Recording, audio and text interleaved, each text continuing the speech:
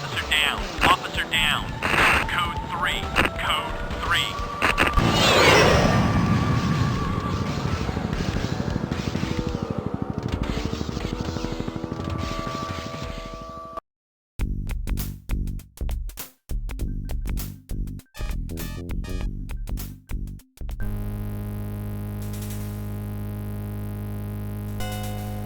John, let me warn you.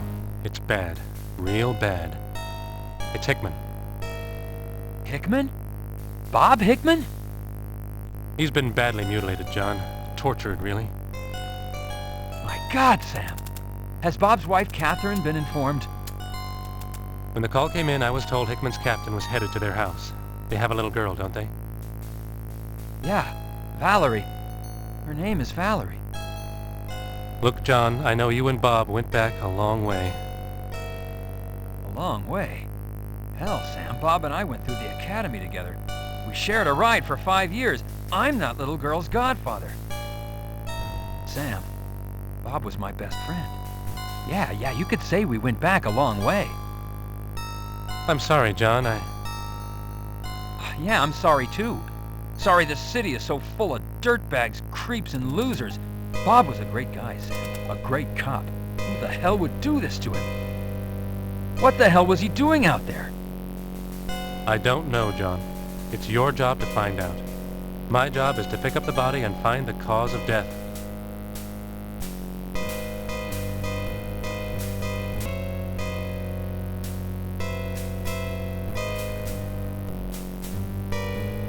Your badge is a symbol of your commitment and your identification.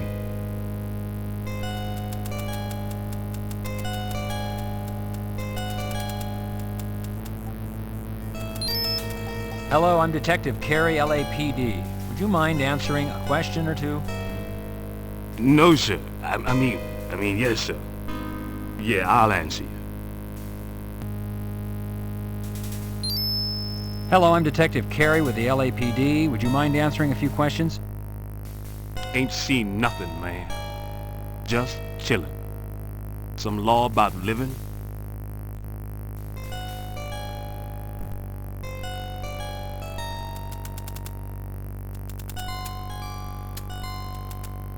What is your name, sir? Jack. To Jack. The young man's interest appears a bit suspicious. Always record your gut feelings. Sometimes this job is pure instincts.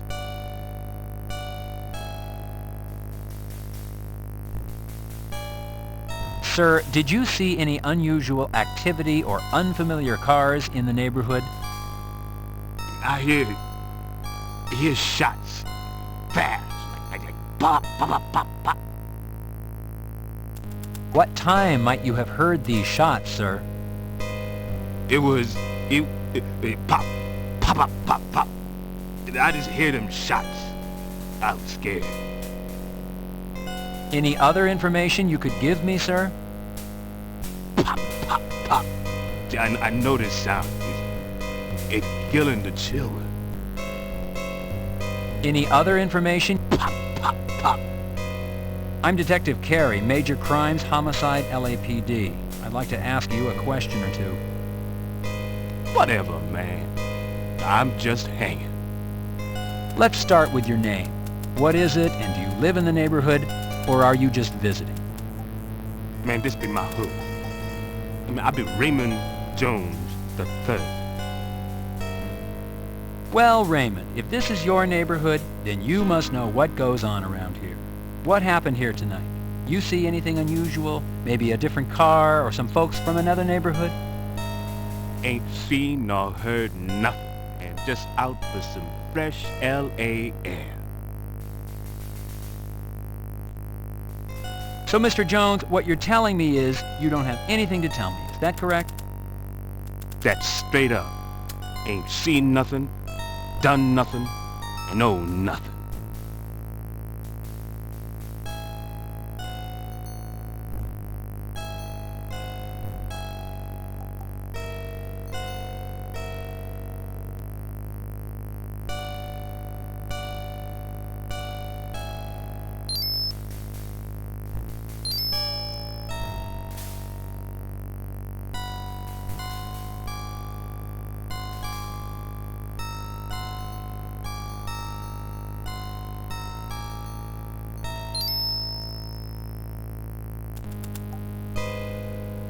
Graffiti is often left behind by gangs.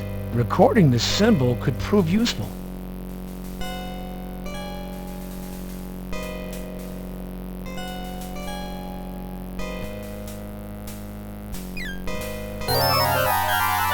The body of a young boy lies strewn in the dumpster. Recording information at the crime scene ensures accurate reports later. John, have you found something? Officer Woodbury, when we're finished here, I want the neighborhood canvassed to see if anyone's missing a child, but has not reported it yet. Yes, sir.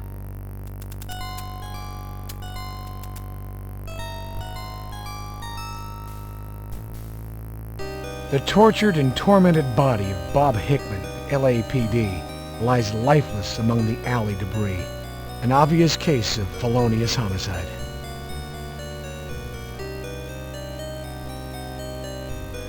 Noting that a cigarette lay near the body could prove important later. Recording information at the crime scene ensures accurate reports later.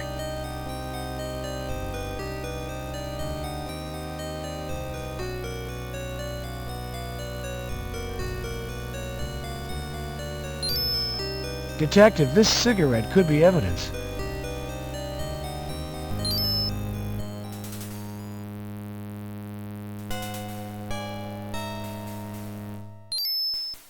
Officer Woodbury, I'm taking over as lead investigator. Yes, sir, Detective Carey. I have my crime scene log for you.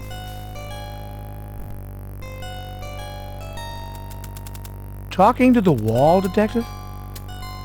It looks like it's going to be a busy night for you, Chester. Unfortunately, our streets are being taken over by violence. Innocent people being killed. It's uncivilized, sir.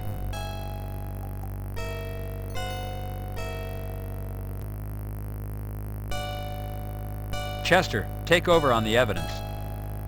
Yes, Detective.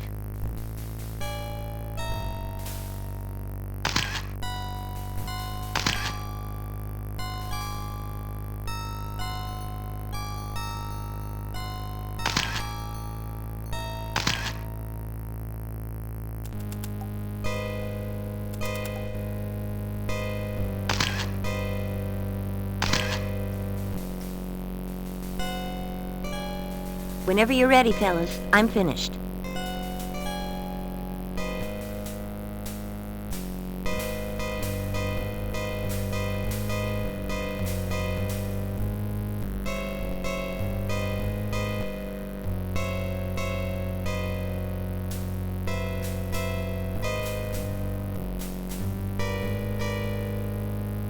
John, we can handle it from here. Stop by tomorrow for the autopsy. We'll know more then.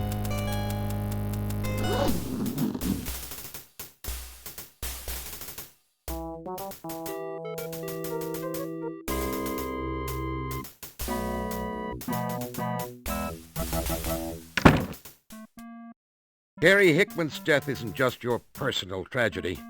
It's a tragedy for the entire force. We've lost a friend, a father, and one damn good cop. As you know, you've been assigned the lead investigator on this case, and I'm going to be looking to you for answers. I'm going to ask you to put aside your personal feelings and deal with this investigation in a professional manner. If you don't think you're up to it, I want to know now. Neither you, the public, nor the department can withstand not knowing the truth. I want you to comb that neighborhood. I want every rock turned over and every person interviewed. Remember, Hickman was not the only fatality tonight. The family of that boy is grieving also.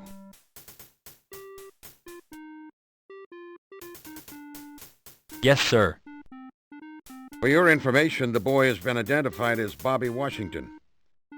As for Hickman, I think there is something you should know. Maybe you already do. But here it is straight. Hickman's lieutenant, Jim Varaz, informed me that Hickman was having trouble with stress, trouble at home. Varaz told me that Hickman had been in a fragile mindset, that working undercover was getting to him. You know, the violence of the streets can get to anyone. Now, I'm not knocking Hickman. I just want you to know how the department viewed his current capacity. Okay, Carey, you know what you need to do. Go out there and do it. Find who killed Hickman. Find who killed the Washington youth. Any questions? No, Lieutenant. All right, then. Get to work. And, Carey, when you see Catherine, please extend my deepest sympathies.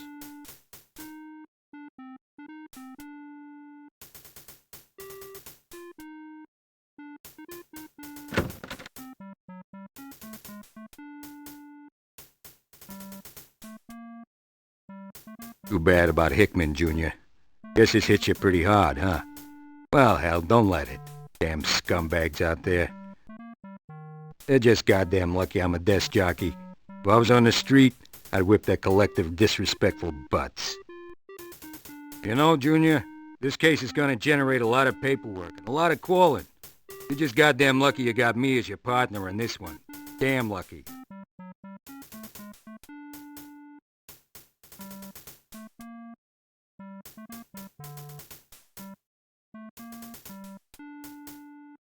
It's your...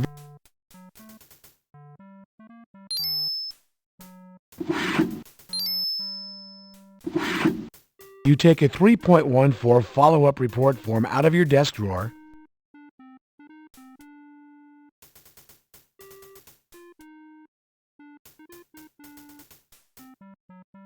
Departmental follow-up form 3.14.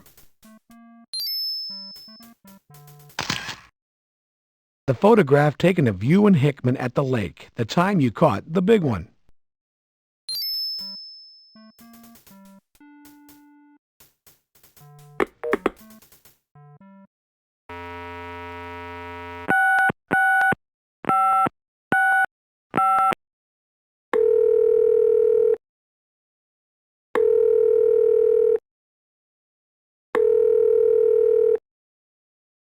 Brass unit, Barnes speaking.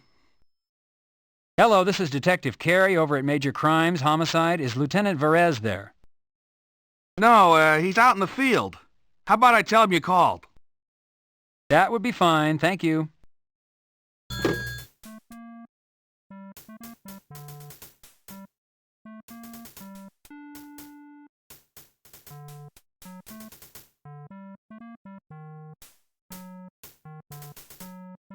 You write up a 3.14 documenting the incidents relating to the alley.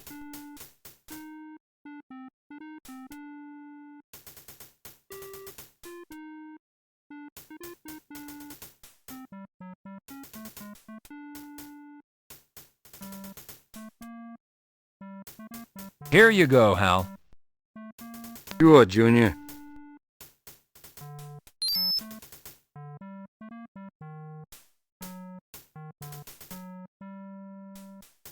Hal, has anything come back on the cigarette found in the alley? Damn straight it has, Junior. SID identified DNA on the damn thing. Science is a wonder, ain't it, kid? You connect that DNA to somebody's butt, and you got yourself a case.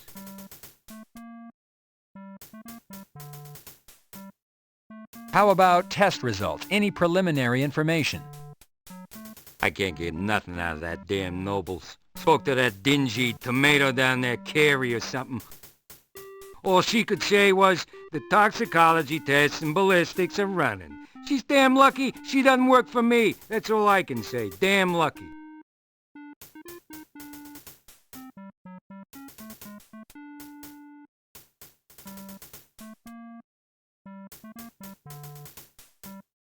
Hal, have you made contact with the folks over at Crash? Were they able to give you any information on Bob? Now, those boys are men, I'll tell you that, Junior. Fighting in the trenches, battling the mean streets. You're to tread lightly, Junior. They're working undercover in that neighborhood. Have been for a couple of months. Your man to talk to is Varese. You got all that, Junior?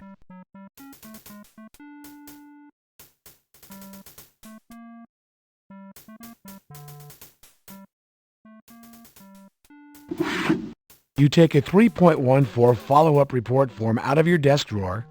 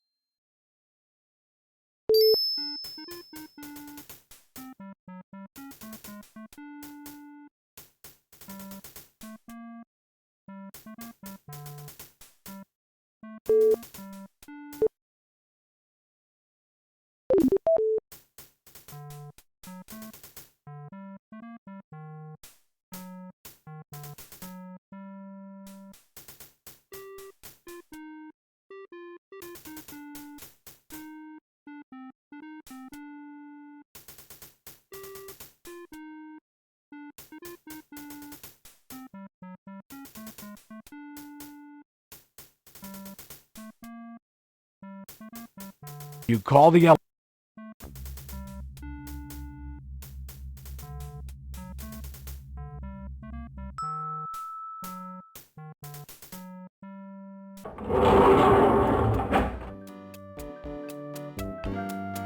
You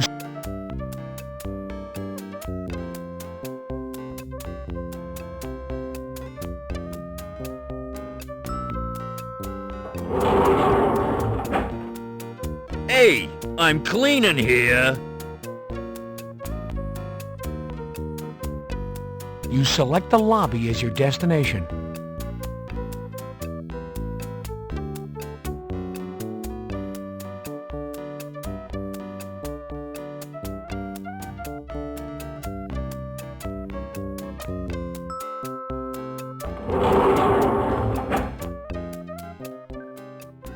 The lobby vending machine, circa 1972.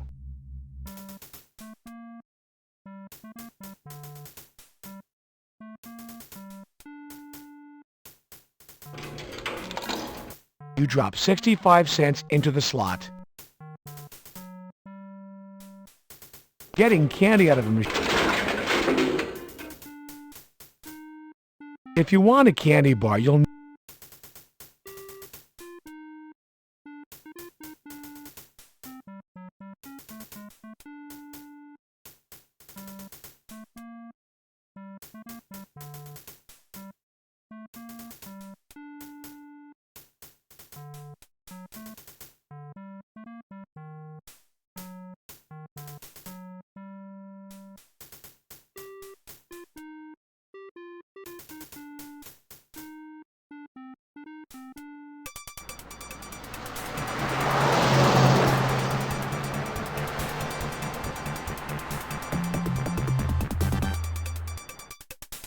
Last night, the LAPD was shaken to its roots as Officer Robert Hickman, Police Officer of the Year 1992, was found brutally slain in a South Central neighborhood. Heading up the Hickman investigation is veteran homicide detective John Carey. Carey is best known for solving the murder of Lane Blair, the stunning actress featured in many of the action-adventure Straight Shots movies. Detective Carey has been unavailable for comment, and all requests for a formal statement from the department have been denied. However, we have been told by an unofficial source that the department is looking at this as a gang killing.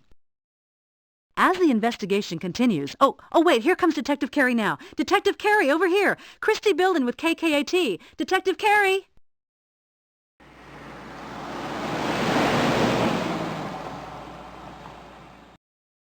Detective Carey, would you care to make a statement concerning the murder of Officer Hickman?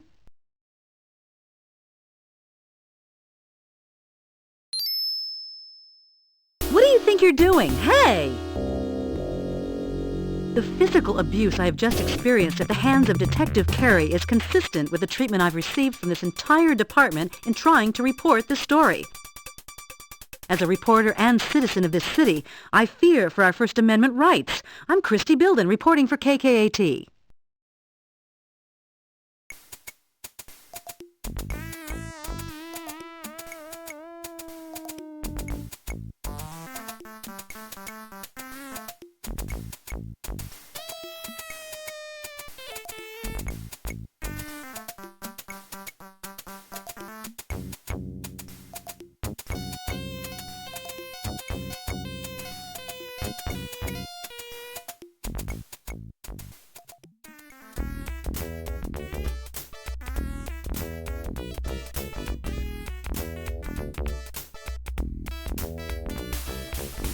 Entering the morgue always provides a sense of anticipation.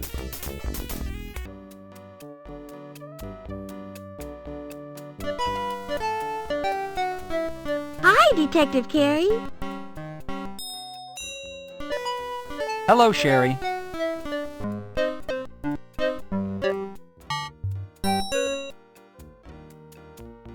You can go on in, Detective Carey. Hello, Detective Carey.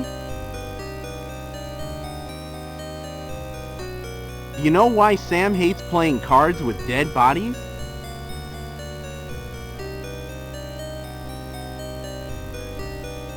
I don't know. Because they have perfect poker faces.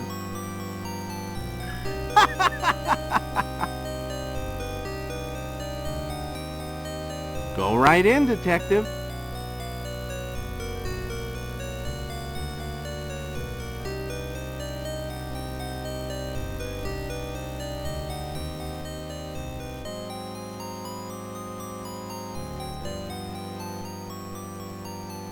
Hello, John.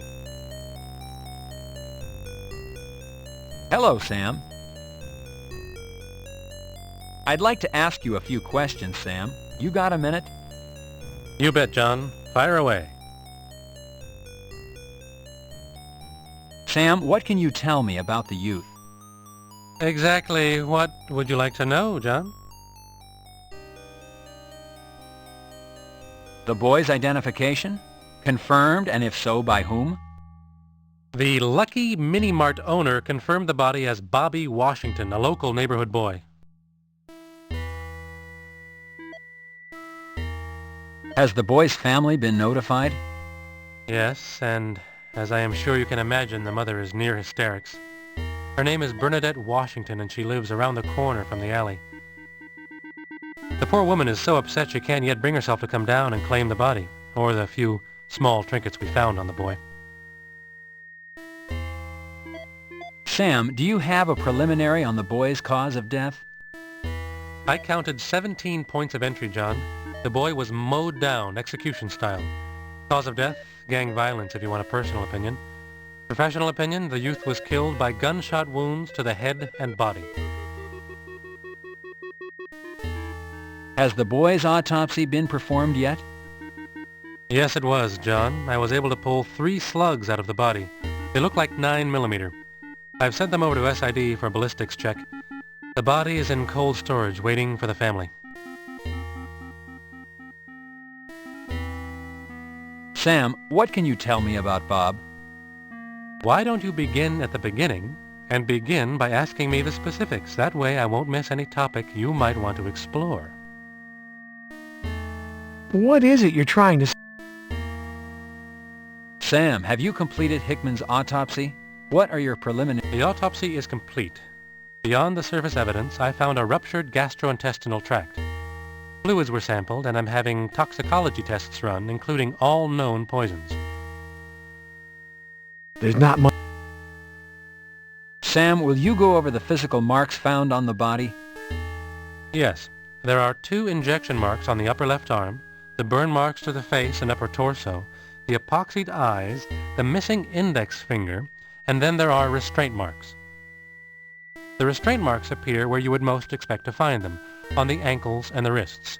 At these points, I found fibrous material, all very consistent with what you would expect to find at a torture scene. Sam, what can you tell me about the body lividity? Lividity appears 2 places on the body, first and most notably on the buttocks. This would indicate to me that Hickman died while sitting and then was left in that position for a period of time. Or, once killed, he was moved to a sitting position and then left for a time. The second area of lividity appears on the upper back and shoulder area, and I believe resulted from the time the body spent in the alley.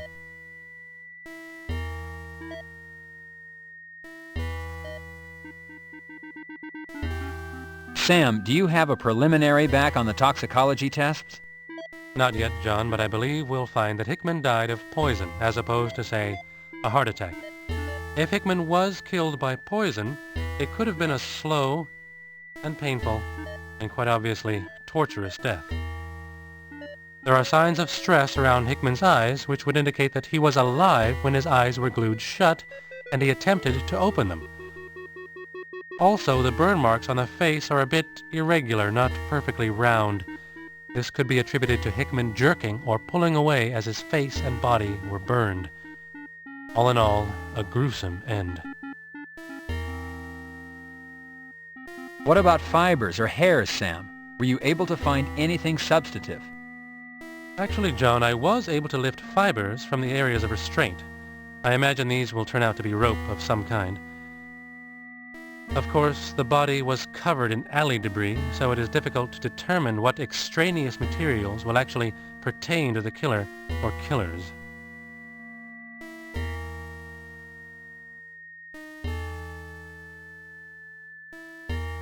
The body of your best friend now has an incision from the groin to the larynx.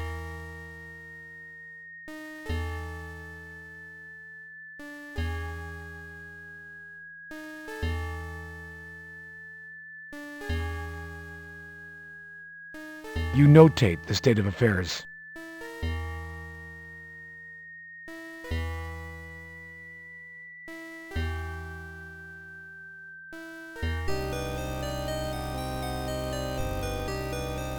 You pick up Bobby Washington's personal belongings envelope. You pick up Hickman's personal belongings envelope.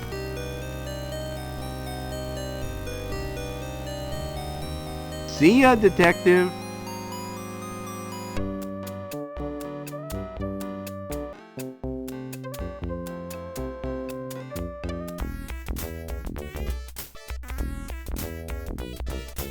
Leaving. To protect the innocent, you're leaving.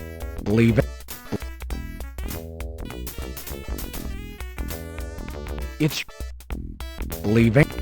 Many.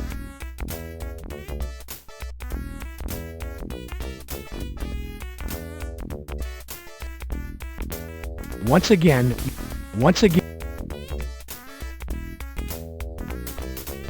Your key unlocks the trunk. Leaving. It feels. Leaving.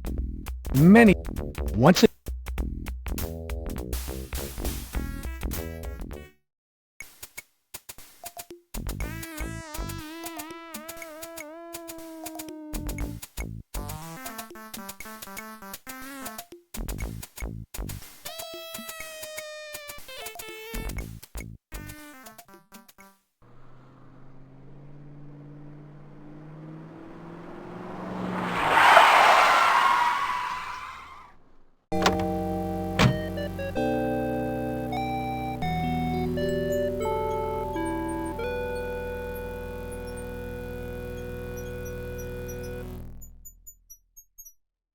Knocking seems less intrusive than ringing the doorbell.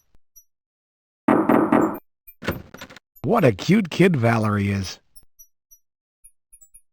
Hi, Valerie. How you doing? Hi, Uncle John. You want to come in? Mom, Uncle John's here.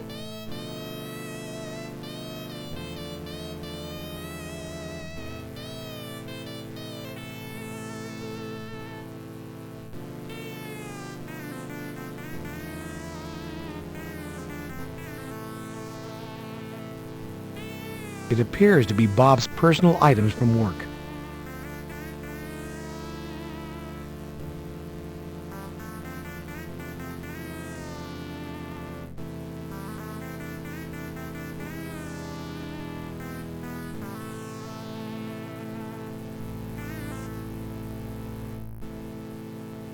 Hi, John. Thanks for coming over. How are you, Catherine? I don't know. I can't believe this has happened. It's like a nightmare. I keep hoping I'll wake up and Bob will be alive.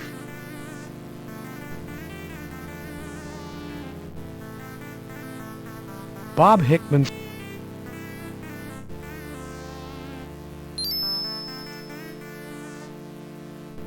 Catherine, these are Bob's personal effects. They were released by the deputy coroner. Thank you, John. Is his wedding band included? I didn't open it, Catherine. I don't know. John, this was Bob's Kevlar vest. I'd like you to have it. Maybe it will keep you safe. Thank you, Catherine.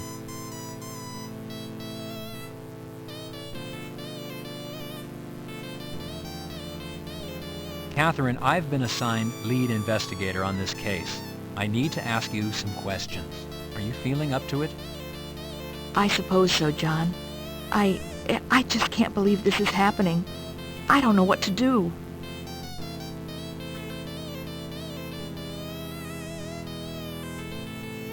Catherine, the department is aware of the fact that Bob was taking sedative. John, how could you say that about Bob?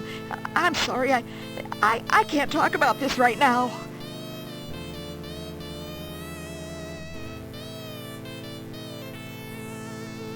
Valerie, do you understand what's happened? I think so.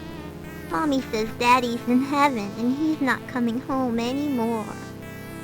You know, Val, that you always have your Uncle John if you need anything, right? Valerie, can you remember anything that happened the night your dad went out and didn't come home? Well, my Mommy and Daddy were fighting about his work coming home. Was your dad bringing a lot of work home, Val? I don't know. He always kept it in the closet.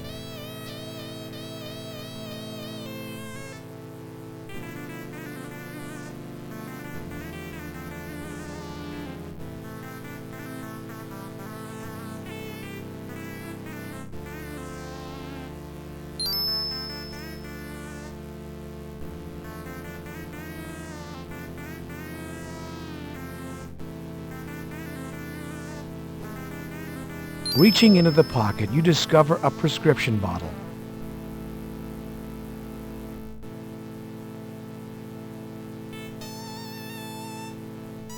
Bye, Uncle John.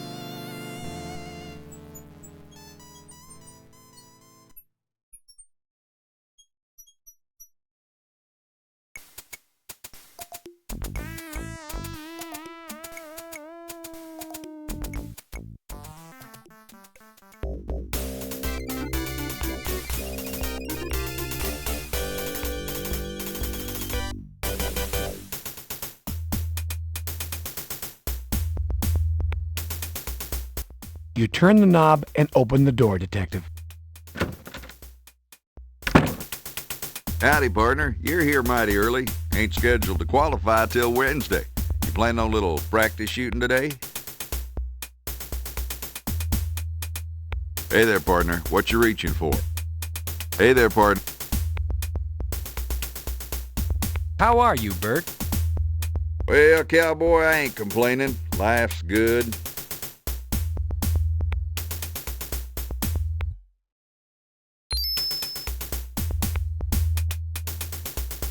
You fill the form out according to department specifications.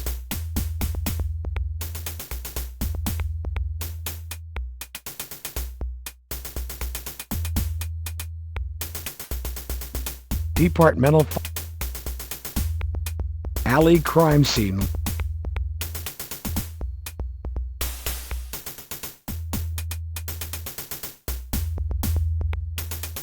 Filled out and ready to go, Bert.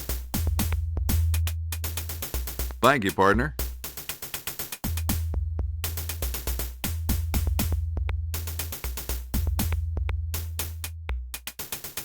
Thank you, partner.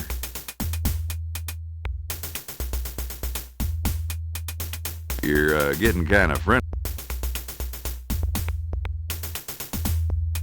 Hey there, partner. You pick up the headgear.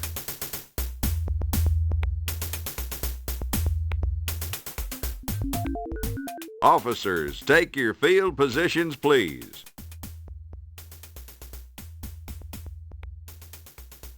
Officers, headgear on.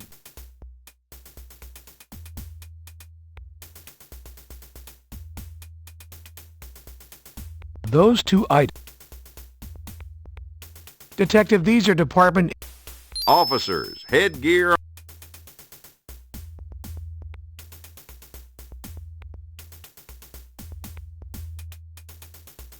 All firearms to low ready.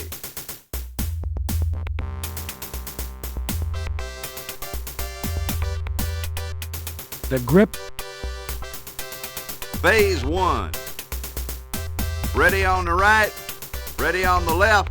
Attention.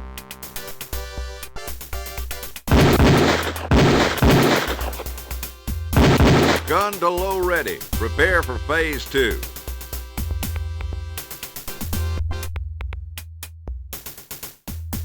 Phase 2.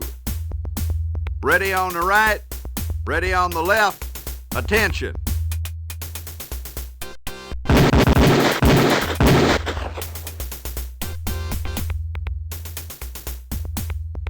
Officers, reload. You load your... Phase 3. Ready on the right, ready on the left. Attention.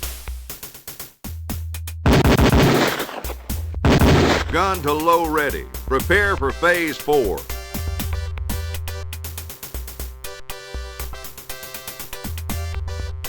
Phase 4. Ready on the right, ready on the left. Attention.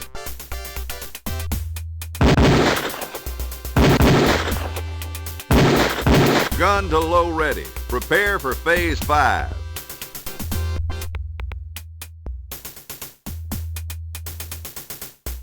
Officers, reload.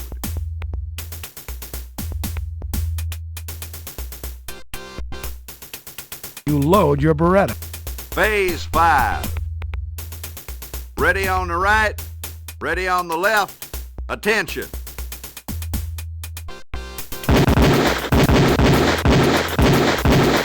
Gun to low ready. Prepare for phase 6.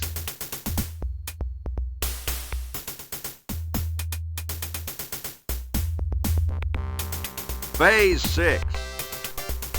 Ready on the right, ready on the left. Attention.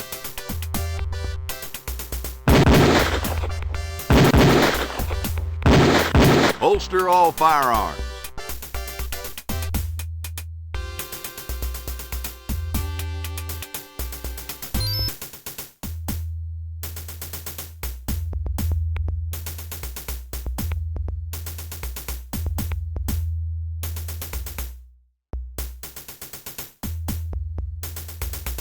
That there was some shooting, cowboy.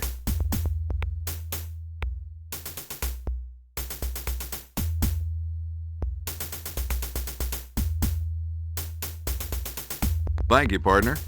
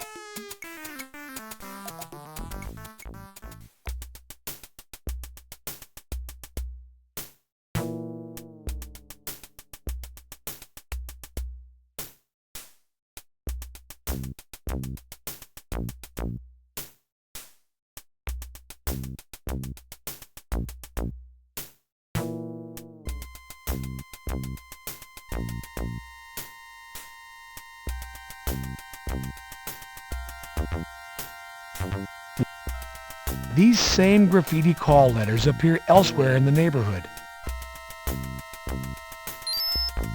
Recognizing the graffiti, you make a notation.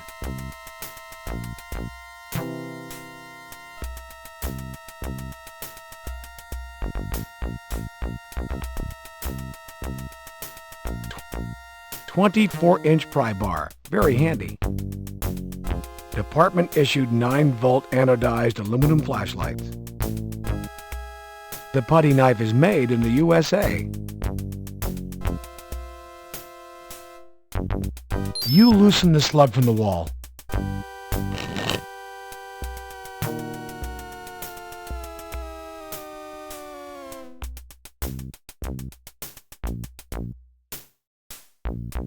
Detective, be more specific.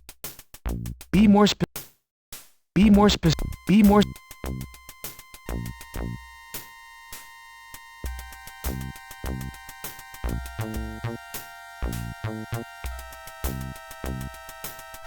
Detective, to collect the slugs, they must first.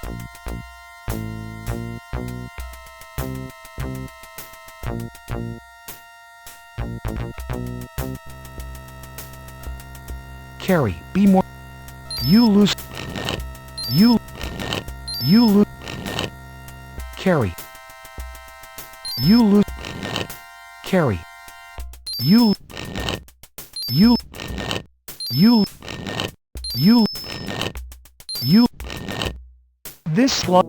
This slug is already. You. Be more. You. Be more. Be more. You lose.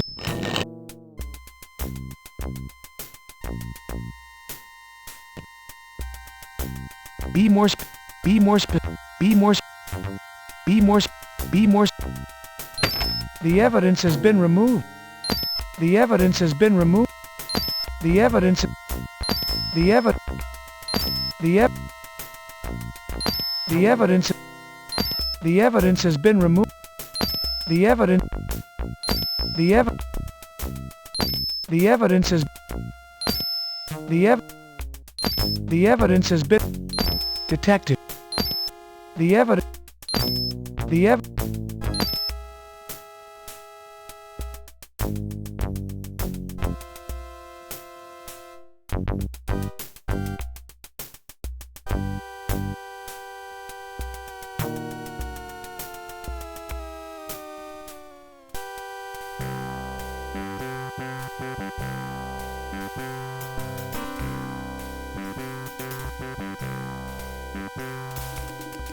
I'm Detective Carey, LAPD, homicide.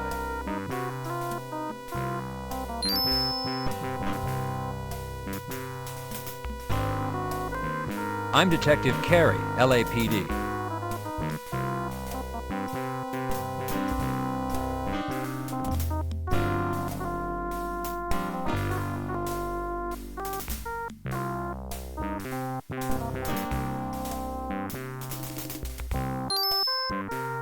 What's your name, young man? Emo Jones. Do you live in the neighborhood, Emo? You have an address, maybe a phone number? Yeah, I live here. 162 South Florence. No phone.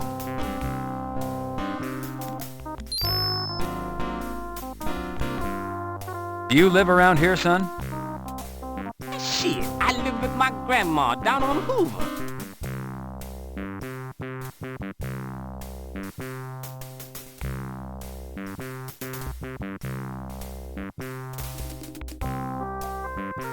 I'd like to ask you fellas a couple of questions.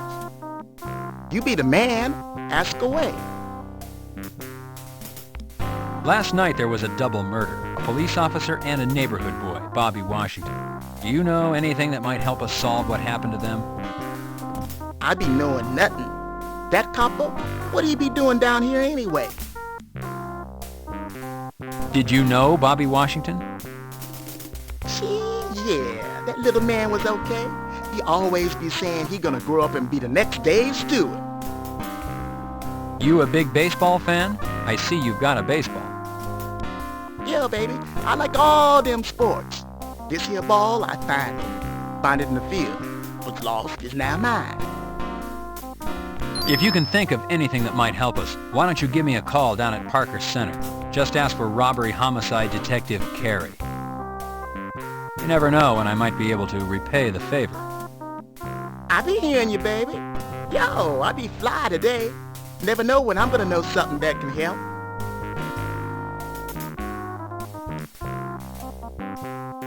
Son, what is your name? Herbie Lewis. Herbie, do you know anything that might help us solve last night's double murder? Shit, no, man. I was with my granny. You ask her.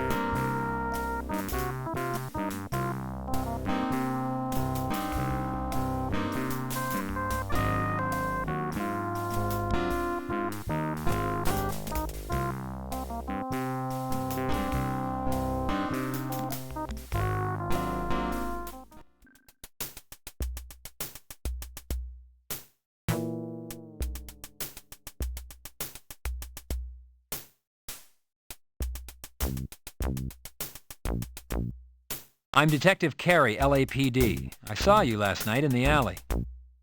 Got some spare change a fella can have?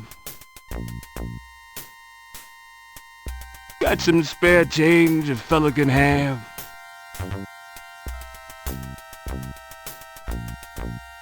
Got some spare change? God bless you. You're very kind. You know, that kid, he was gonna be a ball player, man. The big leagues he was.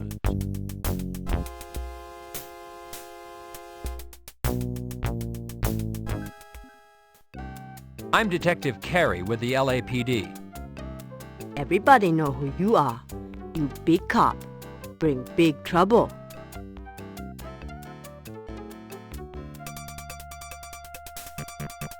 Detective Carey, would you care to make a comment on Officer Hickman's murder?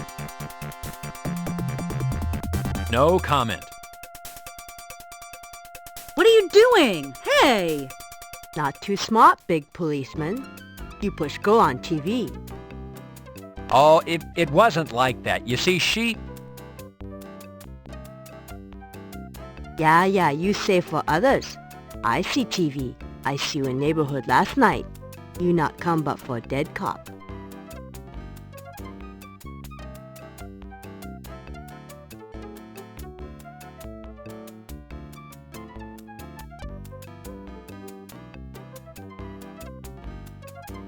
Can you tell me your name and what your position is here?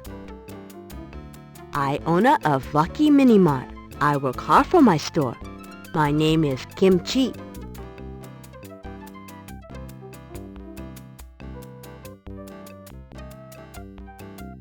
The counter has a plethora of merchandise. Ah, lottery tickets. What you see is what you get. Amico glue, industrial strength.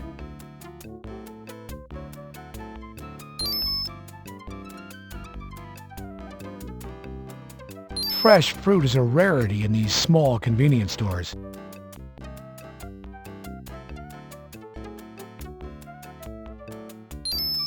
You smart. You know a good buy when you see it. You shop here again.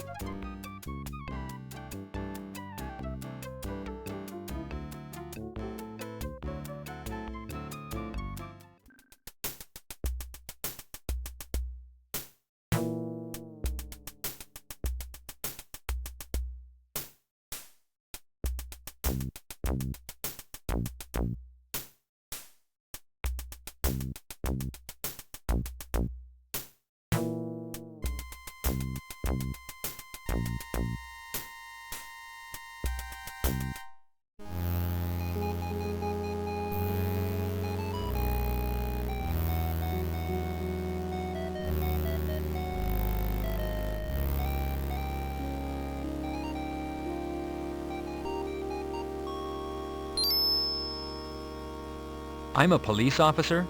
My name is Detective Carey.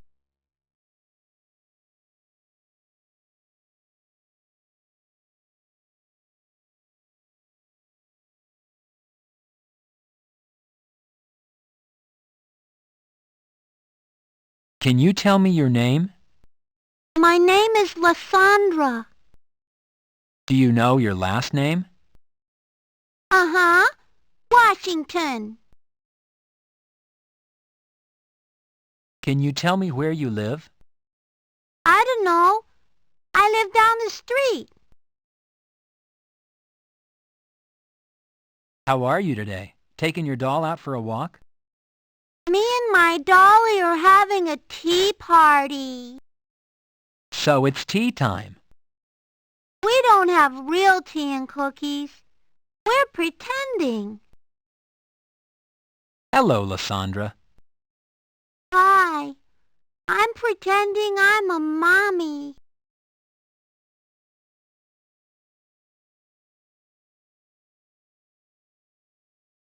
Would you and your doll like an apple?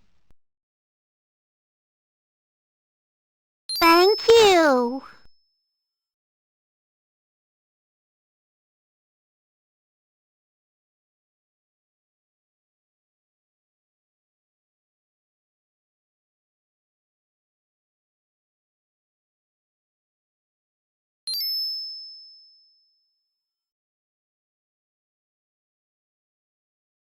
I'm Detective Carey, LAPD homicide. May I have a moment of your time? Yes, Detective, what is it?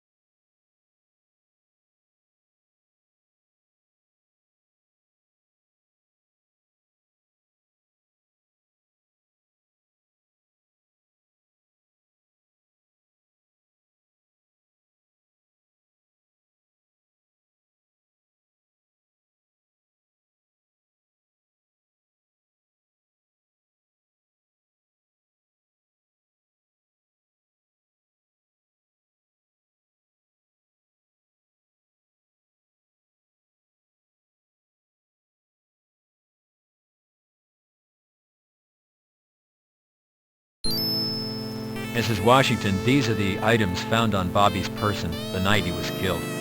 I'm so sorry, ma'am. Thank you.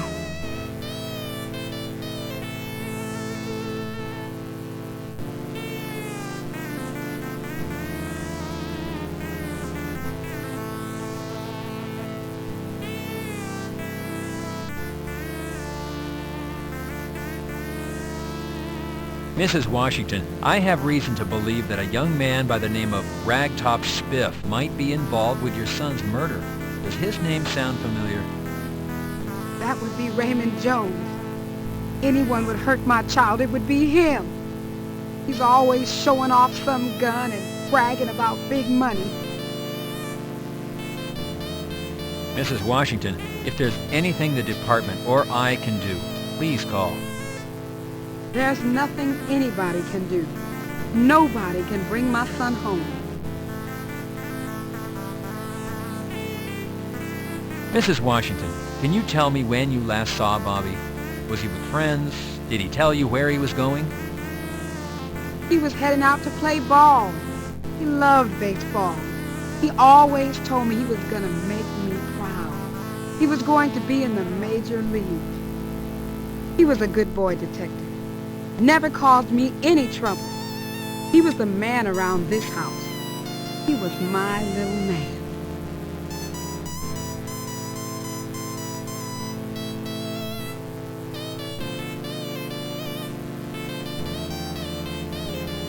Mrs. Washington, what time of day did you last see Bobby? He left the house after dinner, maybe around 6:30. Headed over to the field to play ball. He was always over there practicing his pitch.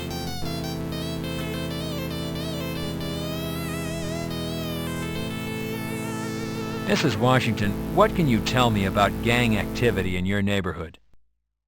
I don't want to end up dead like my son, Detective. I've got a little girl who needs me. If you want to find out about the gangs around here, why don't you ask around to some of the young men? Not all our boys want to be part of a gang. Maybe one of them will talk to you. Mrs. Washington, is there anything the department can do for you? You can find who killed my son. You can make these streets safe for the children.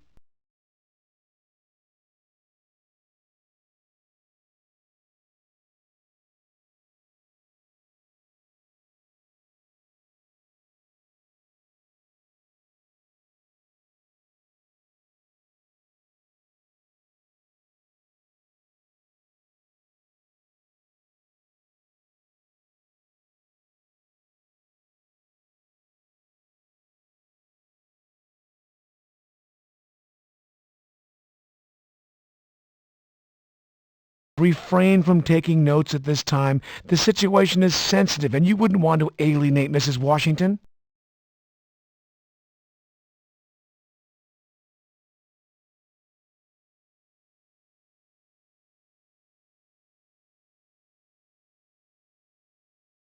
Mrs. Washington, can you tell me when you last saw Bobby? Was he with friends? Did he tell you where he was going? He was heading out to play ball. He loved baseball. He always told me he was going to make me proud. He was going to be in the major leagues. He was a good boy, Detective. Never caused me any trouble. He was the man around this house. He was my little man.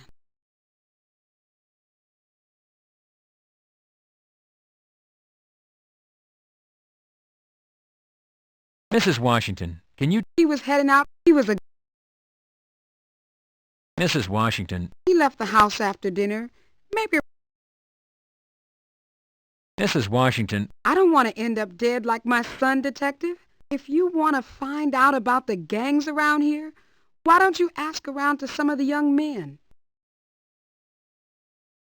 Mrs. Washington, is there anything the department can do for you? You can find who killed my son. You can make these streets safe for the children.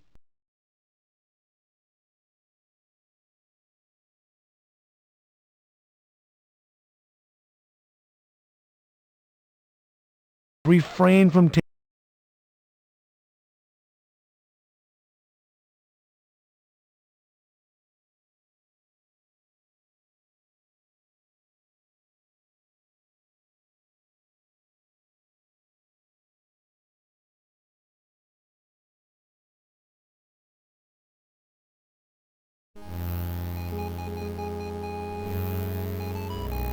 This child has not offered any important...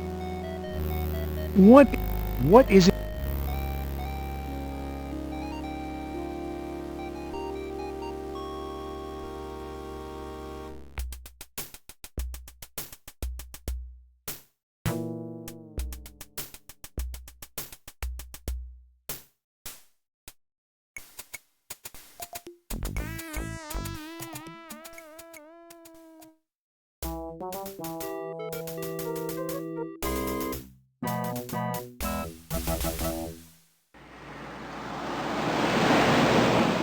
Who do you think you are?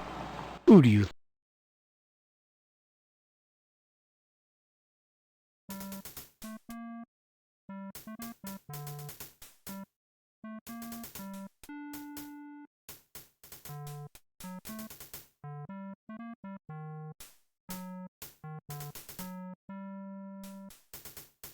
It's your Parker's... It's laminated. You attach your Parker Center ID to your suit.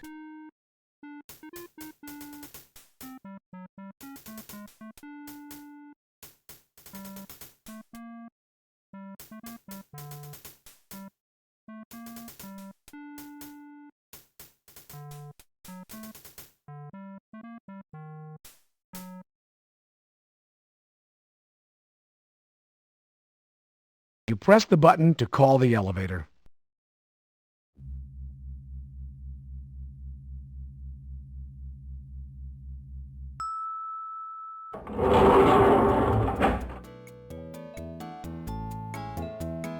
You select the basement as your destination.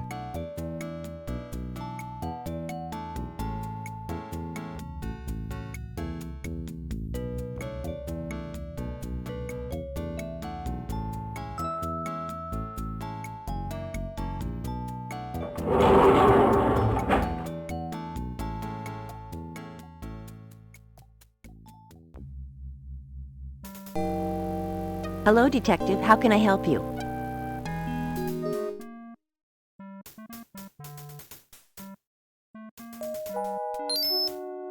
Chester, I'd like you to take a look at this and see if you can match it to the glue found in Hickman's eyes. I purchased it in the neighborhood where Hickman was found. I know it's a long shot. Hold on, Detective. I only need a sample.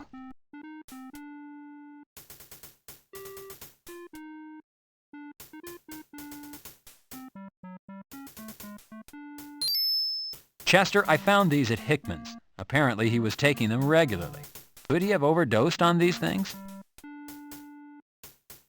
Detective, these are Valium, 5 milligrams. Hickman weighed, what would you say, 170 pounds? Hickman would have to have taken what's left in this bottle and coupled it with something else to have killed himself. No, these didn't have anything to do with his death. See you later, Detective Carey.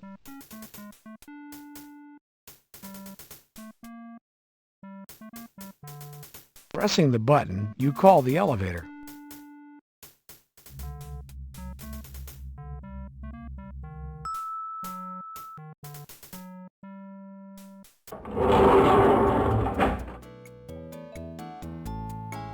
You select the 4th floor as your destination.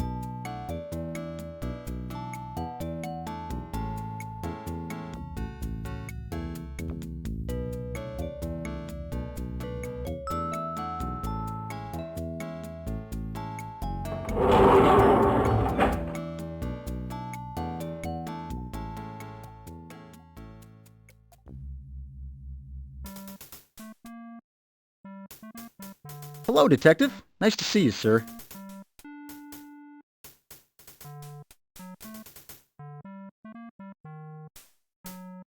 Detective Carey, how would you like these handled? I'd like a ballistics check run on them.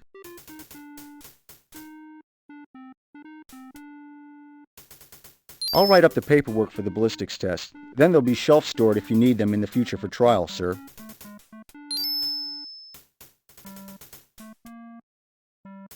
I'll have this filled out in a second, sir.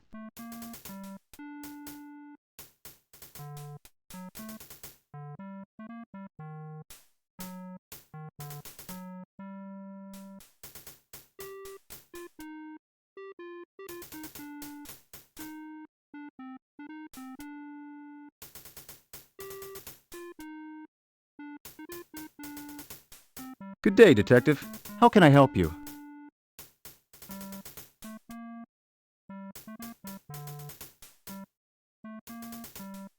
Pressing the button, you call the elevator.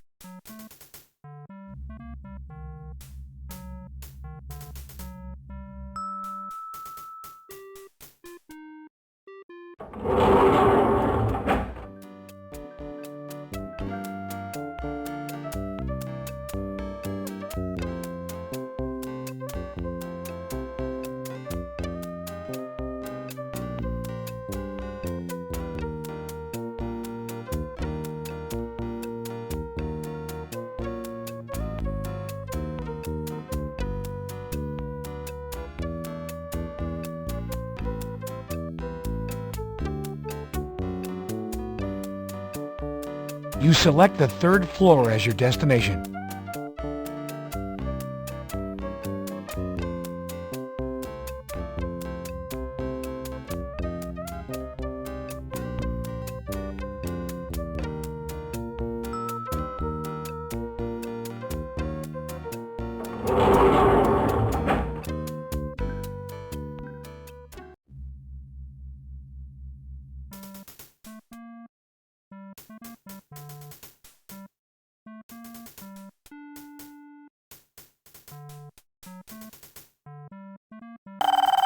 Junior! What you see is...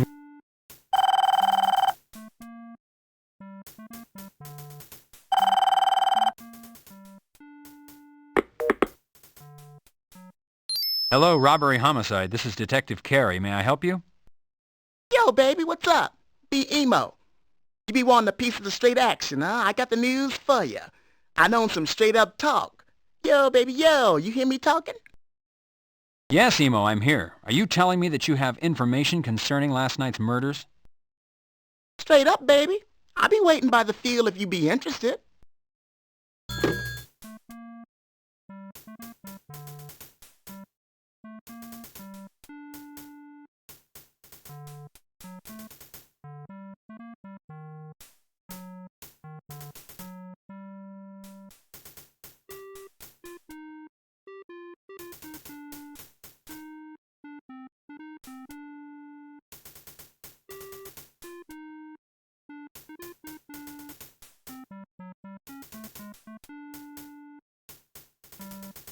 You call the elevator.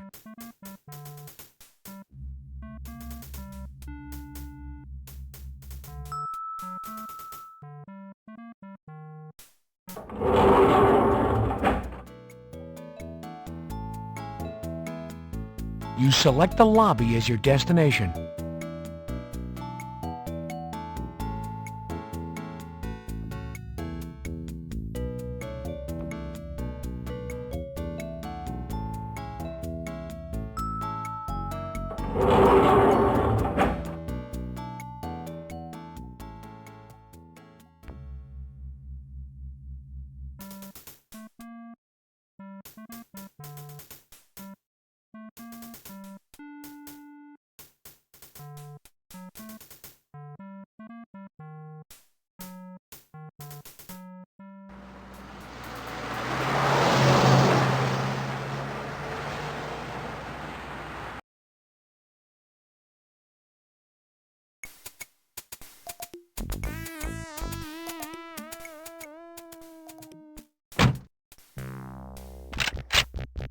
Oh,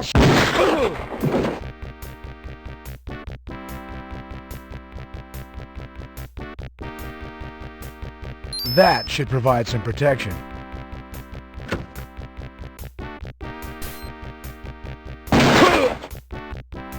You're hit. Lucky it's only a graze.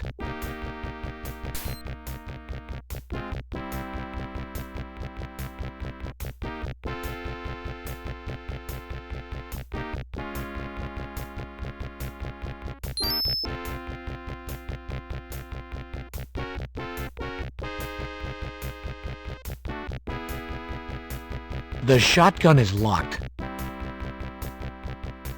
You unlock the shotgun, Carey.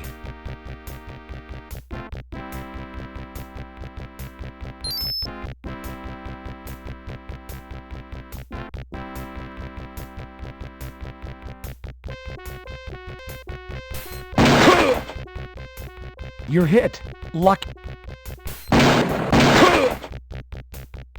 You're hit.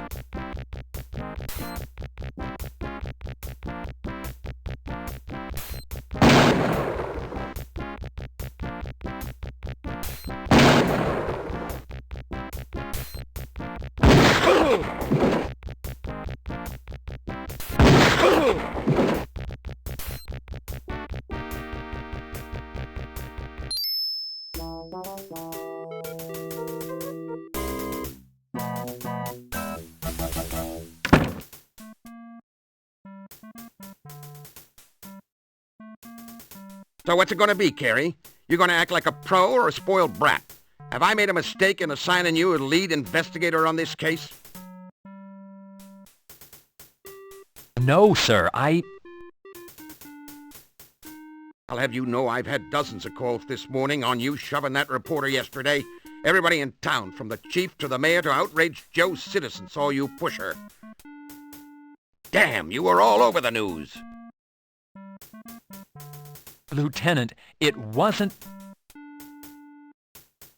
Besides you appearing uncooperative, you were downright politically incorrect. You shove one more reporter and the department's going to get slapped with a civil suit. Shoving anybody else, and I'm going to give you the boot myself. Lieutenant, I'd like to explain. Then there's the small issue of last night's events, Carey. Would you mind telling me what you were doing in the middle of a crash sting operation? Sir, I received a telephone call from a possible informant. I set up a meeting. I walked into an ambush. So it would seem, Carey, so it would seem. However, your tete-a-tete cost the department thousands of dollars and months of work. Crash has been undercover for months on that operation. They were a fly's hair away from busting a gun-running ring wide open. With your help, the only catch they made was that local punk, Spiff. Luckily for you, your informant, what's his name? Emo? What kind of name is that? Has turned into a little songbird. Emo's sitting pretty in the hospital, singing how Spiff's the one who killed the Washington boy. Emo contends that Spiff wanted the boy to deliver guns to gang members and he wouldn't do it. The only redeeming aspect of this whole affair is that Hickman's gun was found in Spiff's apartment when they entered under warrant. SID is running ballistics on Spiff's gun to see if they match the slugs taken from the dead boy. And speaking of SID, they've run ballistics on your firearms, and they're ready to be picked up. The police commission's going to want to know where and into whom your bullets went last night. These tests are vital. Check with Chester before you head out. Thank you, Lieutenant. Sir, it would appear to me that if Spiff is found to be connected to the Washington boys' murder, might not he also be connected to Bob's? It doesn't work that way, Carey. While you were out being a cowboy, another body showed. The MO is similar, very similar.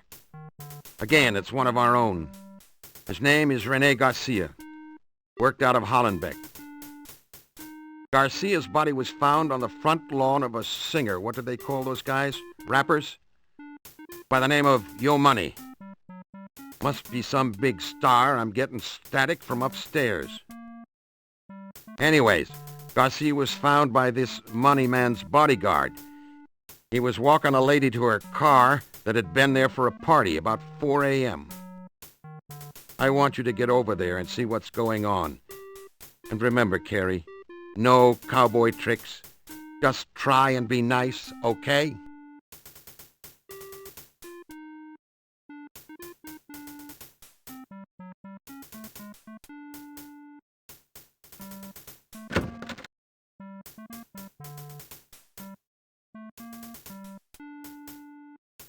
Yeah? You can just drop dead. Goddamn broads. Hey, Junior, that was quite a shootout last night. Heard all about it. You're goddamn lucky one of those punks didn't blow your head off. I want you to listen up, Junior. Playing cowboy only takes you so far in this damn job. If you want to make it as long as I have, you're gonna have to curb your appetite for action. You hear me, Junior? You're just goddamn lucky you weren't killed.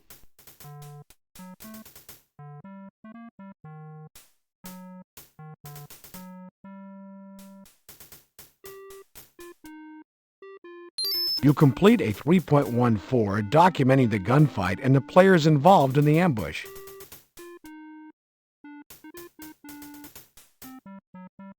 You'll need to stand up and move.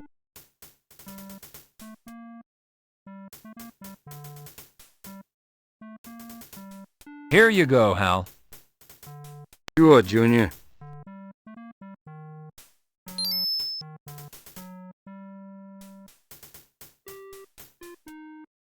What'd you see?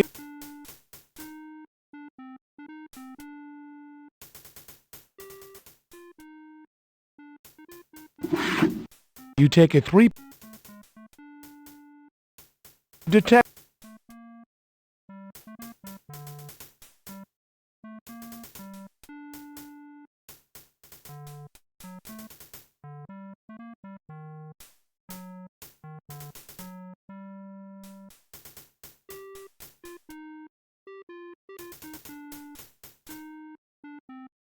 You call the elevator.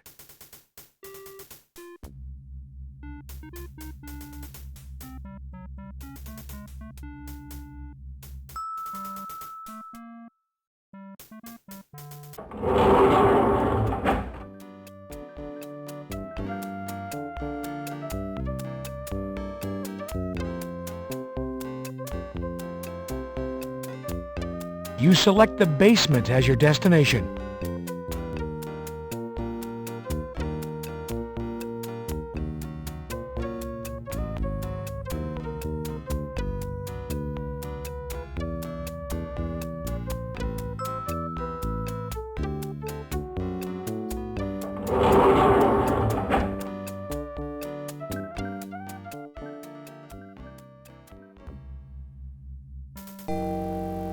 Hello, Detective. Here to pick up your firearms? They're all ready.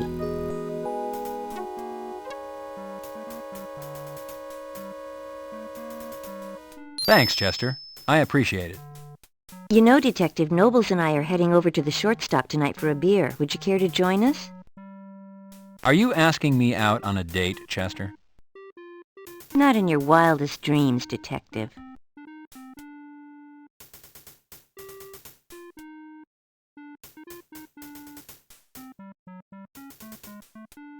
Don't forget the shortstop tonight, Detective.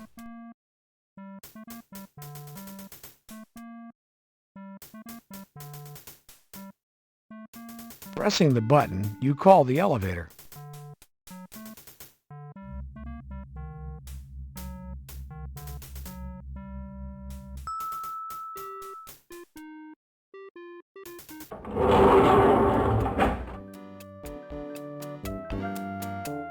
You select the lobby as your destination.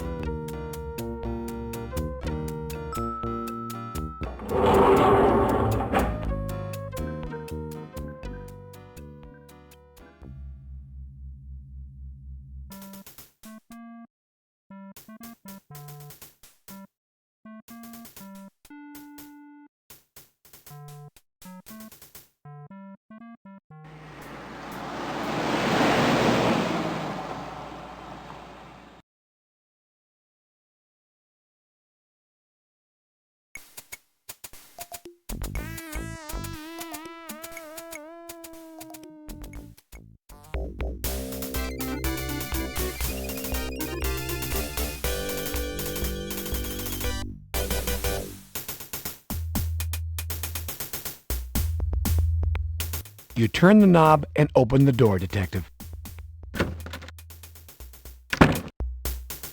Howdy, cowboy. Heard about it last night. Quite a gunfight.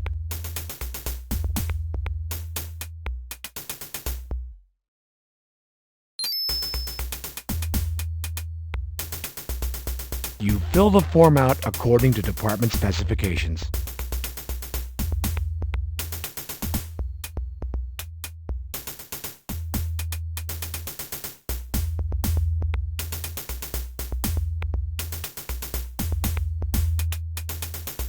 Filled out and ready to go, Bert. Thank you, partner.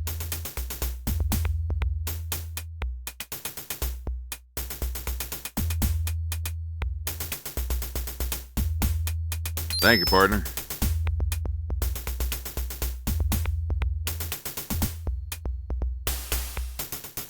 You pick up the headgear.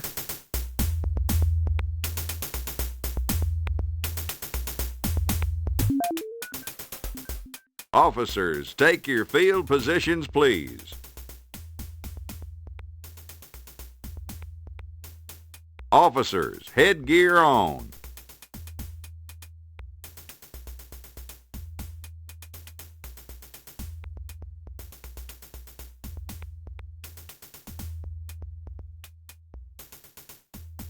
Officers, headgear on.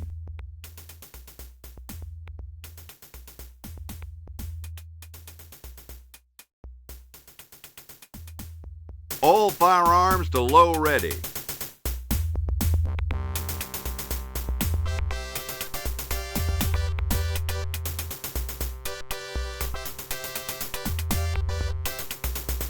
Phase 1 to low ready. Ready on the right, ready on the left. Attention.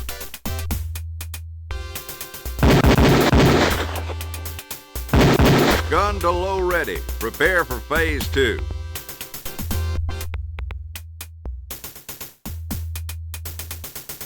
Phase 2.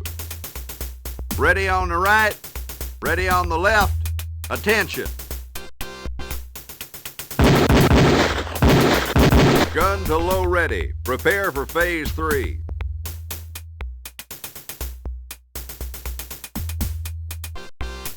Officers, reload. You load your Beretta. Phase 3. Ready on the right, ready on the left. Attention.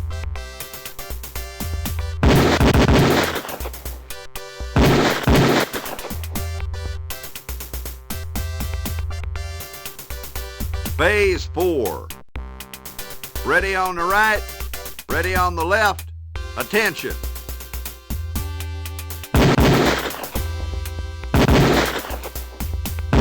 Gun to low ready. Prepare for phase 5.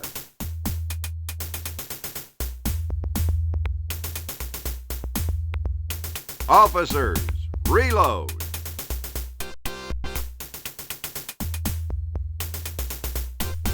You load your... Phase 5. Ready on the right, ready on the left. Attention. Gun to low ready. Prepare for Phase 6.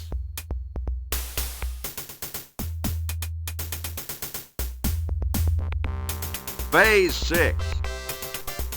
Ready on the right, ready on the left. Attention.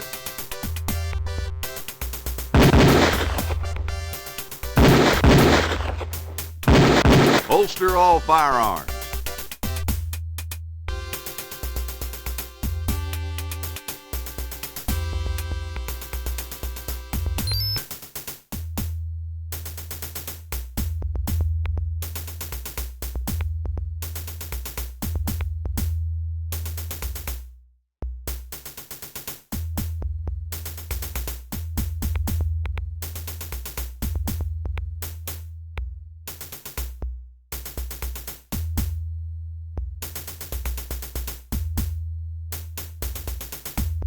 That there was some shooting, cowboy.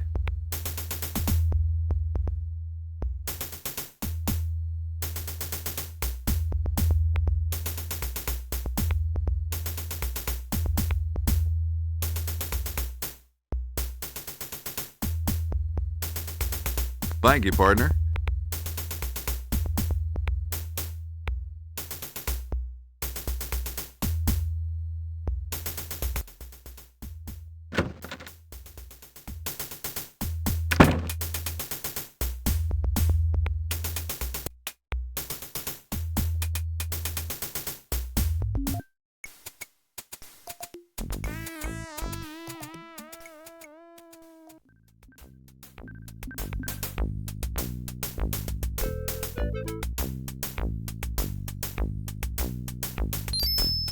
Notating the crime scene's relationship to the house could prove important later.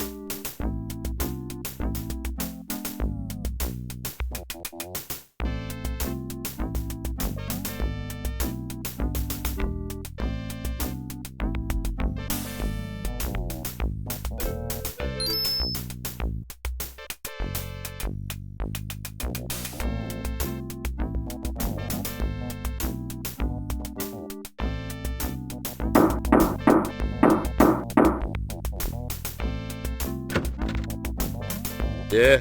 What do you want?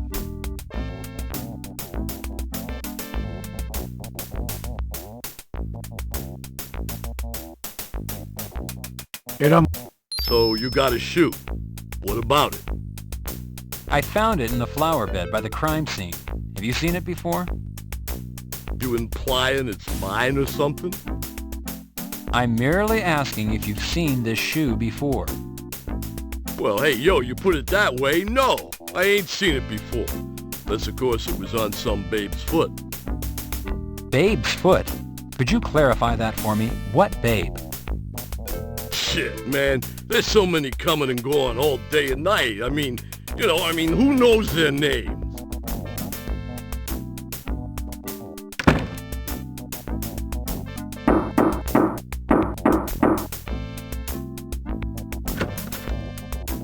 Yeah? What do you want?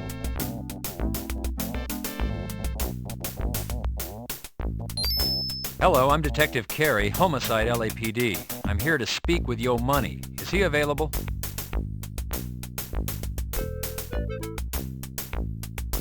Is Yo Money available? I need to speak with him. Come on in. Yo Money's been wanting to talk to you cops.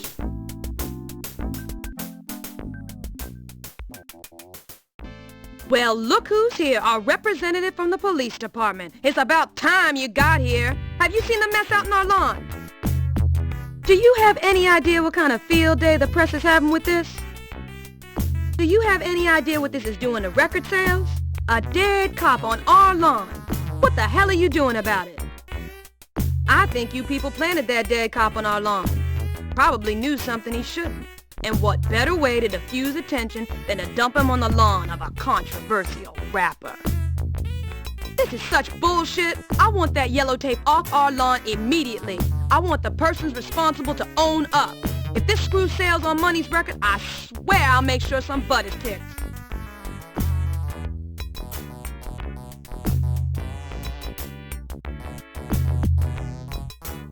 Money, this shoe was found in your front flower bed.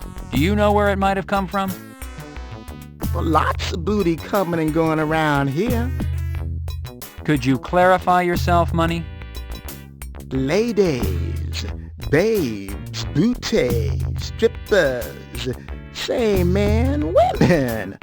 We got lots of women coming in and out of here.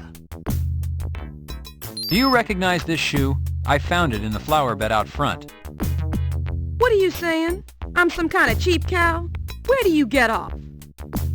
No, I didn't mean to insult you. I found this in close proximity to where the body was found. Well, it's not mine. I wouldn't wear such a cheap piece of trash. If you're gonna insult me, you better leave now. Hello? What do you want? I'm Detective John Carey, LAPD homicide. Yo, sup? Money, that phone call.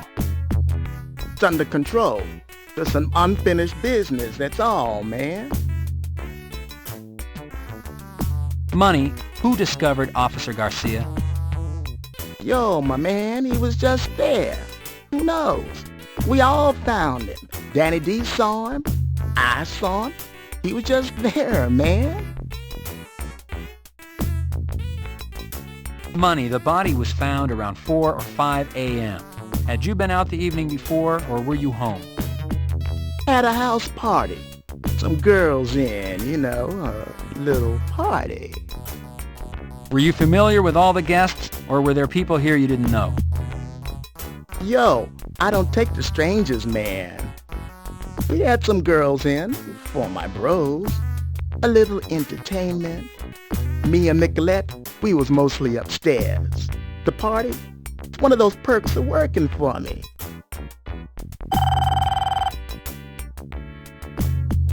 Money, your music is controversial. Do you know of anyone who would want to harm your reputation further? Shit, man. Everybody's got enemies. Ain't no different with me. Well, have you recently experienced any problems through the mail, telephone calls? There's this Nazi dude. Doesn't like to see a brother doing well. Sends me shit in the mail, a real asshole. His name is Walker. Dennis Walker. Yeah? I told you to quit calling us. Listen to me. You quit calling here. Do you understand? Do you understand harassment, arrest, jail? You quit calling us, you foul-mouthed piece of crap. Oh, yeah? Well, go to hell. Go to hell. Money, that phone call. It's under control. Just an unfinished business, that's all, man. What can you tell me about this Dennis Walker? He's a racist asshole. For a while, he was driving by, hollering shit at my house. I got a restraining order. I still get shit in the mail. Ends up in the trash. Yo, man, he was arrested for trespassing on my property a while ago. Shit, he's a boil on a pig's butt. Oh, sorry, man, no insult intended. None taken. If you remember anything out of the ordinary that happened the night the body was found, please call me at Parker Center. Just ask for robbery homicide. 10450. I couldn't help but notice the unwanted phone call. This is personal business. We don't need your intervention.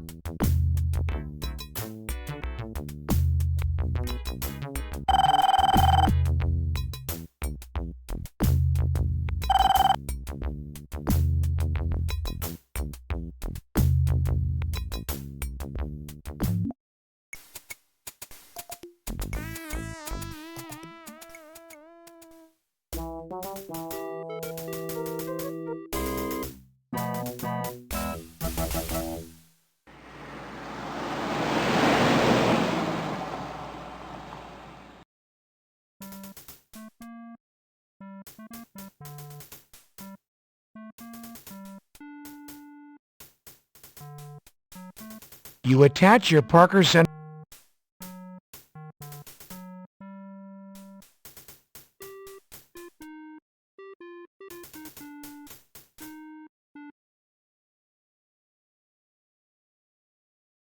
You press the button to call the elevator.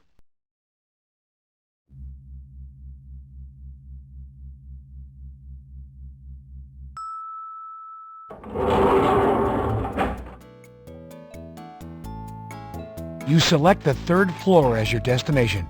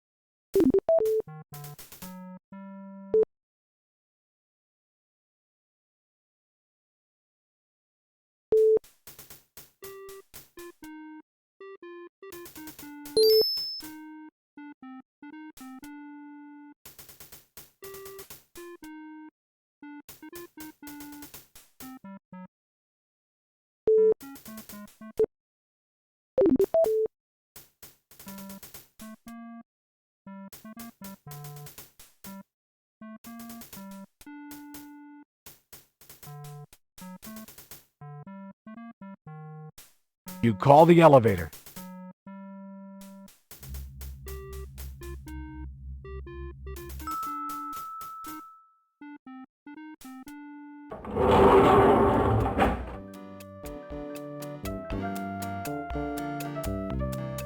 You select the lobby as your destination.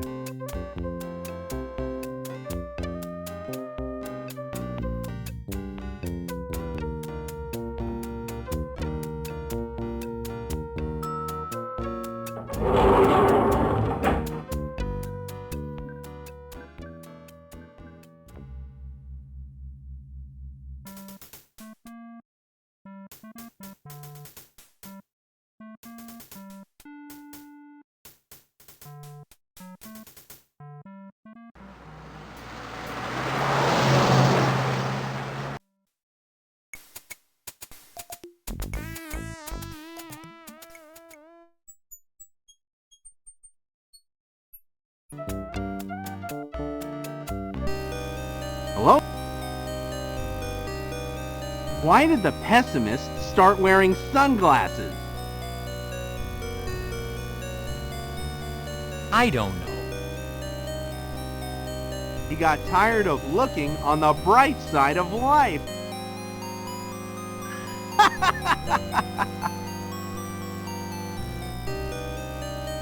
Go right in, Detective.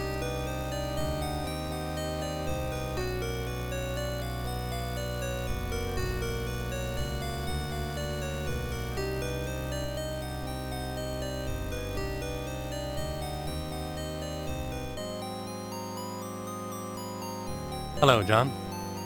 John, why don't you join Chester and me at the shortstop tonight? I'll buy you a cold one. You look like you could use it. Thanks, Sam. It sounds good. I'll try and make it. Sam, what can you tell me about Garcia? Just about anything you want to know pertaining to how he was killed. The who and the why are up to you. Has the autopsy been performed? Yes, it has, John. Garcia was tortured the same as Hickman. Injection marks in the upper left arm, irregular cigarette burns to the face and upper torso, missing extremities, this time toes, glued orifice, this time the mouth, and a ruptured gastrointestinal lining. Your killer is getting more brazen, John. Garcia was able to watch as he was tortured. He could not utter a sound, but he could witness his slow death. In your opinion, Sam, what's the cause of death? I have to believe it's poison, although there are none of the telltale signs one expects to find, such as colored sputum, vomit, or odor. We might be dealing with something we do not yet have a test for. Was there lividity on Garcia? Yes, once again, there was primary and secondary lividity. Primary was located on the buttocks, secondary on the upper back and shoulders. I would venture to say that Garcia was tortured and killed while sitting up, left for a while, and then moved. Your killer has transportation, John. He could strike anywhere. Sam, what are the distinguishing physical marks? The body had restraint marks on the wrists and ankles. I was able to lift fibers from these areas. I sent them over to SID for analysis. There were bruises behind the shoulder blades that lead me to believe Garcia's arms were tied over his head.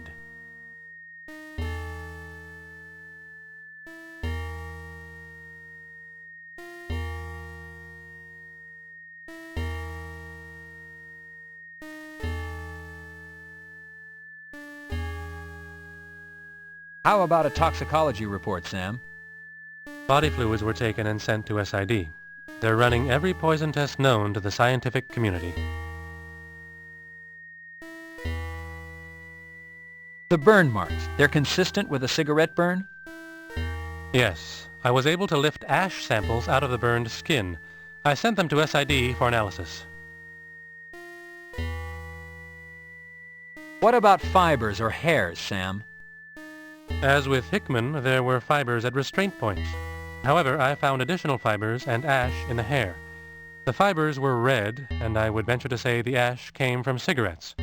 Both samples have been sent to SID for analysis.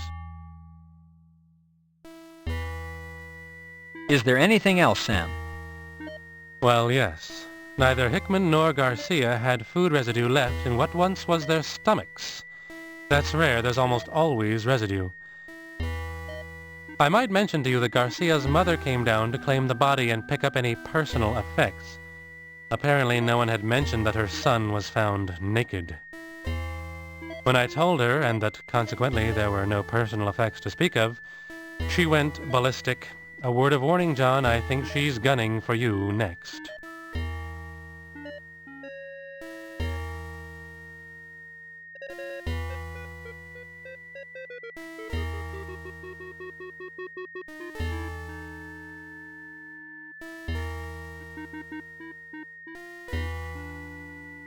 Sam Nobles is a walking encyclopedia of information.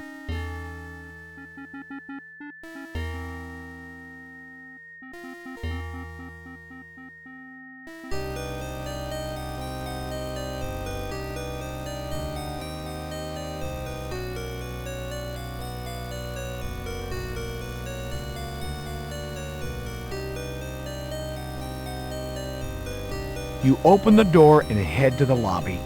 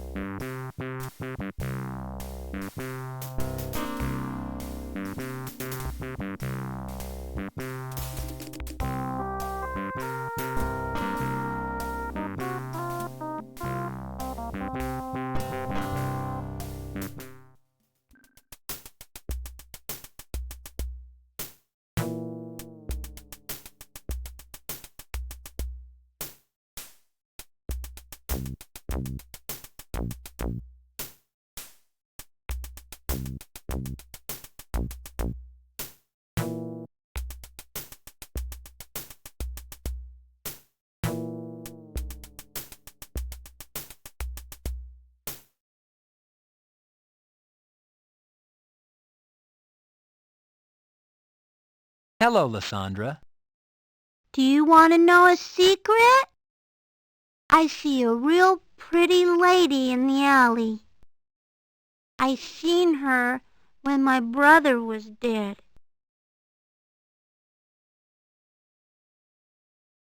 What was this lady doing, Lysandra? She was smoking.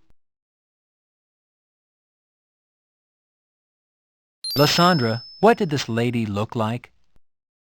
She was pretty. And she had pretty clothes. What was she wearing, Lysandra? A pretty red dress. The information about the woman in red might be important if it's true.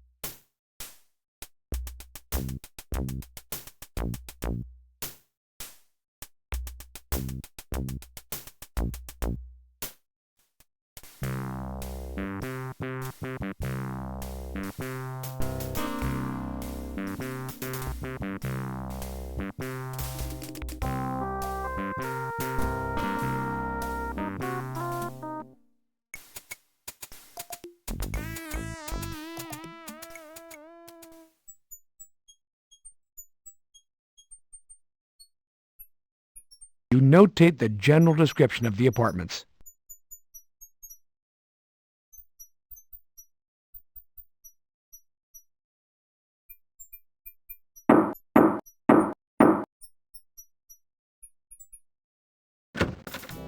Yeah?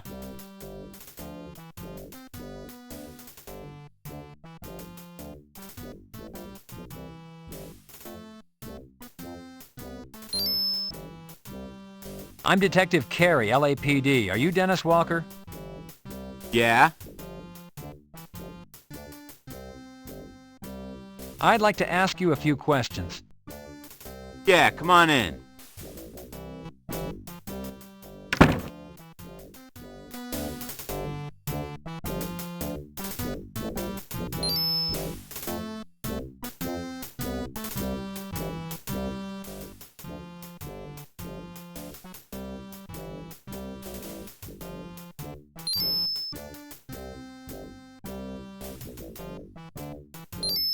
Freeze! Hands in the air. Keep them where I can see them. Drop the knife. Put your hands behind your head. Turn around. Drop to your knees. Now!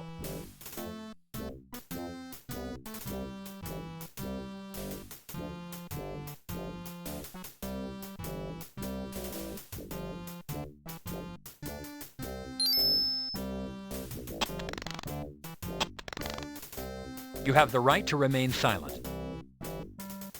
Whew, that girlfriend of Walker's is something else. Tough for being so petite. Hell, Junior, all women are bears, goddamn grizzlies. What if you thought that little tomato was tough? Wait till you meet Garcia's mamacita. Now that's one tough bitch. She's in giving the lieutenant an earful right now, poor son of a bitch.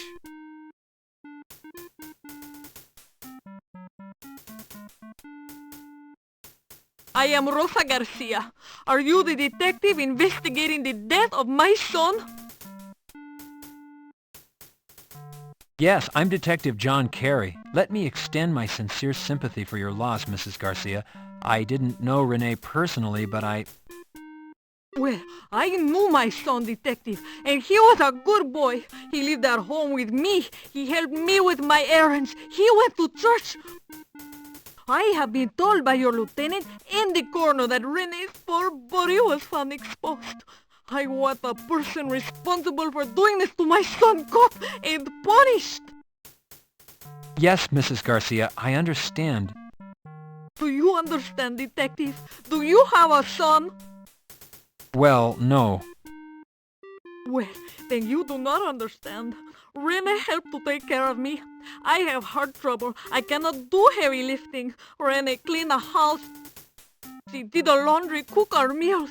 Maybe he once in a while would go to a movie, but he did not date any of those fast-talking modern-type women. He was waiting for a good girl. He was saving himself. And for what? For some pervert to strip him, murder him. You find who did this to my son. Find who killed my son, my beautiful son.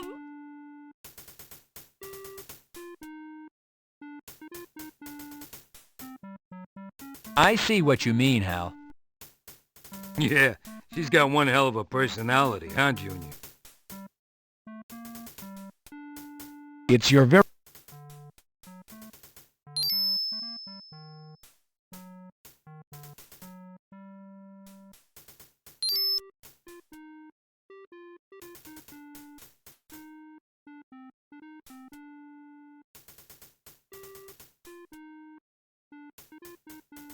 You complete the report on Wendy James' arrest and attempted assault on an officer.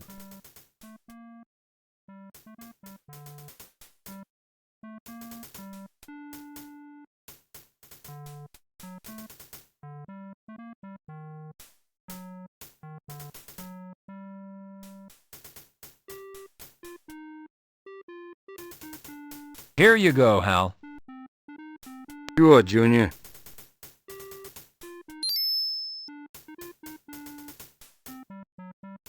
Hal appears immersed.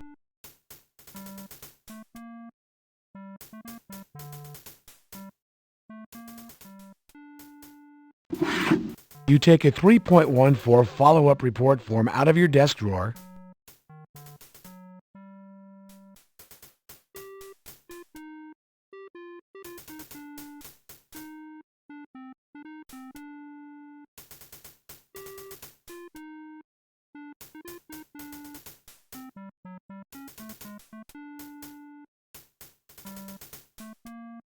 You call the elevator.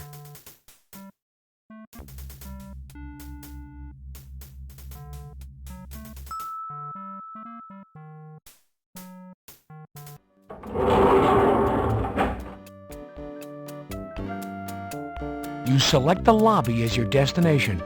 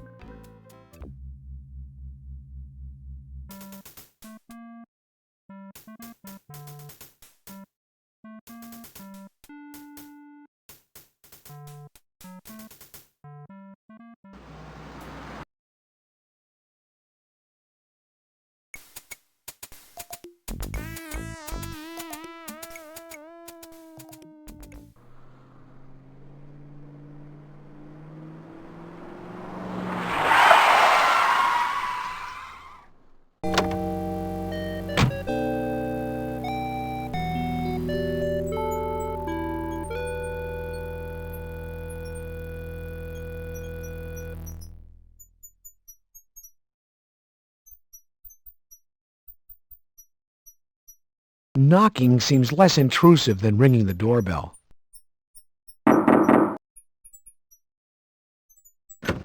Hello, John. Won't you come in?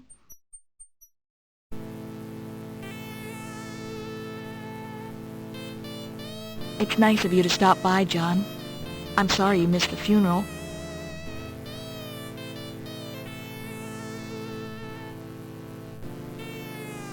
Catherine, I wasn't informed about the time. I wanted to be there. I understand, John. I know how busy you are. I heard about the shooting you were involved in. When I realized you weren't there today, at first maybe you'd been hurt. Then the chief told me you were fine. I was worried. Thanks for your concern, Catherine, but you don't need to worry about me. I should have called or... Oh no. I know how you guys work. It's your life. I understand. I was wondering how the investigation was going. Nobody would really tell me very much today. I guess they didn't want to upset me. Well, there's good news. Bob's name has been cleared of any wrongdoing or involvement with the Washington boy's death. Bob's gun was retrieved and ballistics testing cleared it as the murder weapon. However, new evidence suggests that Bob's death is unrelated to the alley incident. It appears we might have a cop killer on our hands. Oh, John, that's horrible. Really horrible. Catherine, I know this is a rough time for you, but I need to ask you to think back to the night of the murder. Can you think of anything out of the ordinary happening that night? Any phone calls? Anything Bob might have said? Did he mention anyone, maybe a name you're unfamiliar with? Bob and I had an argument. He went out, John. I don't know where he went or if he saw anyone. Thing is, he didn't take our car. I don't think anyone picked him up. I mean, we started arguing and the whole thing just blew up. It was gone before I really had a chance to understand what happened. Can you tell me what you argued about? We fought over his drinking. Everything was manageable until he started taking sedatives to calm down from work. The combination made him mean. He'd yell at Valerie and me for no reason. That's how he left when he went out that night. He'd been drinking and taking pills. John, I sent Bob out there to be killed. It's all my fault. You're wrong, Catherine. It's not your fault. Someone took Bob's life, and I'm going to find that person.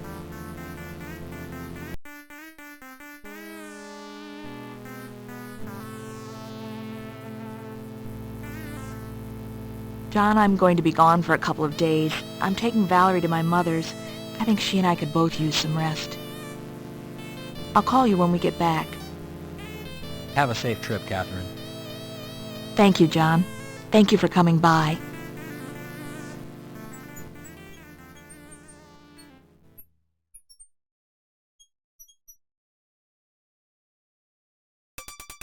I'm here to tell you, the cops are dogging this investigation.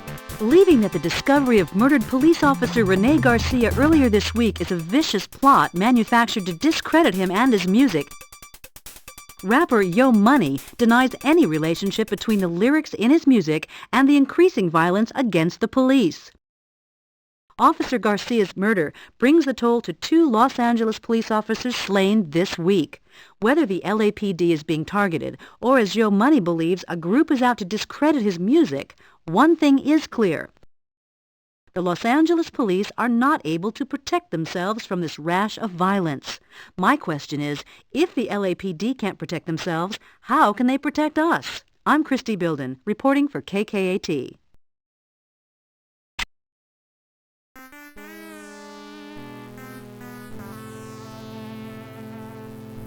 John, I'm going to be gone for a couple of days. I'm taking Valerie to my mother's. I think she and I could both use some rest. I'll call you when we get back. Have a safe trip, Catherine. Thank you, John. Thank you for coming by.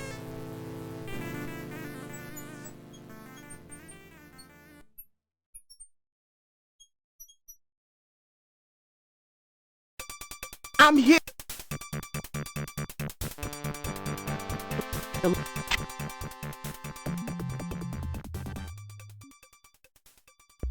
Ah, you bitch! What is she, though? Yeah, I got a safety right here. Here's the cold one I promised you, John. Enjoy.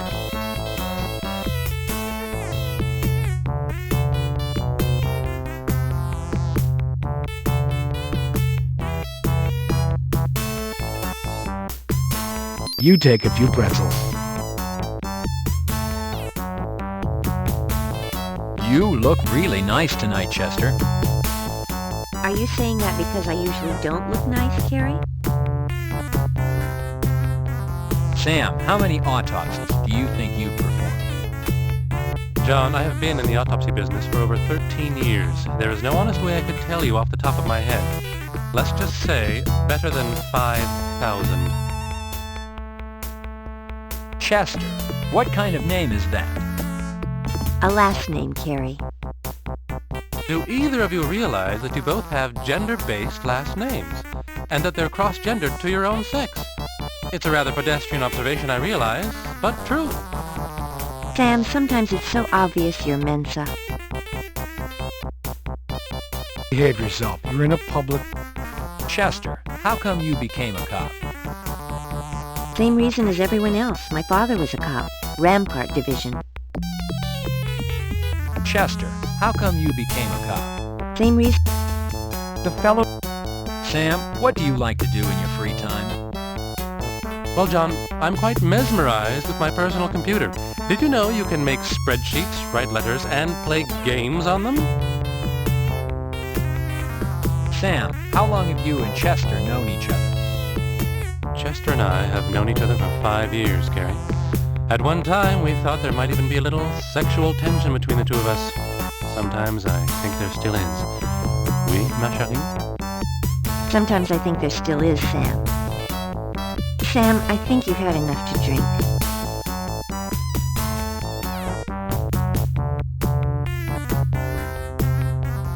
Carey, the mayor has requested your presence at a city council meeting first thing tomorrow. I want you out of here tonight before you have too much to drink. I need you alert and articulate tomorrow. And you, Chester, what are you doing here consuming alcoholic beverages in your uniform? I should slap you with a 181 personnel infraction. I want both you and Carey to pick yourselves up and go home. And remember, Carey, tomorrow, City Hall, 9 a.m. I guess it's time to pack it in, guys. See you later.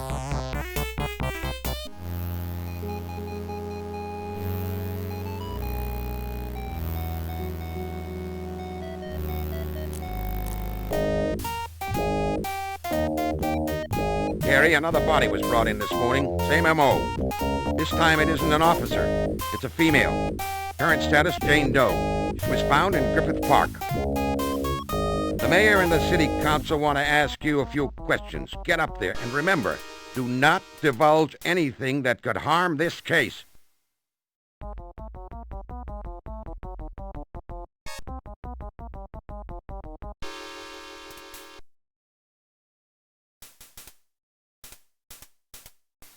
Ladies and gentlemen, I see Detective Carey has been kind enough to attend this session. Detective Carey, please step up to the podium.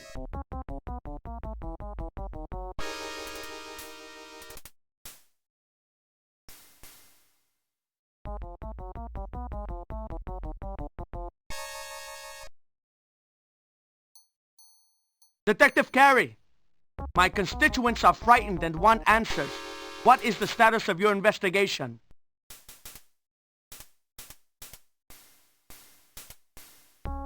Councilman De La Cruz, certain aspects of the investigation cannot be discussed publicly without jeopardizing the case.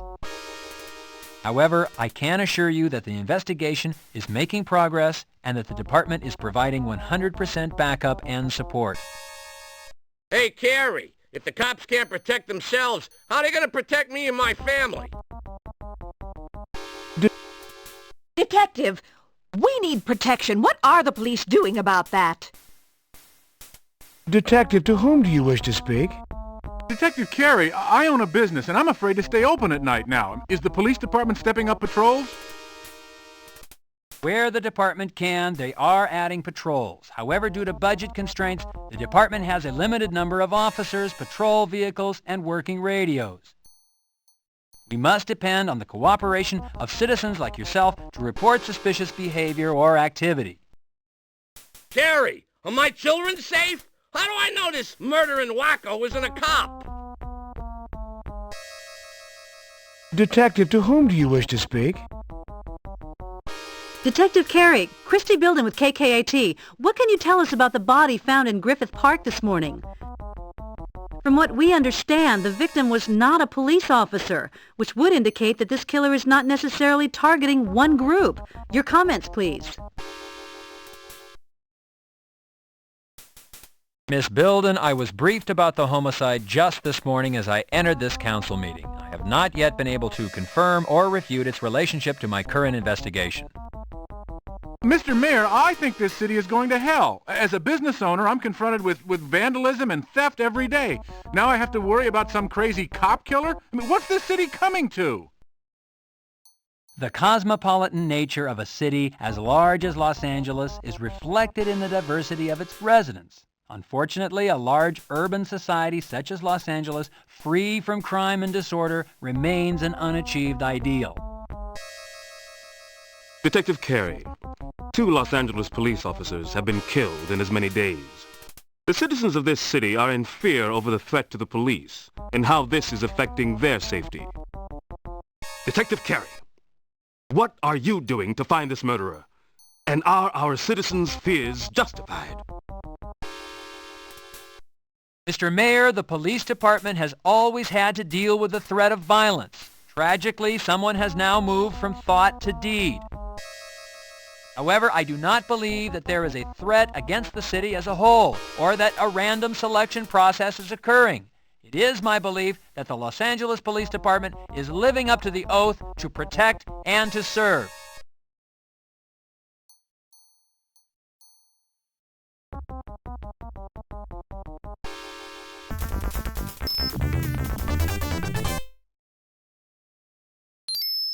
Drop the stick! Put your hands behind your head. Turn around. Get down on your knees. Keep your hands where I can see them.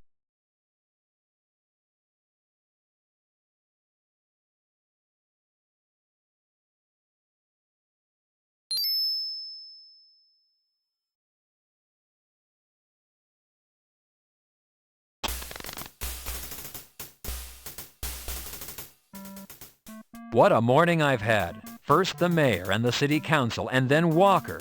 Geez, the feds are talking to Walker right now. Apparently, he's a real special case. It's your very own desk.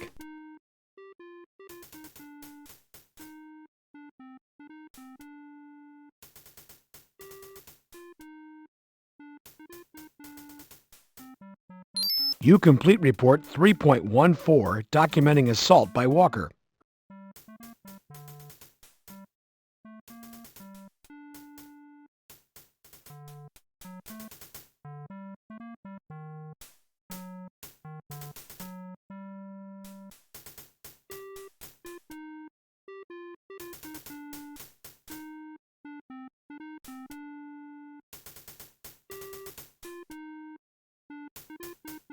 Here you go, Hal. Sure, Junior.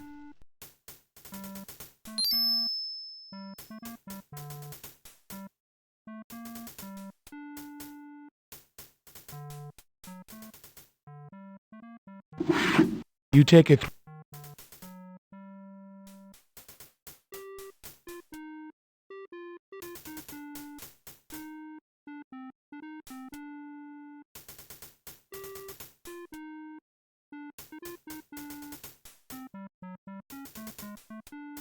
You call the elevator.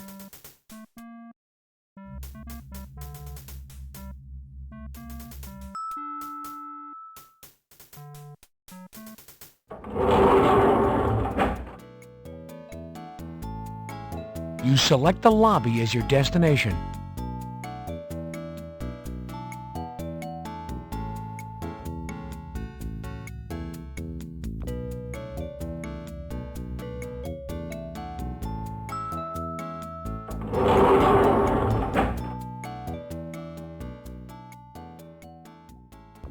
Someone has left a pack of matches. Never knowing when you'll need a light, you pocket them.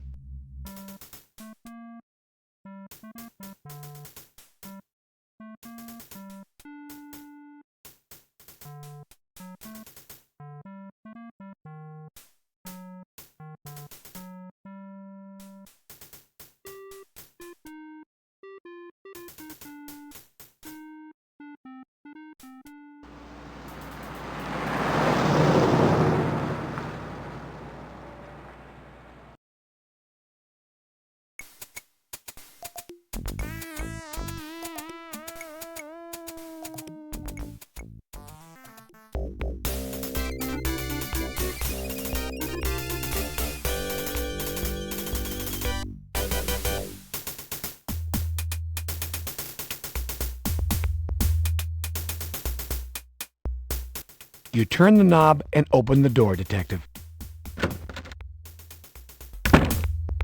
Hello, partner. Today's the day.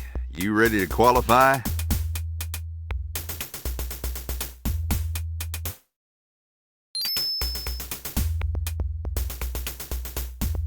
You fill the form out according to department specifications.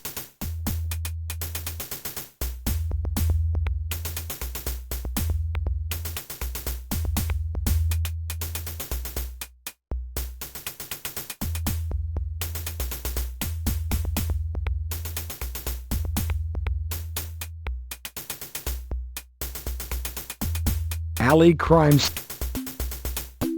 Departmental follow-up. Your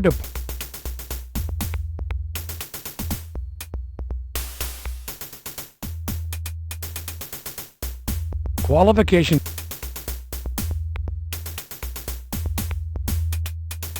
Here you go, Bert. Thank you, partner.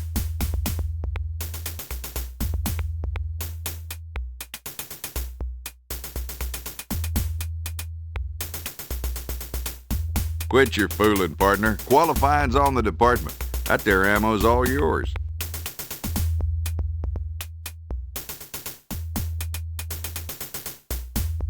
You pick up the headgear.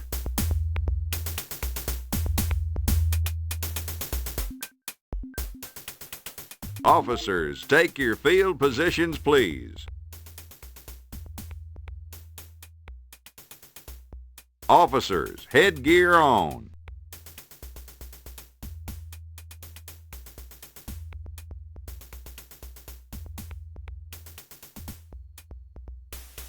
Officers, headgear on.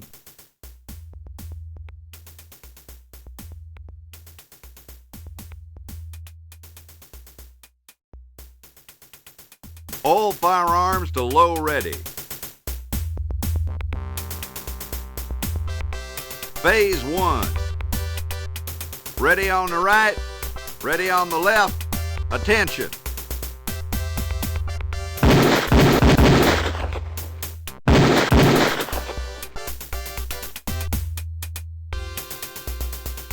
Phase 2.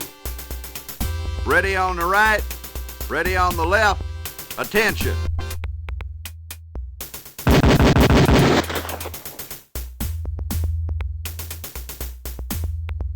Officers, reload. You load your Beretta. Phase 3. Ready on the right, ready on the left. Attention.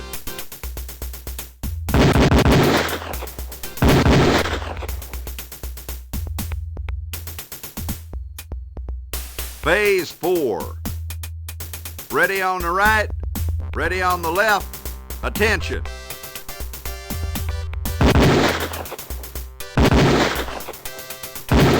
Gun to low ready. Prepare for Phase 5.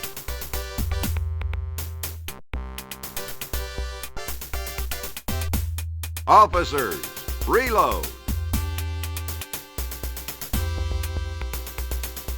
You load your Beretta. Phase 5. Ready on the right, ready on the left. Attention.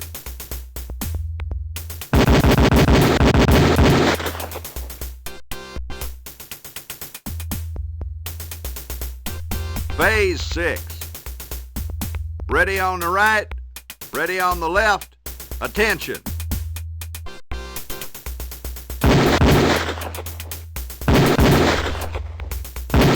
Holster all firearms.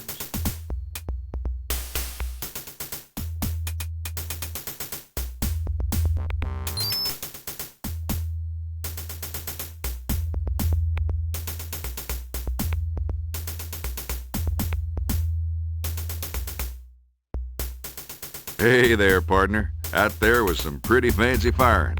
Your score's going to impress the brass. I'll be sending your results over to your lieutenant. You're making him proud at Parker Center there, cowboy.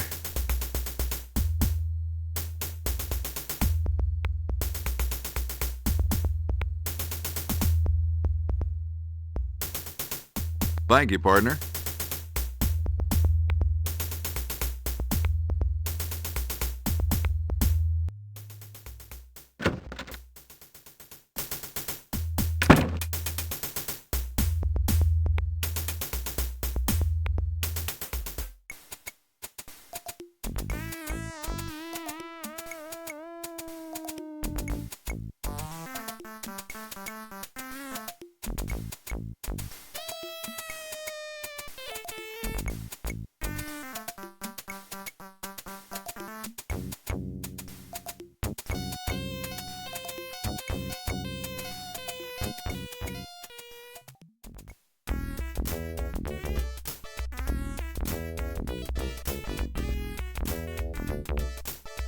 Entering the morgue always provides a sense of anticipation.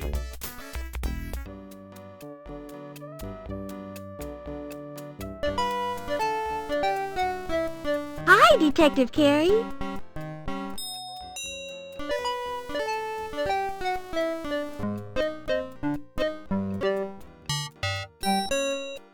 No time to say hello, Detective Carey? Wow, you must be real busy. Deputy Nobles is up to his elbows in an autopsy. He can't be interrupted right now, really.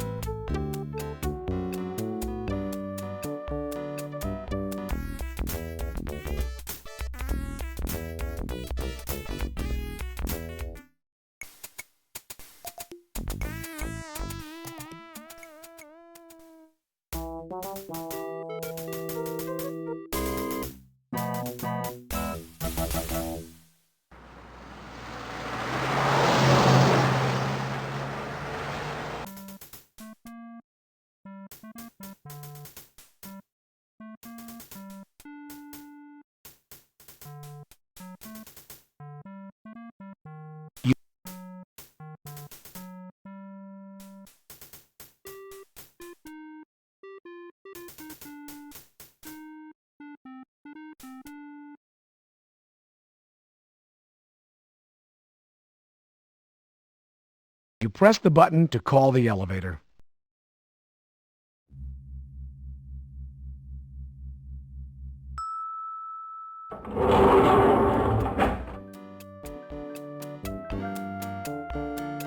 You select the third floor as your destination.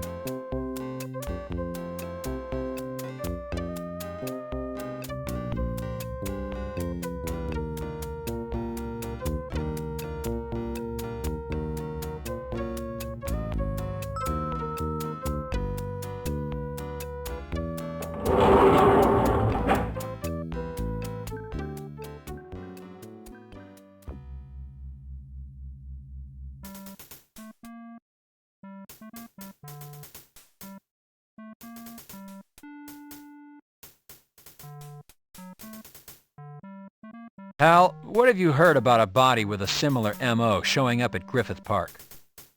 Hell, Junior, it looks like it belongs to us. I wasn't there, but that Nobles was. He knows all about it.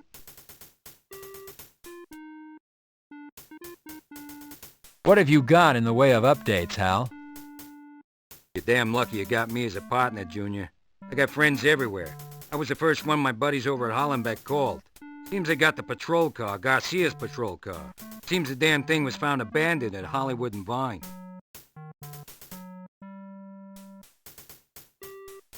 Hollywood and Vine? That wasn't Garcia's patrol area, was it? Hell no it ain't, Junior. Seems our good son ain't so good. Either that or hell, Junior, he was good at something damn good.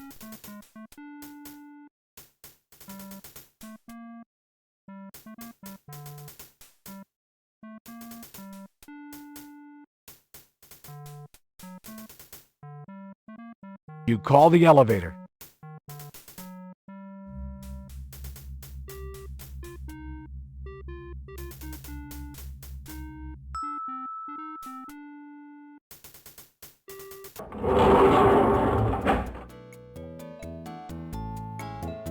You select the lobby as your destination.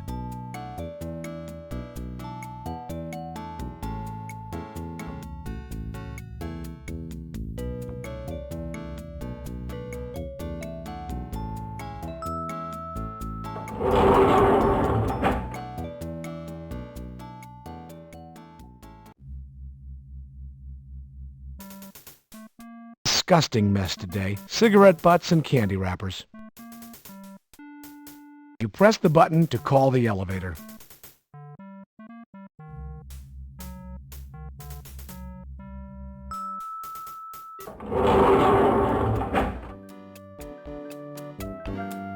You You select the 3rd floor as your destination.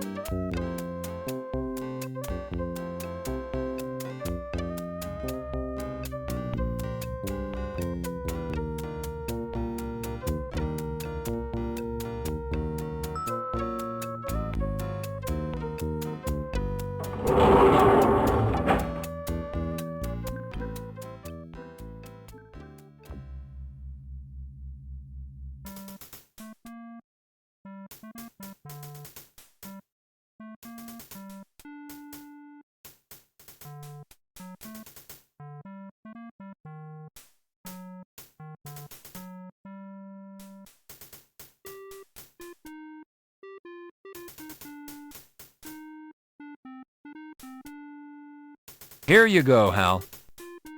Sure, Junior. Look, Junior, I'm not gonna do all...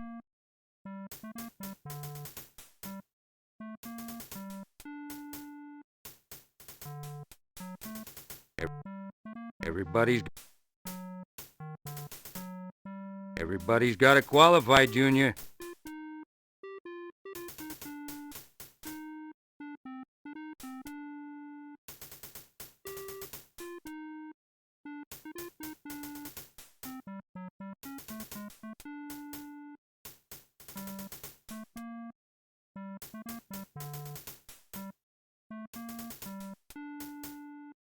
Hal, here's the Hickman crime scene log. It was prepared by Officer Woodbury from the 77th. Hey, you're damn lucky you got me taking care of this book, Junior. Damn lucky.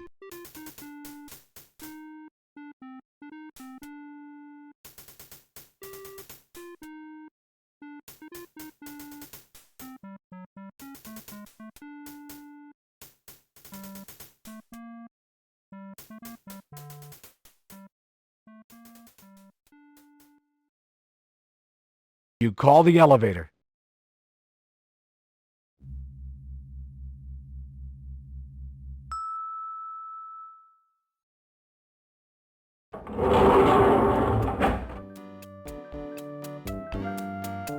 You select the lobby as your destination.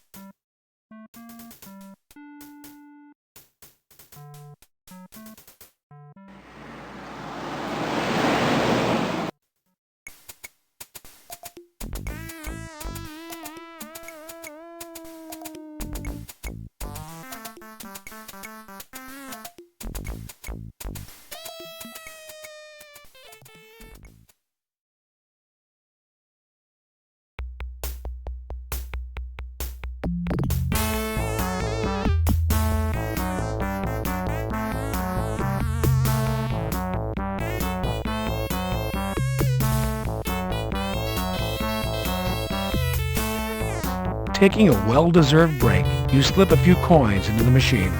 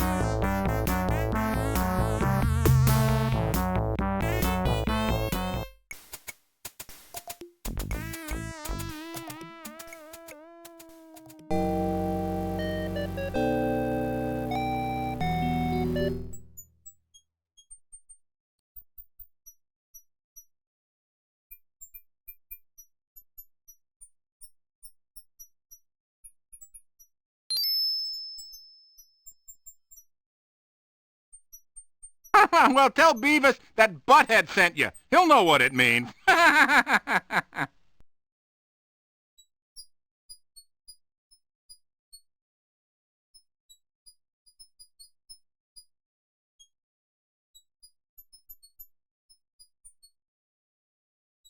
Hey, you whippersnapper.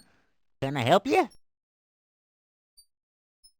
Beavis, I was told to tell you that Butthead sent me. Huh?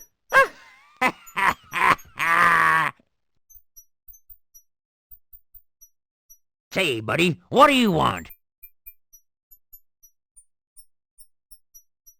I'm looking for a patrol car that was brought in from the Hollywood and Vine area. It had been abandoned. Well, come right in there.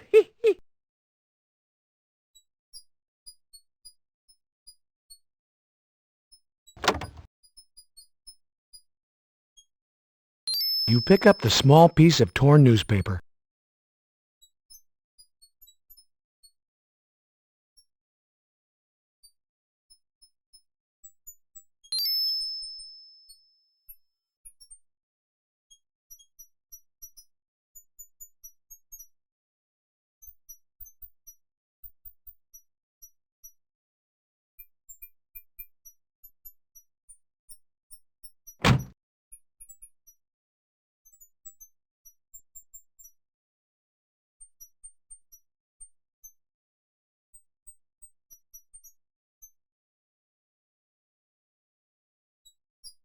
Who has been out to see the patrol car? Well, of course there was SID. Then there was this lady. Big gal. She was yelling and screaming that she was the mother of the downed cop. Well, she looked too dad-burn young to be anybody's mother to me. Well, I just told her to keep on a-moving, that nobody was touching that car. Well, she just upped and huffed off, she did. Yep.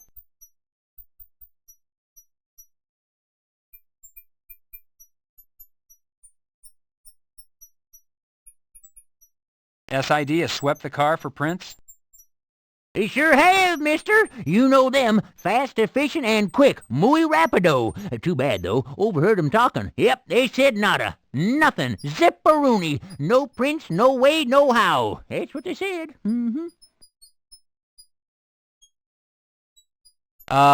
Your name isn't really Beavis, is it? Beavis? What are you, plumb loco?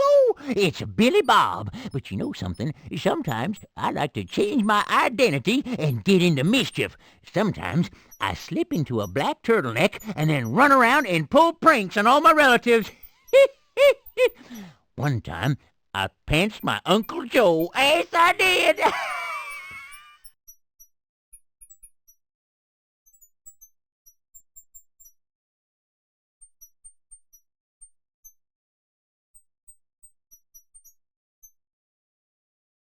What has this guy told you worth recording?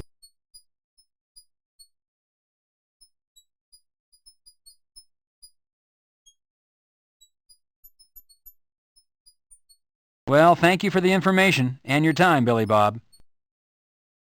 Hey, no problemo, old buddy. That's what we're here for, helping our friends.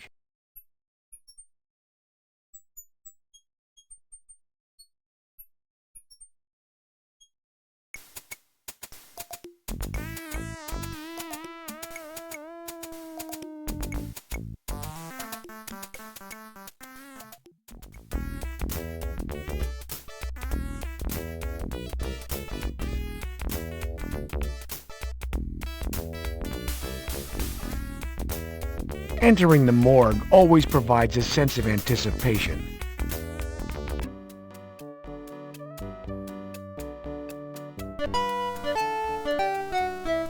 Hi, Detective Carey.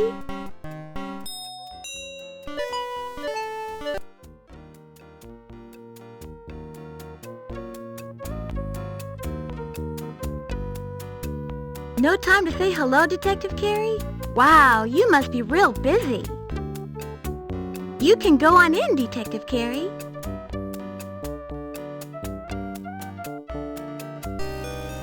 Hello, Detective Carey. How do you stop a lawyer from drowning? I don't know. Take your foot off his head.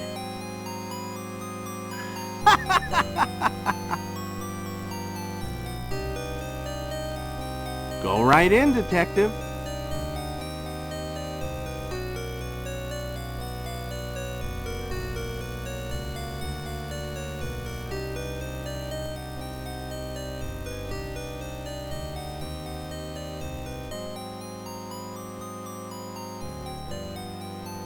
Hello, John. Hello, Sam. How's the world of the living, John? I don't know, Sam. I'm surrounded by death. Sam, I understand another body was found this morning in Griffith Park. What can you tell me about it? More than you probably want to know, John. More than you want to know.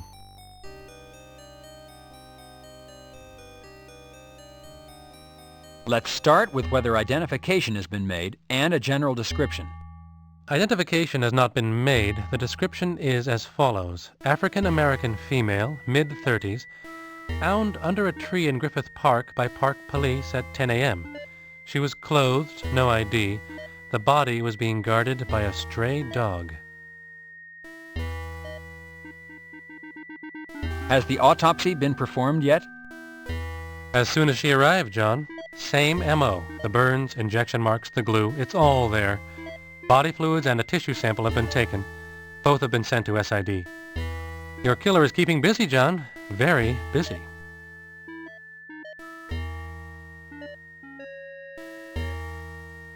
What about the injection marks, Sam?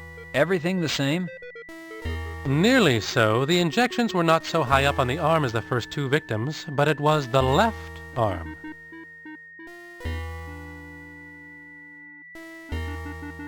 What about lividity, Sam? Primary only, buttocks, back, and shoulders.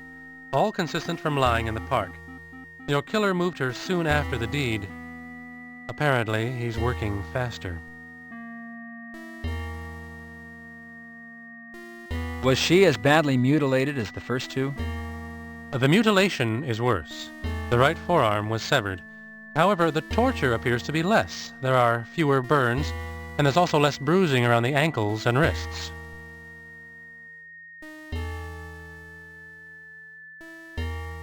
What orifice was glued shut, Sam? Your killer was kind to her, John. Both her eyes and mouth were glued shut. He didn't make her watch. If there's been no identification, then there's been no notification. Where's the body now? Cold storage, John. We'll hold on to it until the family can be located.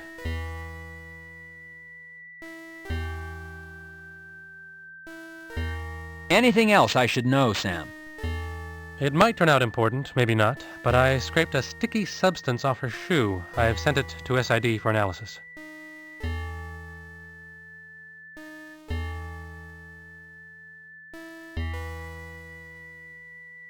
Sam, what color were her shoes, and was she wearing both of them? Blue and yes.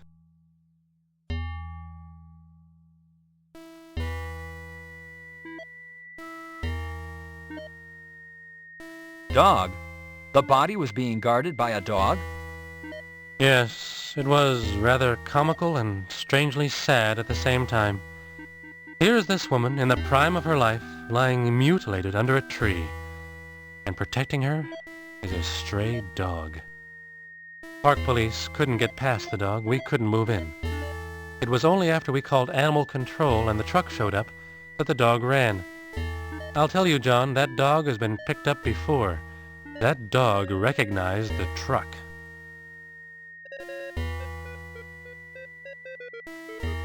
Sam, did the toxicology results come back on Garcia? Not yet, John, but we did make a discovery concerning Garcia. If you remember, Garcia's mouth was glued shut. When the mouth was surgically opened, we found a molar had been freshly extracted. The work was not that of a dentist, John. Thus far, your killer has a finger, a full set of toes, a forearm, and a molar. You know what that means, don't you? Yes, unfortunately I do, Sam. I'm looking for a serial killer who takes a souvenir of the kill. It means he enjoys the kill itself and wants to relive it through the object.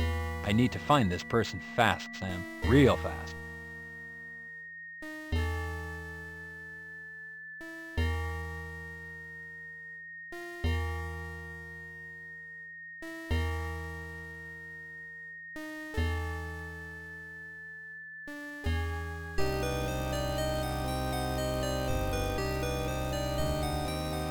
You open the door and head to the lobby.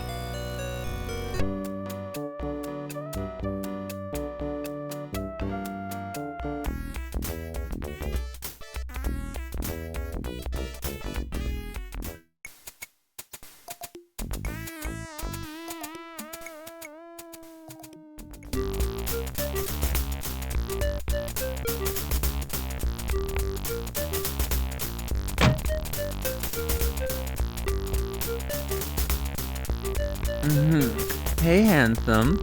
Looking for a girl? Or a boy? Oh,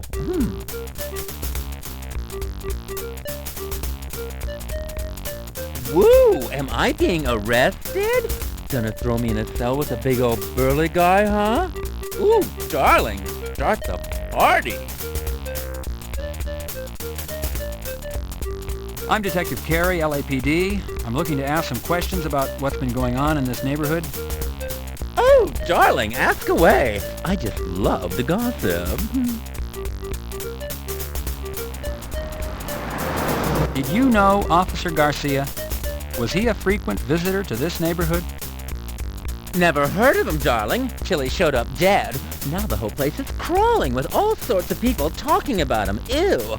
Well, if you ask me, I would ask the girls at the kitty. I mean, they know everybody who's anybody. Did you see an abandoned patrol car in the neighborhood? Do you know anything about it? Well, darling, I missed it, but it was all the talk. People were saying that the cop who the car belonged to went for a dip at the kitty and fell right in, if you know what I mean. Then there was all this talk about this cop, that he had some steady girl. I don't know about that, darling. I mean, lots of the girls at the kitty have boyfriends. But people said they saw this fabulous woman driving the patrol car. Oh, can you believe it? I mean, all made up. Can you stand it? Hair all stacked up, dressed to the teeth. You know, a real glamour queen, if you know what I mean.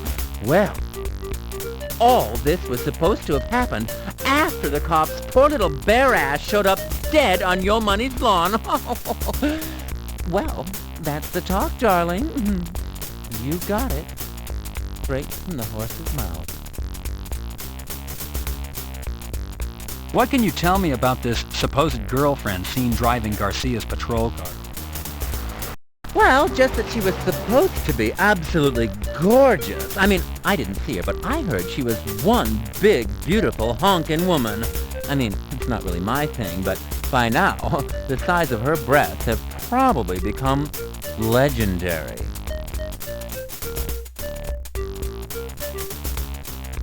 You've referred to having heard this information, that you didn't actually see any of this. Whom have you heard this from? Can you give me a name or two? Oh, honey, it's all over the streets, that's all. I mean, talk to anybody you see. They'll all tell you they heard it too. I mean, darling, I don't know any names, just people. You know, people don't tell you their names. They like confidentiality.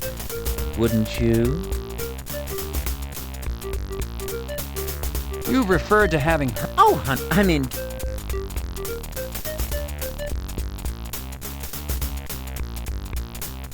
Have you seen any unusual activity in the neighborhood? Oh, darling, come on. This is Hollywood and Vine. Get a life. There's always something strange going on down here.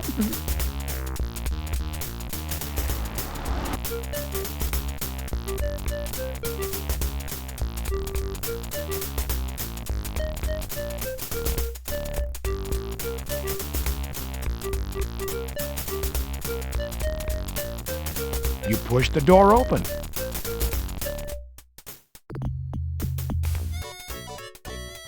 Hello there, handsome.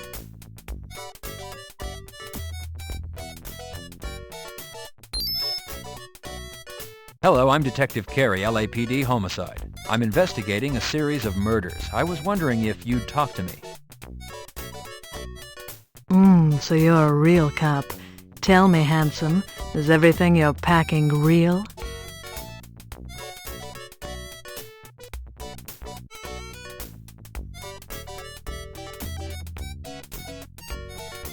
Do you know a police officer by the name of Rene Garcia?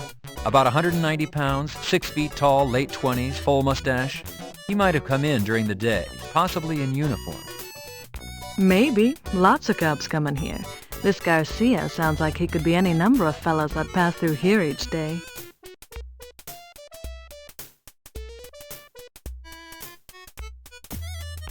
Garcia's patrol car was abandoned on this block. Did you happen to see it or hear anything about it? I didn't see it, but then I sleep in pretty late. Hey, are we talking about the cop who showed up dead at Yo Money's? Yes, his name was Garcia. Do you know something specific? Well, if it's the fella I'm thinking of, I heard people saying he used to give rides to girlfriends. You know, show off the siren and the handcuffs.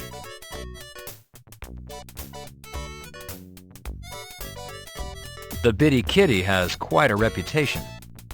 The way I see it, we're doing social work here. Lots of lonely men in the world. You ever get lonely, handsome?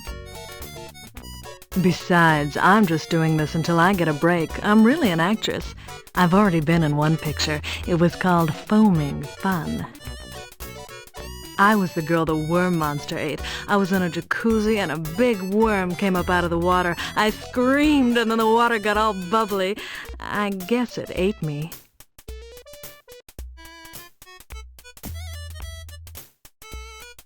Do you or any of the other girls here date cops? Could Officer Garcia have had a girlfriend who worked here? It's club policy that we don't date the customers, but everybody does it. I don't know if this Garcia dated anyone here. All the girls are, well, pretty quiet about their private life. Nobody wants to get fired.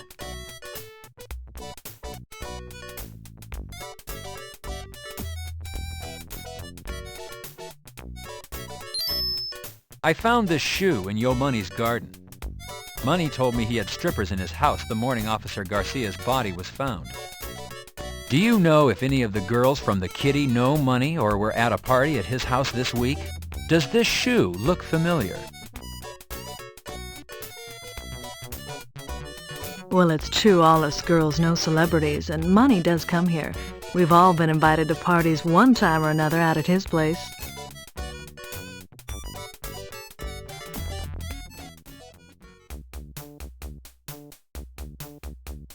As far as this week, I don't know. I do know it's not mine. I'm very petite, and well, that would never fit me. Barbie might know, though.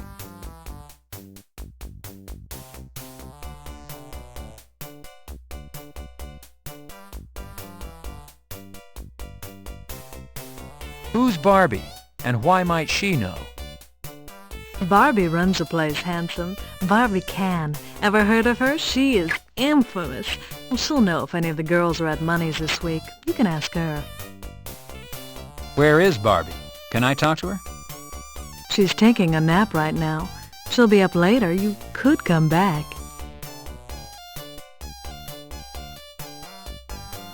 Got a light, handsome? Behaving as a gentleman, you pick up the lighter and give the lady what she asked for.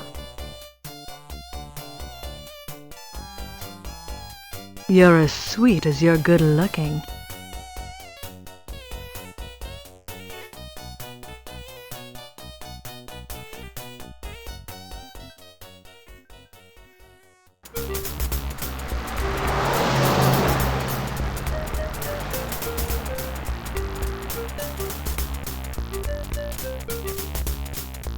You pick up the broken piece of side mirror.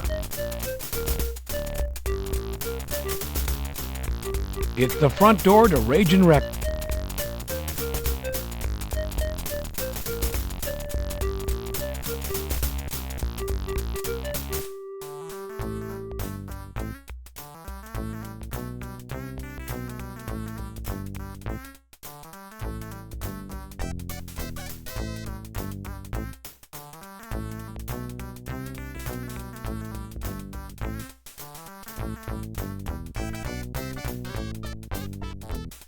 I'm with Major Crimes, Homicide. How's it going, dude? Hello, I'm Detective Carey, LAPD. I was wondering if I could ask you some questions. Sure, what's up, dude? An LAPD patrol car was abandoned in this neighborhood the other day. Did you see it or hear anything about it? I didn't see it. Heard about it, though. Heard the cop was found whacked, that his girlfriend did it. Now that's a bitch. The officer killed was a man named Rene Garcia. Does that name sound familiar to you? Maybe you remember seeing a uniformed officer in here buying music? Or maybe you remember seeing him next door, watching a show, fraternizing with the girls? Doesn't sound familiar, dude. Walk this way.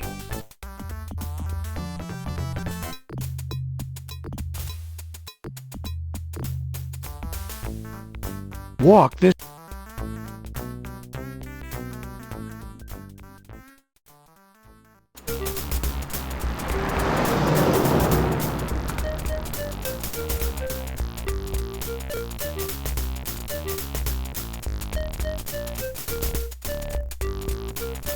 You push the door open. Why, hello there, darling.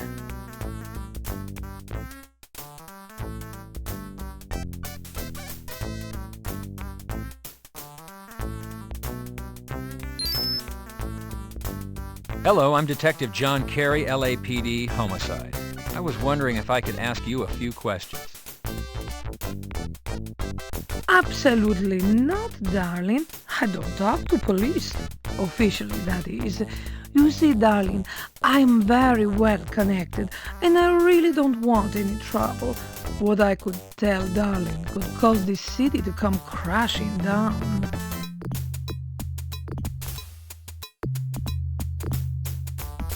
Well, how about if we talk off the record? Just a little talk between friends. Oh, darling, you going to be my friend? Okay, then. I'll talk to you off the record. Why don't we start with an introduction? As I told you, my name is John Carey, and I bet you're Barbie Can. Oh, darling, you're so smart. You're good-looking and smart. Just how I like my friends. Now, what is it you want to know? Tell Barbie how she can help you. Well, the subject's a bit gruesome. I'd like to ask you some questions about a series of murders I'm investigating. Darling, in my day, I've had more notorious conversations, I'm sure. Try me, darling. Detective to... A police officer by the name of Rene Garcia was found murdered. The officer's patrol car was abandoned in this neighborhood. Have you ever met or did you know Officer Garcia? Oh, darling, I heard about that boy after he was found dead. Then all that talk, I do not think I knew him. We get so many young men in here. What can you tell me about the abandoned patrol car? Did you see it? Oh, darling, I just know what I heard. The boy gave his patrol car away to a girlfriend or some such thing. I don't really know. I did hear, though, that this girl is most beautiful. Darling, she is so beautiful, and her figure is so perfect. People thought it was me, but I'm too old for such a young boy.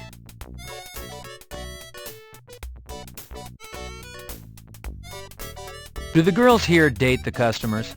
Would it be possible that one of your girls dated Officer Garcia?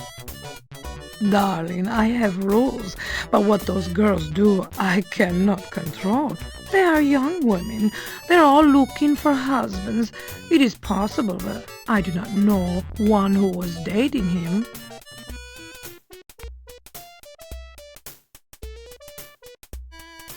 Officer Garcia was found dead on the lawn of Yo Money, and from what I understand, there were strippers there. Do you know Yo Money? And do you know if any of your girls went to a party there Monday evening? Oh, darling, the money man is wonderful, so strong, such a lover of beautiful women. He does not always schedule his parties through me, that bad boy. If some of my girls were there on that night off, I have no idea.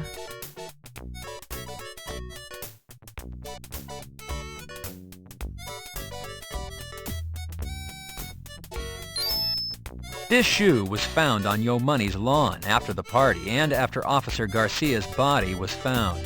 Could it belong to one of your girls? Darling, I don't think so. It's large, even too large for me, and I am a big woman.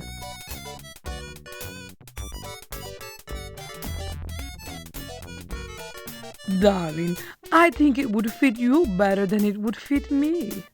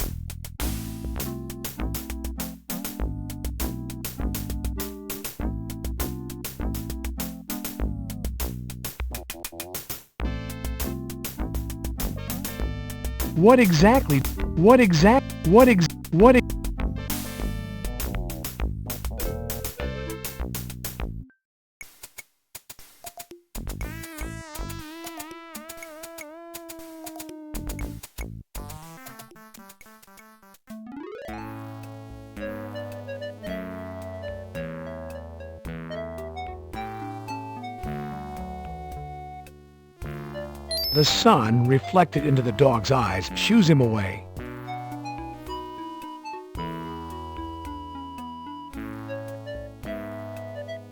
You're not close enough.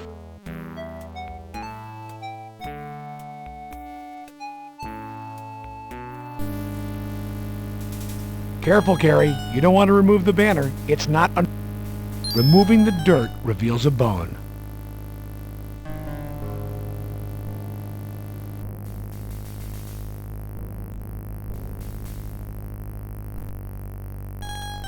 You record the location of this find.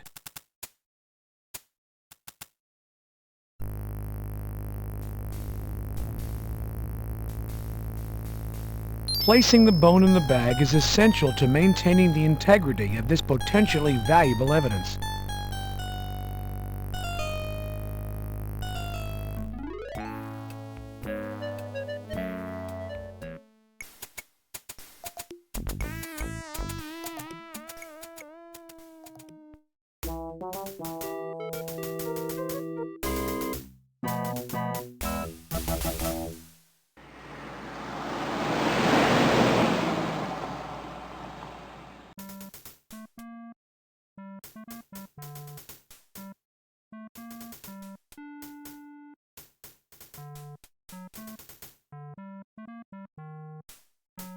You attach your Parker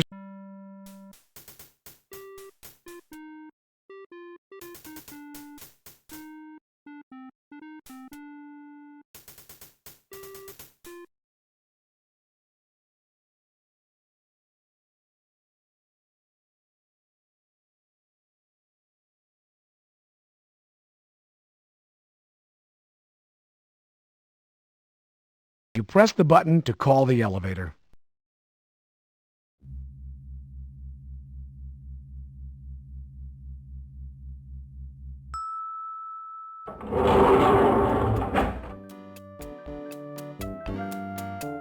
You select the basement as your destination.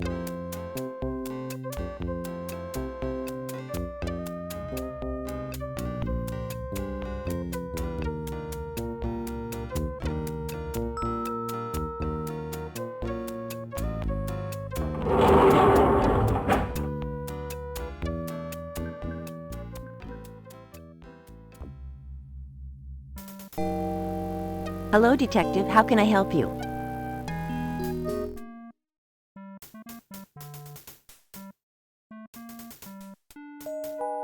Chester, have you heard of either of these two places? Detective, are you asking me out on a date? No, Chester. I'm asking you if you've heard of either place. I found this in Garcia's patrol vehicle after SID swept it supposedly clean. Are you saying I didn't do my job? Look, Detective, we didn't see it. I officially apologize. And no, I haven't heard of either place. They sound like dumps.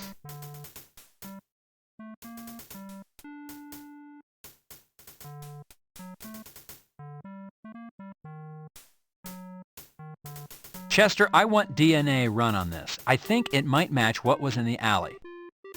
I don't think so, Detective. This is a menthol garden brand. The brand found in the alley is a quantum. Hello, Chester.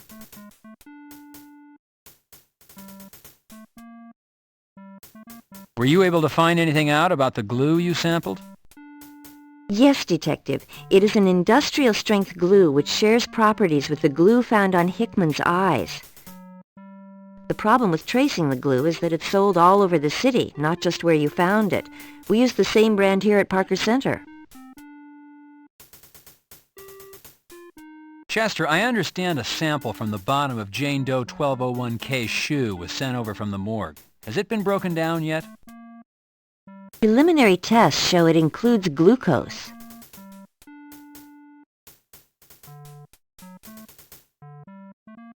Have you determined what the grease stain is, Chester? As I thought, it's lipstick. Carey, why don't you call me Julie? Maybe I will, Chester. See you later, Detective Carey.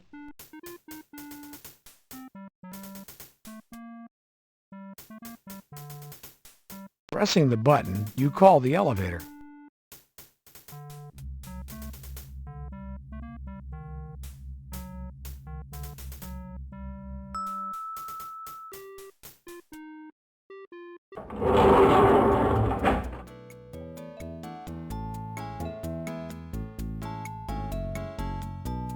You select the 4th floor as your destination.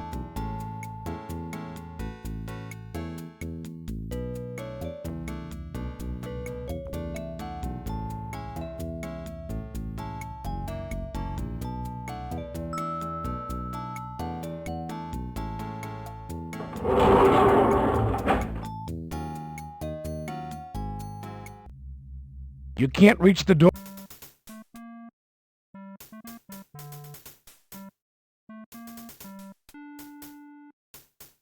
It's locked from the inside. Besides, you ring the bell, but receive no...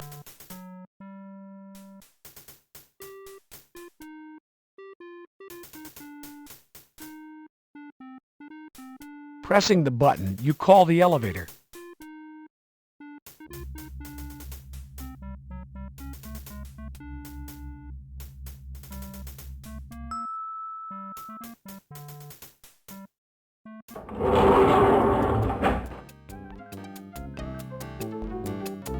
You select the lobby as your destination.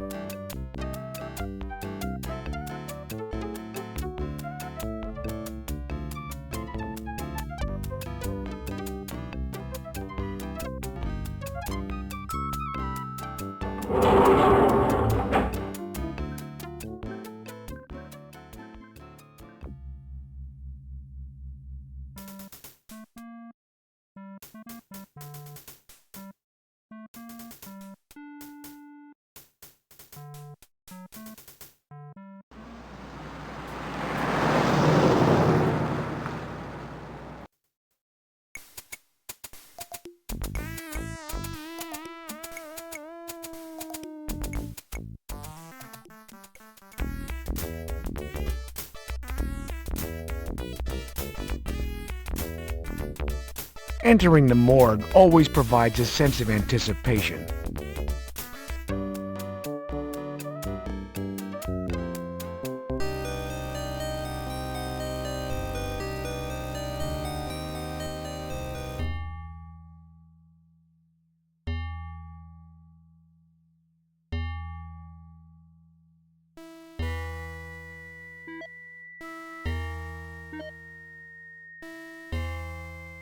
Oh, yes. Well, hello, John. I was just checking Sherry. It appears she might have a bit of a chest cold.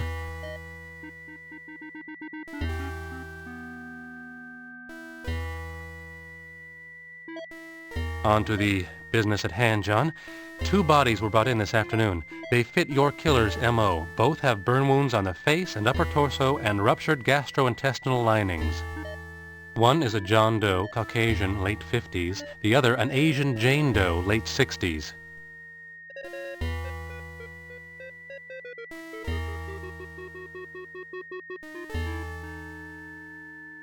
What are the particulars on the John Doe, Sam?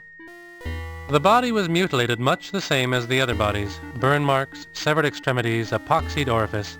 The biggest difference is the adornment of the body with a pair of nylon pantyhose wrapped around the neck.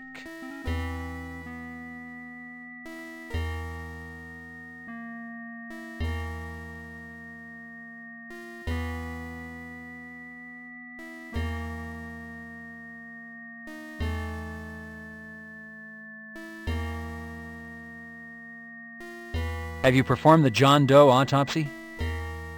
No, tomorrow, first thing. I did go over the body for a cursory look when it was brought in. You have a monster on your hands, John. A killing machine.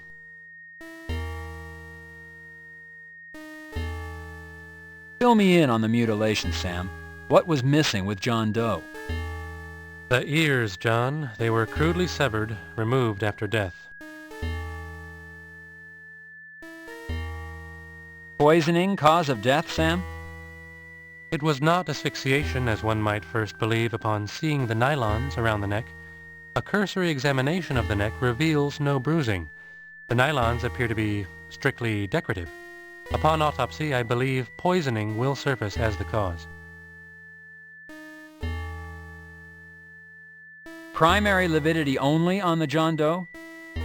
Correct. Front side. Corresponds directly to how the body was found. Your killer is working fast, John. Directly after the kill, they're being moved.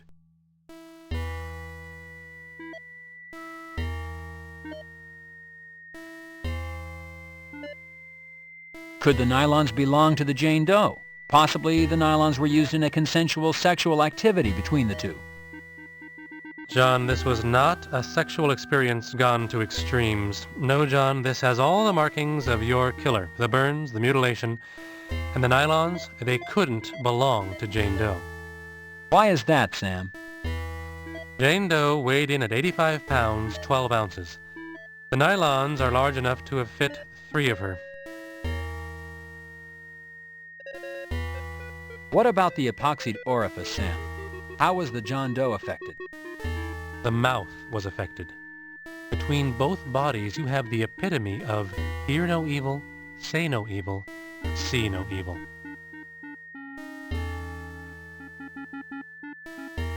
All right, Sam. What can you give me on the Jane Doe? Asian, late 60s, burns to face and upper torso, mutilation, glued orifice. Your killer's signature is all over her.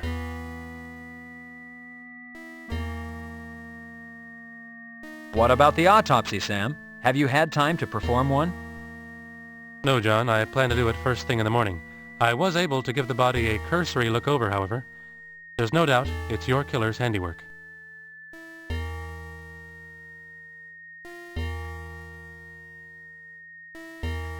Lividity, Sam? Yes, primary only. The backside. Corresponds to how the body was found.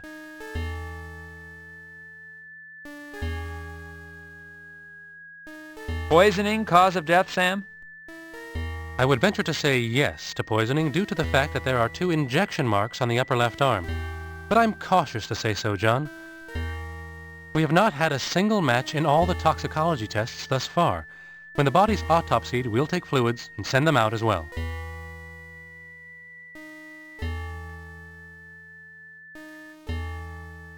What about the autopsy? No, John. What is the level of mutilation, Sam? The left foot was crudely severed. Once again, judging by the lack of apparent blood loss, it was removed after death.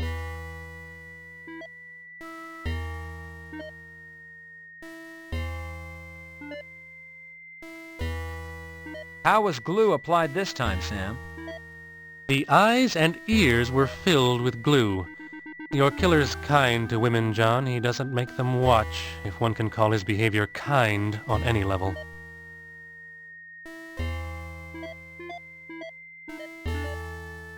Sam, what's the situation surrounding the body's discovery? The call came in from a small business owner on Hollywood and Vine. The naked bodies were piled one on top of the other in the back seat of a Ford Tempo parked in front of his music store. What happened to the car? Was it ID'd? The car was towed to Hollenbeck. When I last heard, SID was headed there to go over the car. I'll have you know, John, I'm beginning to feel like your secretary.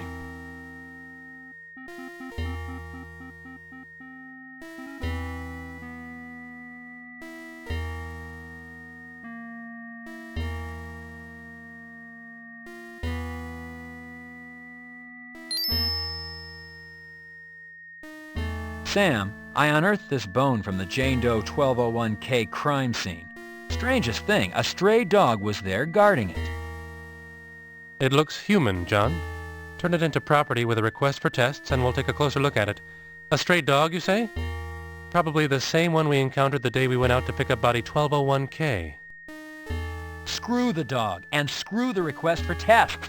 I've got the city, the press, and my supervisors all over my ass. You've got the evidence in your hand, for Christ's sake. Run the tests. This investigation does not have time for a red tape marathon. You're right, John. I'm sorry. It's working for the county. We tend to thrive on the bureaucracy. Trust me, John, I will place the tests on the top of my priority list.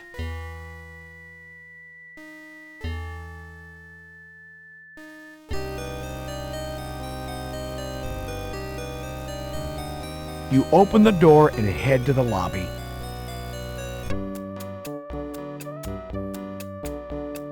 Goodbye.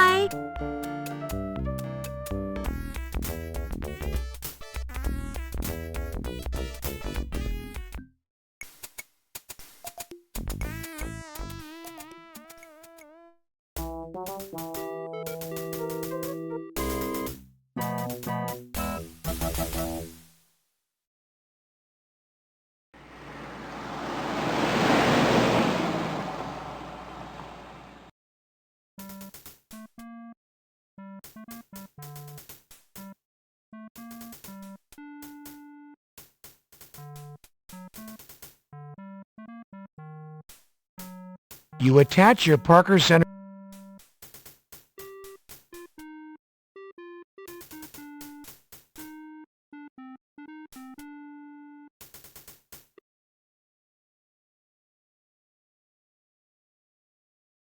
You press the button to call the elevator.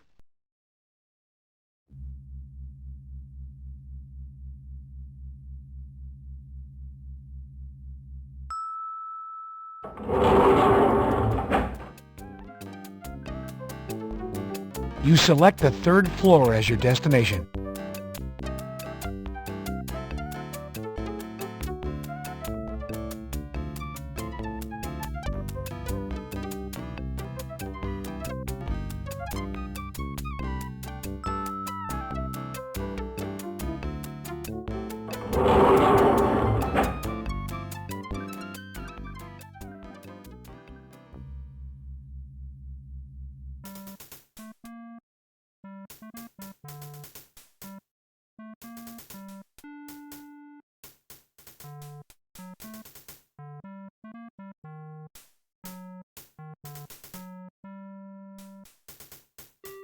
You fill out follow-up report form 3.14 with information concerning found arm bone.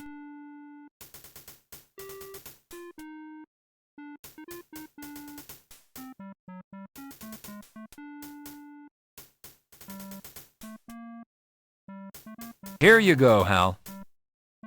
Sure, Junior.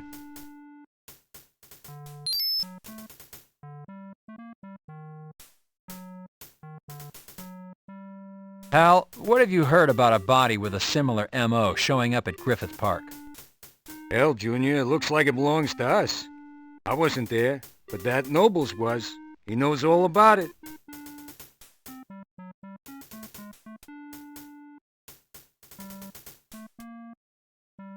What have you got in the way of updates, Hal? You're damn lucky you got me as a partner, Junior. I got friends everywhere. I was the first one my buddies over at Hollenbeck called. Seems they got the patrol car, Garcia's patrol car. Seems the damn thing was found abandoned at Hollywood and Vine.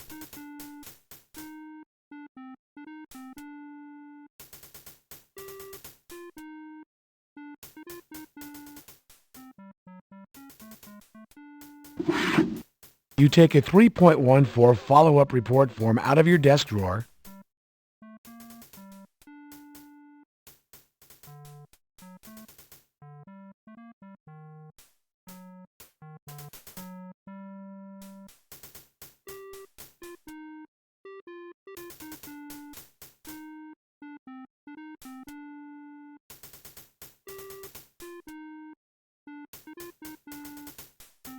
You call the elevator.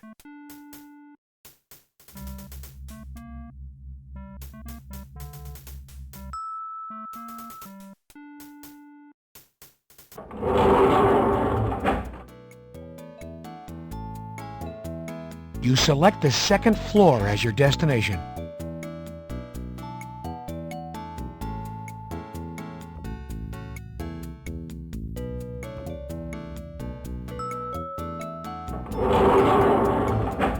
This line goes forever. You select the basement as your destination.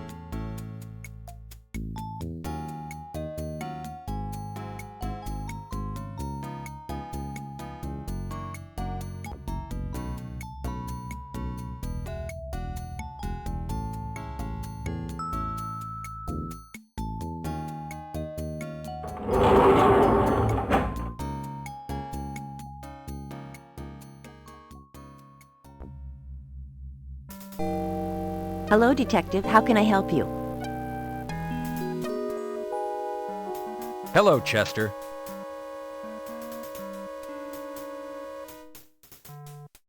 Do you have a preliminary on Jane Doe 1201K's body fluids?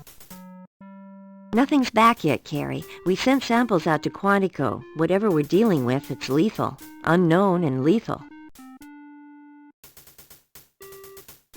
See you later, Detective Carey.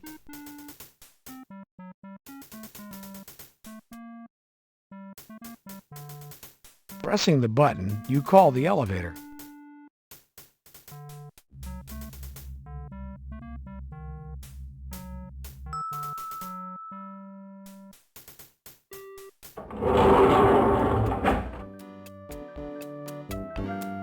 Your action is unwarranted. You select the lobby as your destination.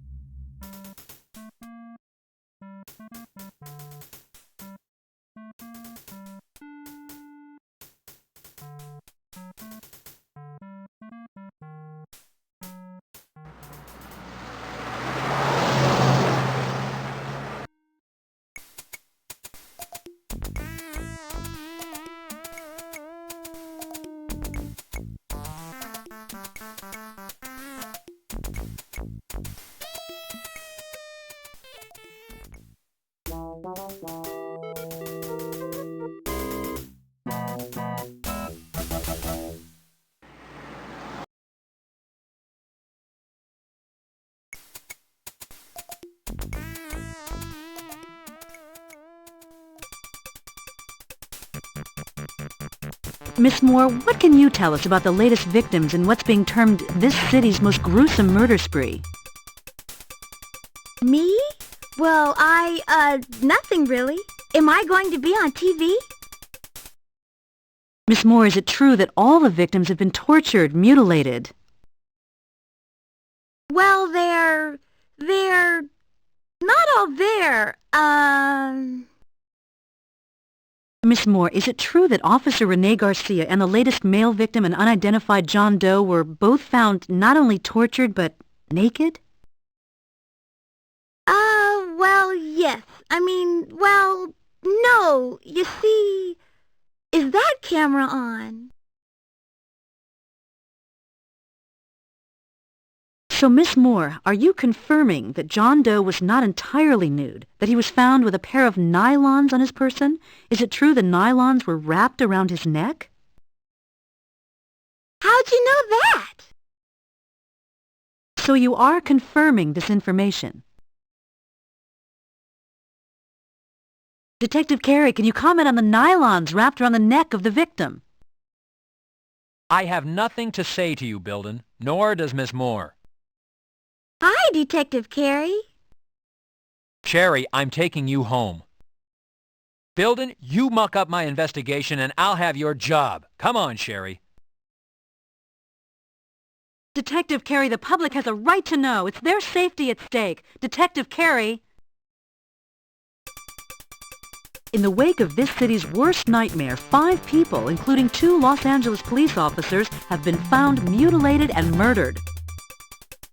And though city officials and the LAPD deny there is reason to panic, the citizens of Los Angeles feel quite differently. Gun sales are up, and security companies are deluged with requests for home alarm systems. Factors contributing to the urgency and concern by LA residents are the randomness and violence of these murders. Earlier today, I spoke with Sherry Moore, an LA County Coroner's employee who confirmed one element of this killing spree. Evidence found on the latest male victim indicates that the murders might have been committed by a woman. If true, then this is the first case in the history of Los Angeles where a female serial killer has held the city in her grip. I'm Christy Bilden, reporting for KKAT.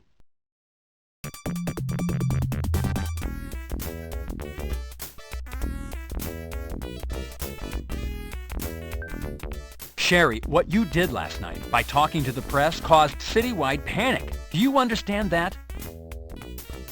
What this investigation does not need is a city full of people arming themselves, holding up, and not talking to the police. John, Sherry didn't mean any harm.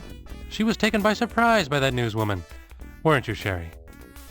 I don't care. The result is that the city is in a panic. The mayor is up in arms, and the press is having a field day with this investigation and the department. I'm really sorry, Detective Carey. I thought maybe they're from Star Search, or maybe Entertainment Tonight. Honest, Detective Carey, I didn't mean to cause any trouble. I wouldn't hurt a fly, even if it was flying around and buzzing in my ear. Honest.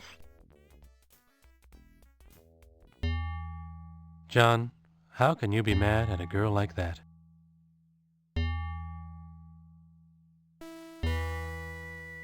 Sam, do you have DNA results back on the bone found in Griffith Park? I haven't received the results from SID, but from my years of experience, I have to say that the bone is definitely human. Given the measurements of both the bone and the body found at the park, they're a match. Has autopsy occurred on John Doe 7216M? Yes, John, it was first this morning. The gastrointestinal tract was ruptured as I suspected, and also as I suspected, there was no asphyxiation. The nylons wrapped around the neck were in no way connected to the cause of death. It looks like poisoning. Fluids were taken and sent out. Has identification taken place on the John Doe? No, we've sent the prints out for a national search. There must be someone, somewhere, missing a father, brother, or husband. Is there any preliminary report on the fluids? No, John, they only went out this morning. However, I am not hopeful for a match.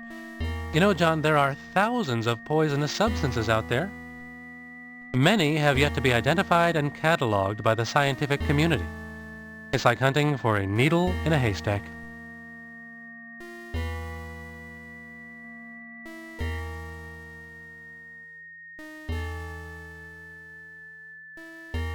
Has autopsy occurred on John Doe 7216M? Yes, John, it was first this morning. The gastrointestinal tract was ruptured as I suspected, and also as I suspected, there was no asphyxiation. The nylons wrapped around the neck were in no way connected to the cause of death. It looks like poisoning. Fluids were taken and sent out.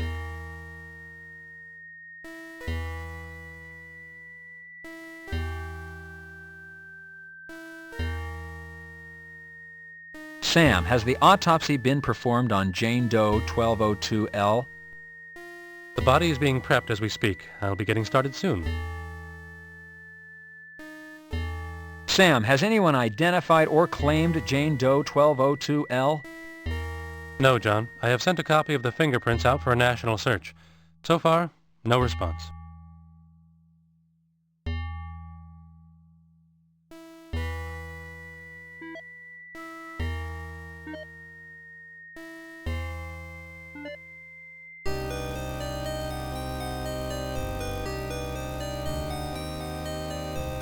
Hello, Russell. Hey, saw Sherry on the news last night. Well, she's really a nice girl, Detective. I'm sure she didn't mean anything by it. See ya, Detective. I'm really sorry about the newswoman, Detective Carey.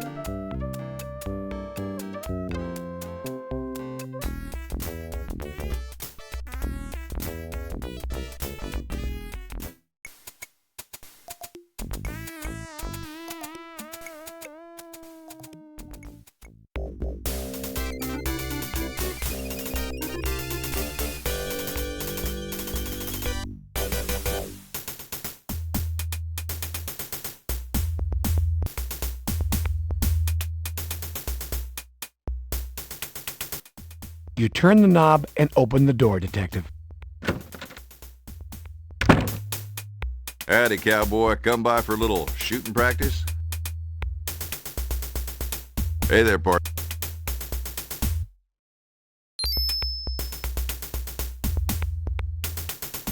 You fill the form out according to department specifications.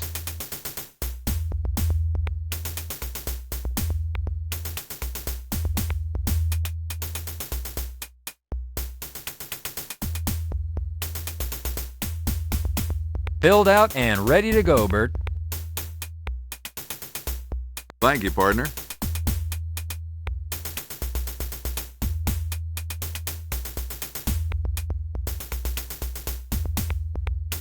Thank you, partner.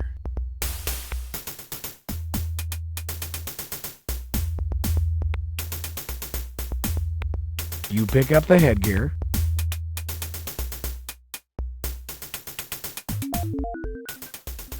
Officers, take your field positions, please.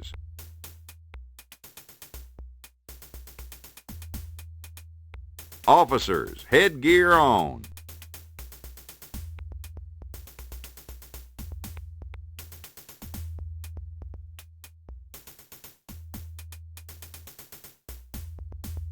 Officers, headgear on.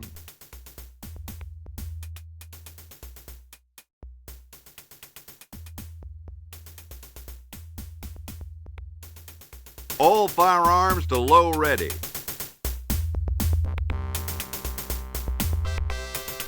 Phase 1. Ready on the right, ready on the left. Attention.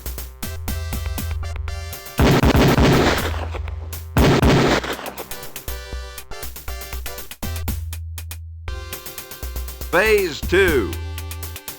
Ready on the right, ready on the left. Attention. Gun to low ready. Prepare for phase 3.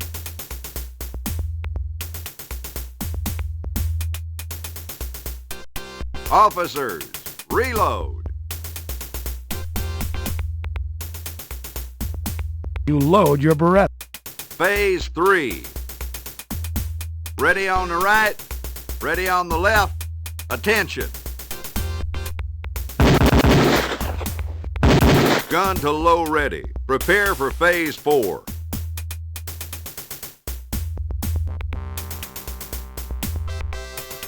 Phase 4. Ready on the right, ready on the left. Attention.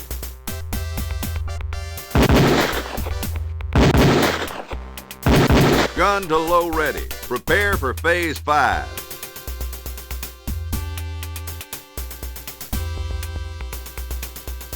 Officers, reload.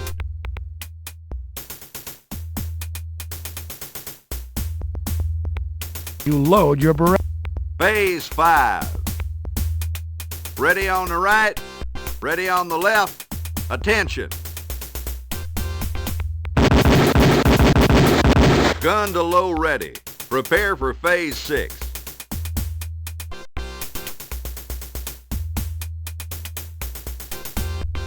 Phase 6. Ready on the right, ready on the left. Attention.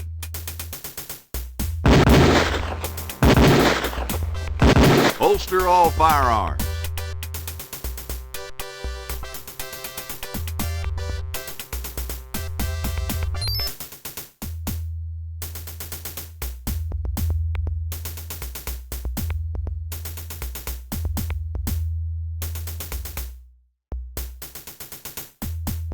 That there was some shooting, cowboy.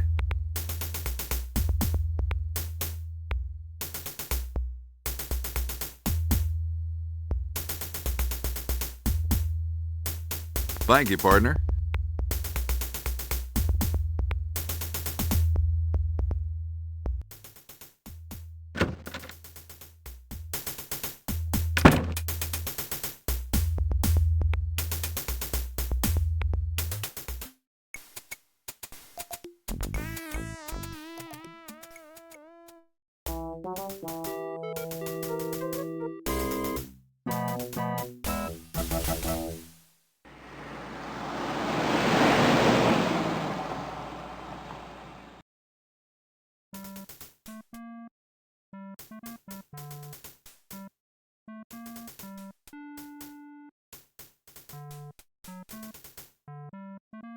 You attach your Parker.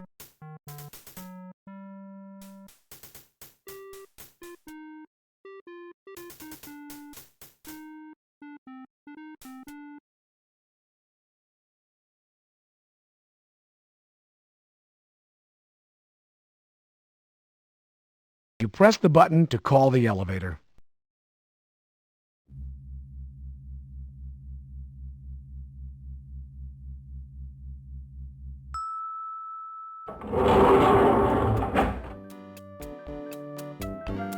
You select the basement as your destination.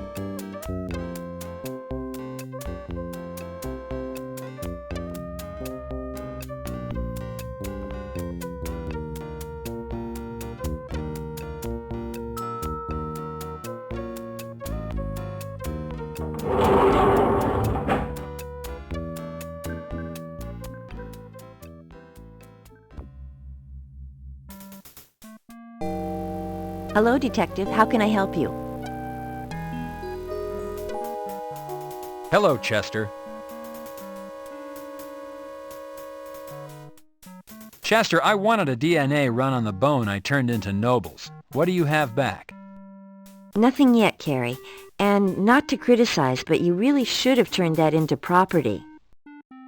You're right, Chester. However, I also need to find myself a killer. Chester, what do you have on John Doe 7216M?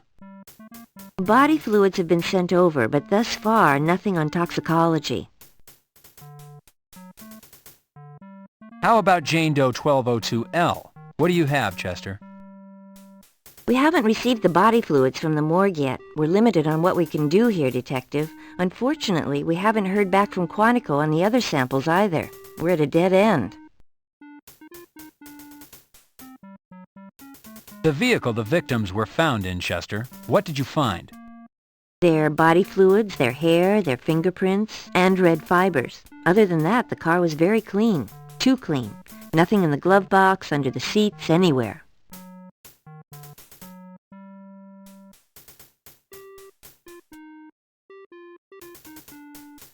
Chester, how about Jane Doe 1201K? Anything come back on her? How about fingerprints? Well, she does have fingerprints. They just don't match anything we have out there for missing people.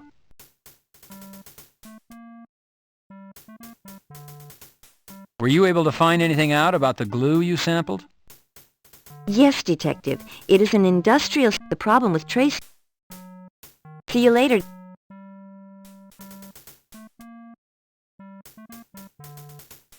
Pressing the button, you call the elevator.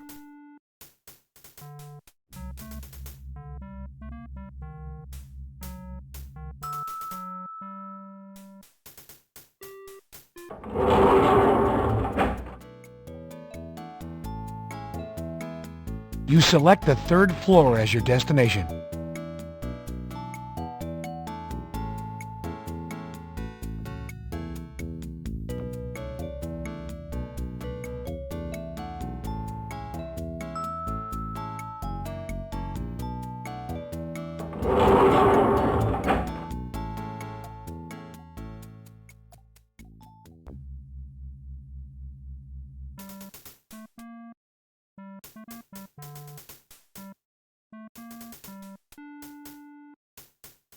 What have you got for me, Hal? Any news? Hell, Junior, you are the news. I saw the TV last night. Building's hot for you, Junior. Watch yourself. The next thing you know, the two of you will be fighting your way to matrimony.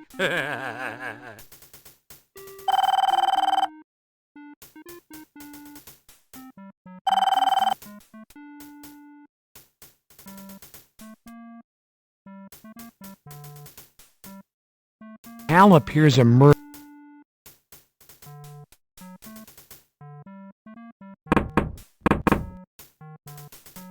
Yeah? I'm glad you're here, Carey. I wanted to talk to you about your newest TV appearance. That stunt in front of the coroner's last night was splashed all over the evening news. Obstructing the First Amendment is what they're calling it. I'll have you know I've already fielded calls from national news bureaus, the mayor, hell, just about anyone in this town who's anybody is called. Carey, you're going to need to learn to control that temper. I've just about had it with this cowboy crap. Now, this is a directive. You learn to work with the press, not against them. Do you understand me? Read my lips. Work with them. Lieutenant, it's not my fault. I mean, it's that reporter. She's always stirring things up. She's making my job impossible. Look, Carey, it's a reporter's job to report the news. Sometimes that means going after the truth, other times not. What I want to know is there any truth to this killer being a woman?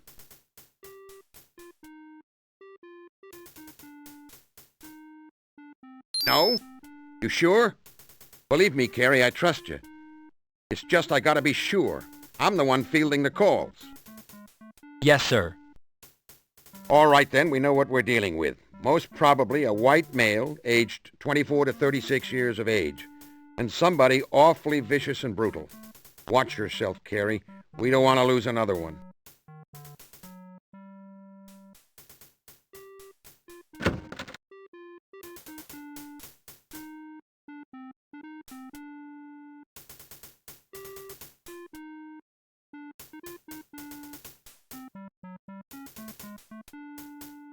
You call the elevator.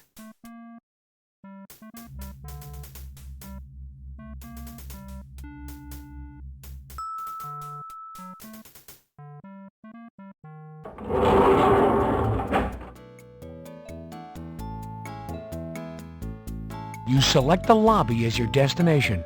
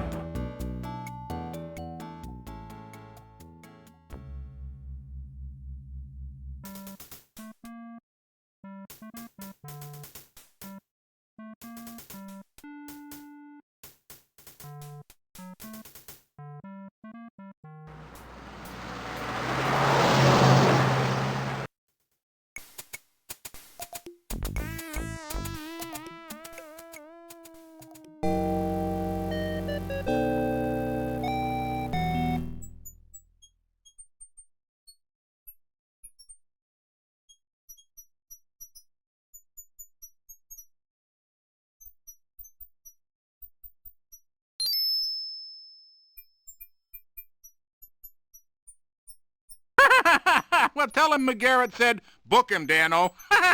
He'll know what it means.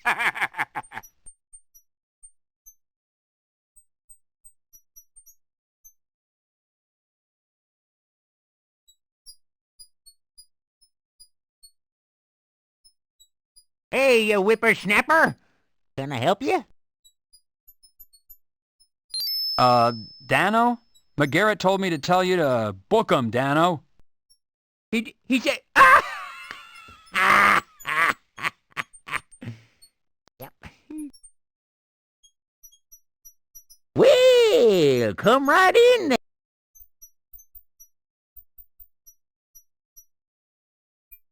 Looking at the license plate, you discover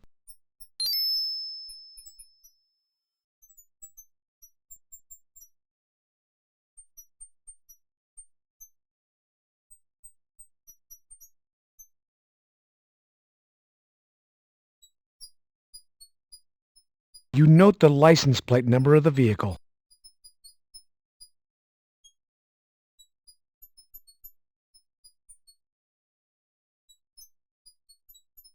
SID has been out, right? Were they able to lift any prints? Was there anything left behind? Fibers, hairs? Hey, you dead burn whippersnapper! You're making me sound like an eavesdropper. Is that what you think, huh? Is it? Huh? No, not at all. I thought, that a man in your position would be more than likely to know what the situation was with each car in the lot. Well, you're right about that, you dead burn greenhorn. Darn shootin'. I'll tell you about SID, I will. They were here for hours. Hours! I'm not fooling you now. And you know something? They didn't find a single print. Zippo. Nada. That there car there is just as clean and shiny as the day it rolled off the old showroom floor. Yes, it is. Has the car's owner been identified and notified that their car is here and is involved in a criminal investigation? No, sirree, Bob. There wasn't one speck of ID in that car. No registration, no telltale signs of nobody, except maybe a ghost owning that car. Now, we're kind of hoping you're going to do a little of that sniffing around, you know, and jealous here.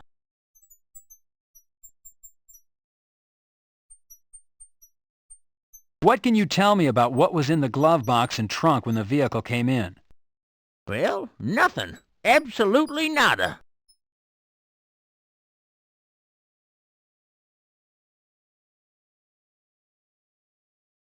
You're unaware of what the contents were? There was nothing in either compartment. What are you, just plain dumb as a local weed? Shiny as a new shoe. Nothing. Nada. Rien. Zero. Greenhorn.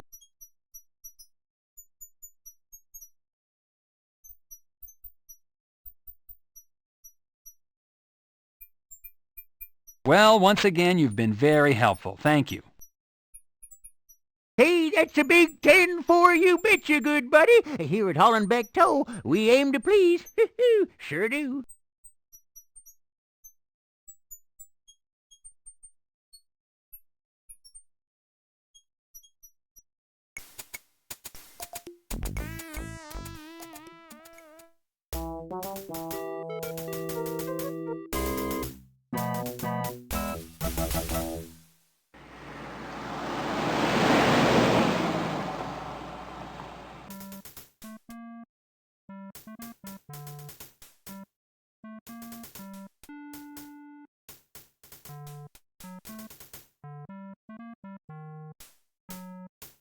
You attach your Parker Center ID to your suit.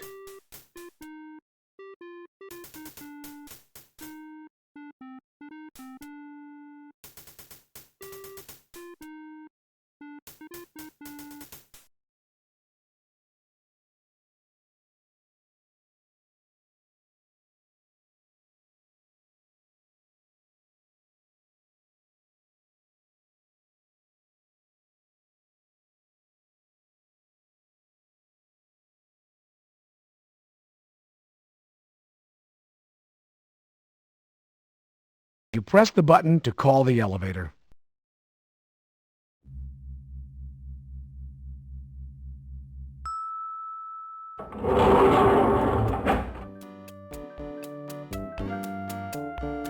You select the 3rd floor as your destination.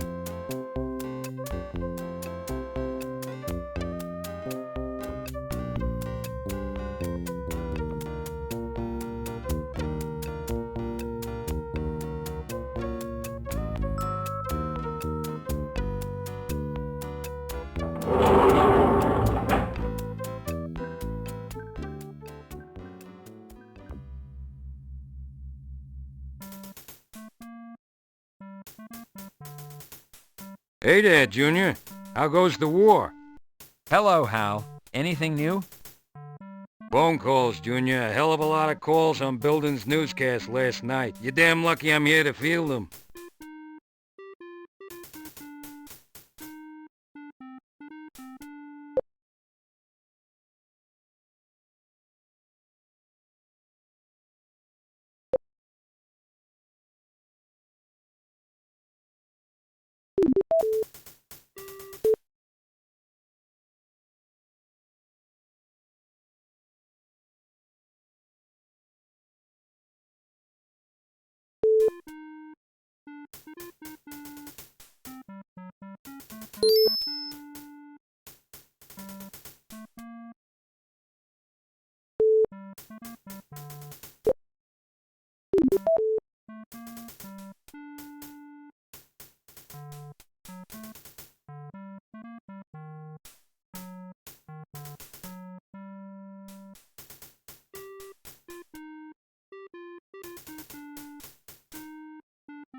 You call the elevator.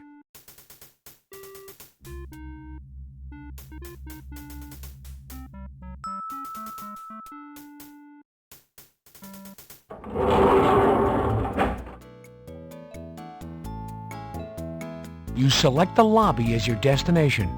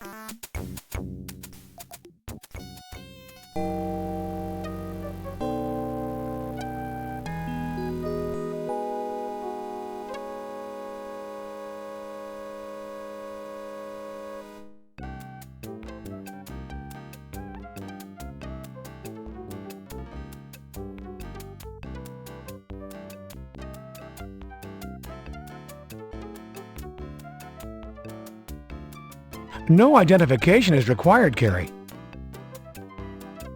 Feels like county. You open the door to social services. Hello, I'm Detective John Carey, Homicide LAPD. I'd like to speak with the person in charge, please. I'm sorry, Detective. Our manager is out for the week. I'm Nora Bittridge. May I help you? Nora, a car registered to social services has wound up in impound. Its license number is County 2BSY669. Can you tell me whom it's assigned to, please? Yes, Detective. Just let me look that up. Why, that car is assigned to one of our social workers, a Miss Luella Parker. May I speak to Miss Parker, please? Well, I'm afraid Luella is not in, Detective. Is she out on a client call? No, actually, we don't know where she is. The last time we saw her was Monday, midday. I've tried calling her home, but I get no answer. Does Miss Parker have family we might contact?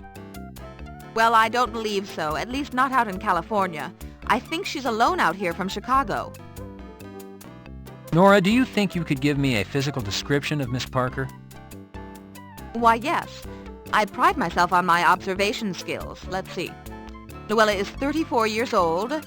She stands approximately 5 feet 5 inches tall and is overweight, so I would say she weighs around 160 pounds.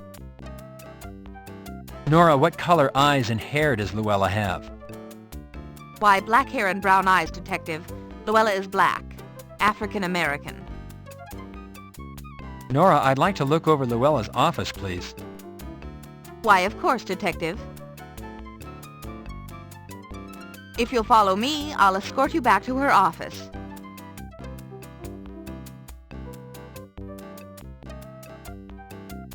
I'll be at my desk, Detective, if you need anything. This is no time to play. This is no time to play Space Quest 5, The Final Frontier.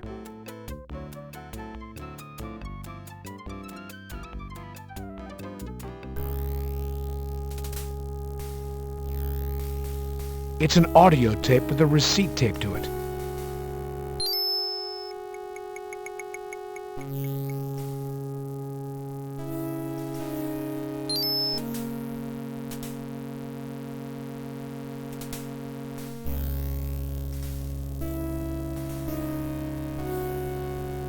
Case number 18908B, Barbie Can. Case number 14434-0, Mitchell Thurman.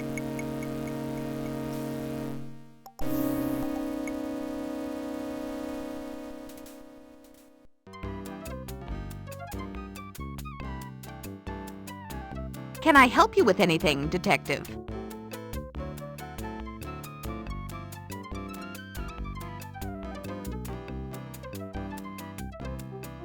What do you know about Luella's social life? Does she have a lot of friends? Does she go out after work? Luella's personal life is just that, personal. But as far as I can tell, her work is her life. She is very devoted to her job and her clients. What about boyfriends, Nora? Does Luella have one, or maybe several? I wouldn't know anything about that. I conduct myself in a professional manner and have a strict rule about discussing other people's personal lives. What can you tell me about Luella's clients or the type of cases she works on?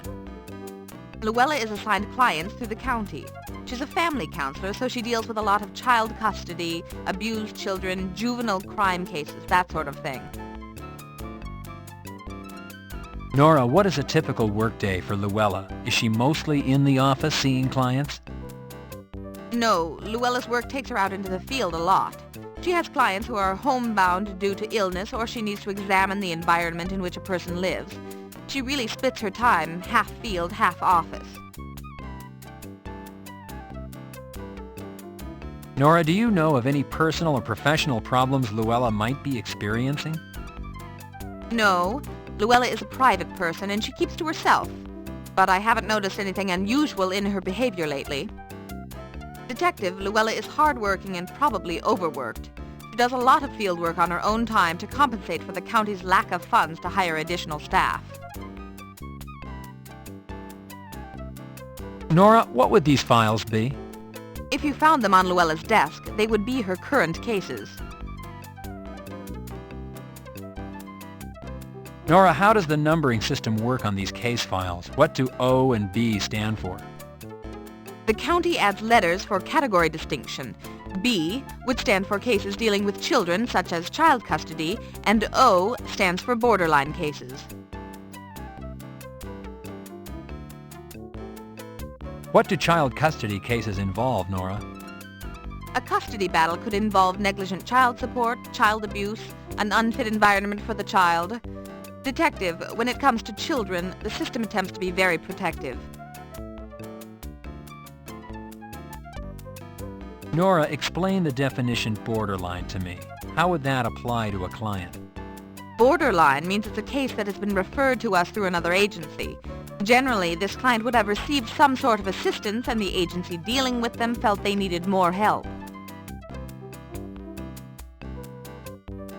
Nora, what can you tell me about Barbie Can? Well, I do know she's a client of Luella's. I don't know any particulars. The cases are confidential. Nora, do you know when Luella last spoke to Miss Barbie Can? Well, I don't remember the last time Luella called her, but I do remember getting a call last week from Miss Can, asking to speak to Luella. I remember because it was hard to hear her. There was very loud music playing in the background. Nora, are you familiar with Luella's client, Mr. Mitchell Thurman? Yes. Yes, I am. I know I shouldn't say this, it's unprofessional of me, but Mr. Thurman is odd. He had a very disturbing childhood, found his own mother murdered, and his father was abusive, but many people recover. I gather you don't believe Mr. Thurman has recovered. Nora, do you remember when you last spoke to Mr. Thurman? Yes, I do, yes. It was this last Monday, and I distinctly remember because he said he had to talk to Luella. He had the Monday blues.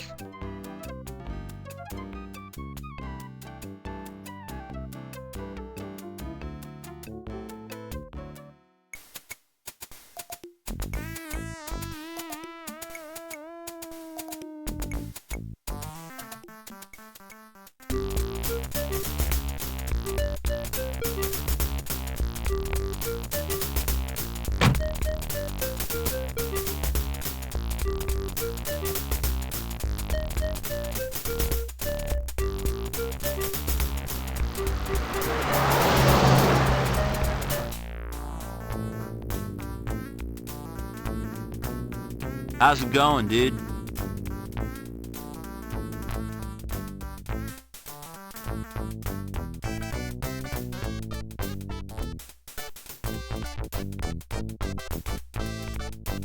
Are you familiar with a rapper by the name of Yo Money?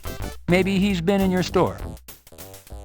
I know who he is, dude. You'd have to be living in a cave not to know who he is. But I don't know him. His music doesn't sell too good here. Actually, dude, I don't sell much rap. Mostly R&B, grunge, heavy metal. Mostly everything but rap. Well then, would you remember selling a Yo Money tape? Would it stick in your mind that you sold some rap? Dude, nothing sticks in my mind. I'm a product of the 70s.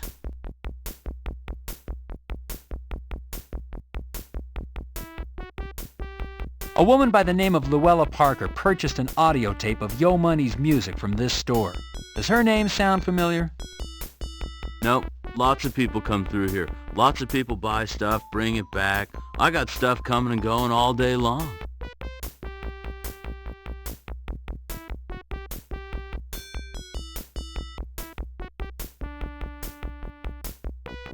This Yo Money tape was found on the desk of Luella Parker, a victim in a homicide case I'm investigating. Your store's receipt was taped to the cassette. Store policy is exchange only, no cash back. Dude, Yo Money doesn't sell so great here. Your option is to choose something from inside the counter. Take a look, dude. See what you'd like. 8-track tapes, drumsticks. Drumsticks?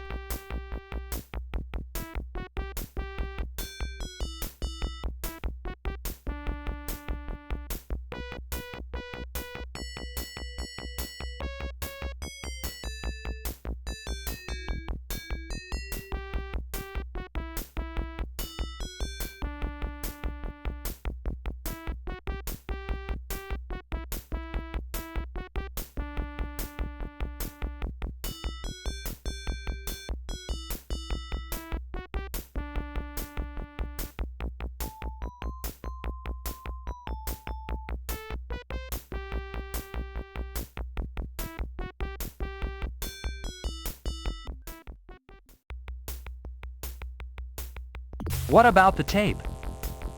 Look, dude, it's exchange only. A glass.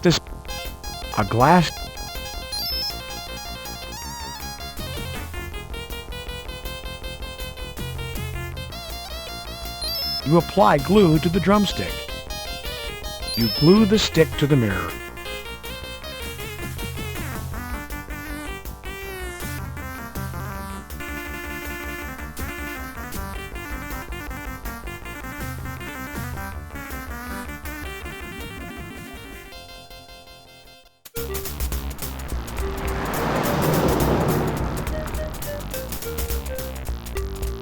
You push the door open. Why, hello there, darling. Hello, Barbie. How are you today? Ah, darling, welcome back. Didn't see enough yesterday. It's true, my girls are beautiful, aren't they? Oh, but darling, you have trouble, no? How is that investigation of yours going? What you need is a little understanding. Tell Barbie where it hurts. Ah, darling, welcome back. Didn't see enough yesterday. It's true, my girls are beautiful, aren't they? Oh, but darling, you have trouble, no? How is that investigation of yours going? What you need is a little understanding. Tell Barbie where it hurts. Barbie, do you know a woman by the name of Luella Parker? Well, yes, darling. It's a personal matter. Why? Is Miss Parker in trouble? Barbie, Luella Parker is dead. Her body was found in Griffith Park. Her murder is consistent with the two police officers. Barbie, can you tell me when you last saw Luella, and if she might have said something, anything that might, in light of her death, seem important? Oh, that poor darling. She was a lovely girl. I think it was last week. Yes, last week I saw her. She was supposed to stop in this week, Tuesday, but she did not come by. Miss Parker was helping me with a personal matter. She was to deliver some papers to me. I do not recall she said anything or acted in any way peculiar. You know, darling, she was a shy girl. Oh, that poor darling. She was a lovely girl. I think it was last week. Yes, last week I saw her. She was supposed to stop in this week, Tuesday, but she did not come by. Miss Parker was helping me with a personal matter. She was to deliver some papers to me.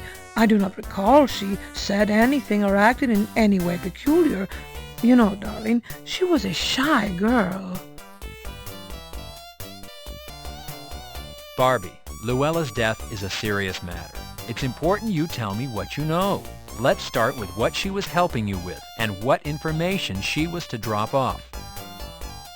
Darling, it is nothing sinister. Miss Parker was helping me to win custody of my daughter.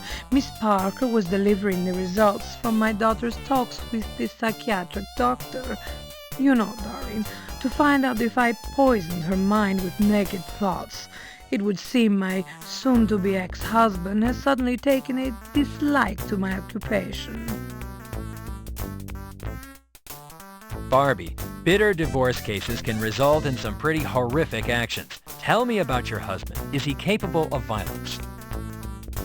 What about his work? Has he been laid off? Or his health? Any added stress can sometimes push a person over the edge. Oh, darling, my husband is an ass, and he is also a police officer. It is best that I do not discuss him. Detective Barbie, if my investigation progresses in your direction, I'm going to need to know your husband's name, his division. It's soon to be ex-husband, darling, and yes, of course. But for now, I see no reason to complicate my personal business. Yes? For now, today, I'll let it go, Barbie. But the minute anything points in your direction, I'll be back. You know, Barbie, cops aren't immune to trouble. You wouldn't protect him, would you? Oh my heavens, no, darling. If he was too lazy to satisfy me, darling, he is much too lazy to have hurt Miss Parker. If you hear anything from your ex, or if you think of anything that could help, please call me at Parker Center. Just ask for Robbery Homicide Detective Carey. Okay, Barbie? I know how to reach you, darling, and I will help if I can. Darling, you need to relax. Maybe come see my act some evening. It would do you good. Barbie's body language always makes a man feel good.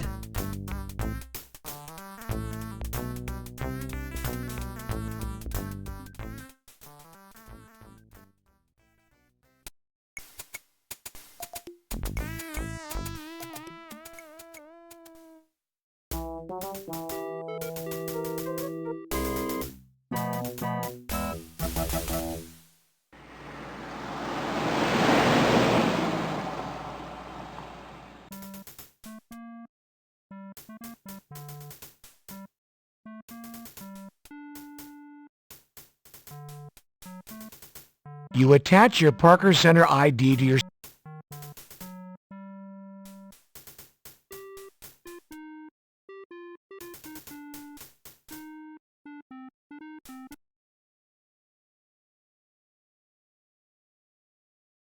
You press the button to call the elevator.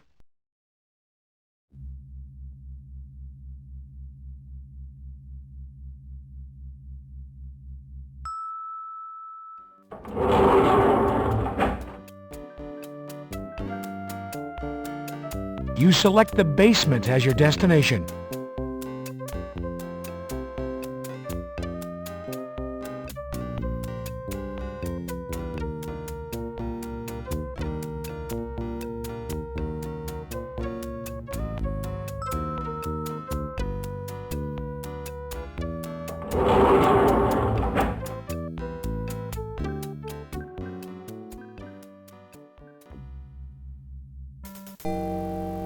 Hello, Detective. How can I help you? Hello, Chester. I found out that the abandoned car belongs to a social services worker named Luella Parker. She matches the description of Jane Doe 1201K. I'll get her dental records and send them over to the morgue. How about the arm bone DNA, Chester? The bone DNA matches with the Jane Doe 1201K. If 1201K is identified as Luella Parker, then the bone is hers. Anything new with the toxicology tests? Anything back from Quantico? We haven't made a match here. The only clue I can give you is that the substance is organic, not synthetic. That's all we've been able to determine. Thanks, Julie. See you later, Detective Carey.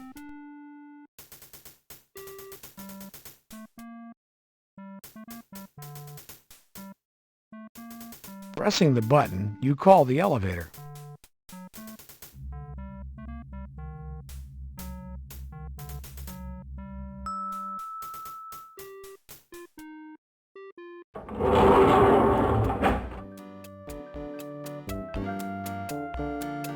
You select the lobby as your destination.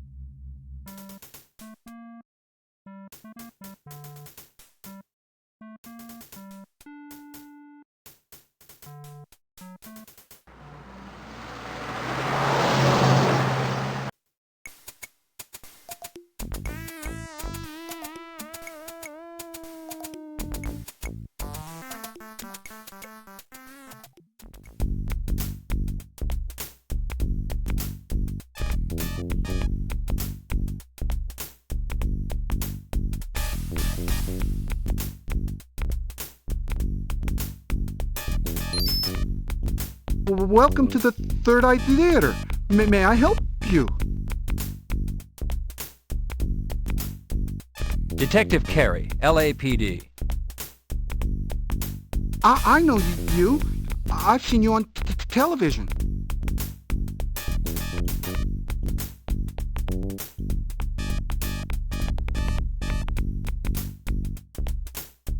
I'd like to ask you a few questions. Yes, please come in. Enter to the left.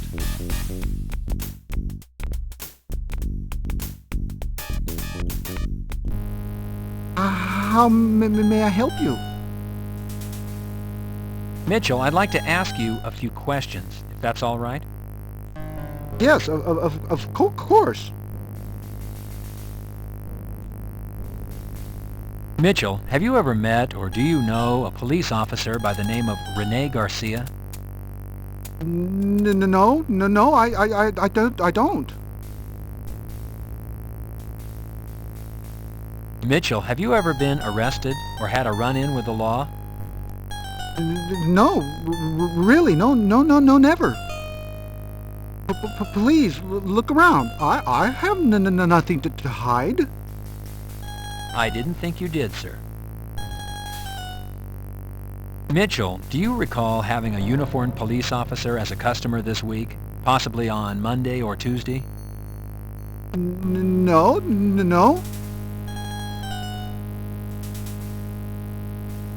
Mitchell, do you know someone by the name of Luella Parker? Oh, it's terrible what happened. It was wrong. Oh. Mitchell, is there something you know that you haven't told me? Something about Luella? She was so lovely about it. Oh, she was so lovely. It was so sad. Mitchell, what is so sad? Why don't you calm down and slowly tell me what happened? Okay, Mitchell? Real slow and easy. My dog, it's horrible. It's horrible what they said.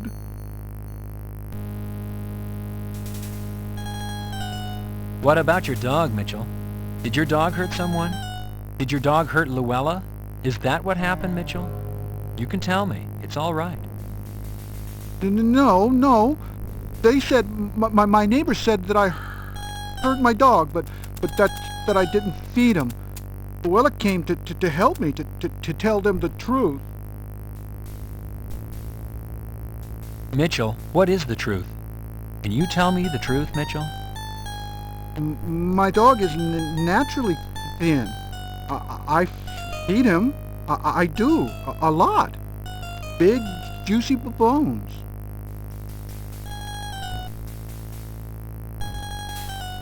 Mitchell, when was the last time you spoke to Luella? Do you remember? Maybe a couple of weeks ago. Why are you asking so many questions?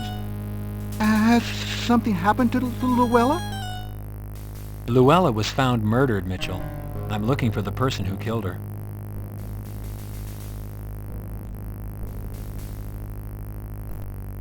Oh my! Oh no! Oh my!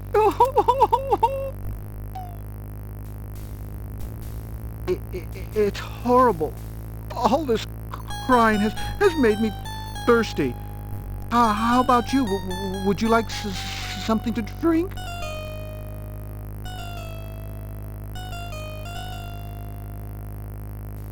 Please, have a cup of tea on the house.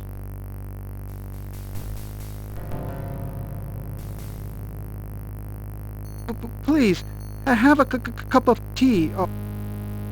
Please. The tea is refreshing, if not a little bitter. Don't you feel better? I know I do. How about a movie on the house? Everybody deserves a treat once in a while.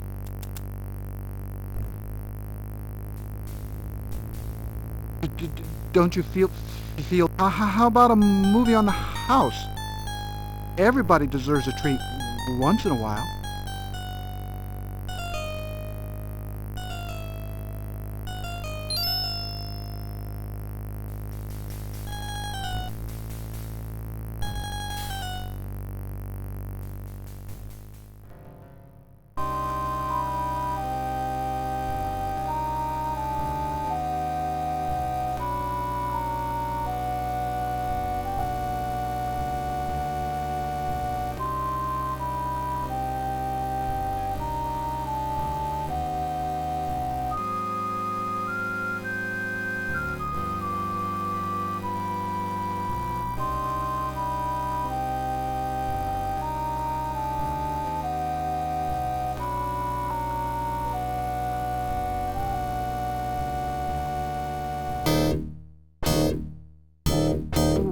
Wake up! Wake up! You fell asleep. It's time to go. Now.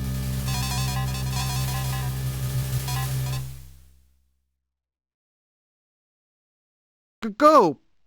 Please, leave now. Please go. I have to get ready for the next show. You're falling asleep. It's put me behind my schedule.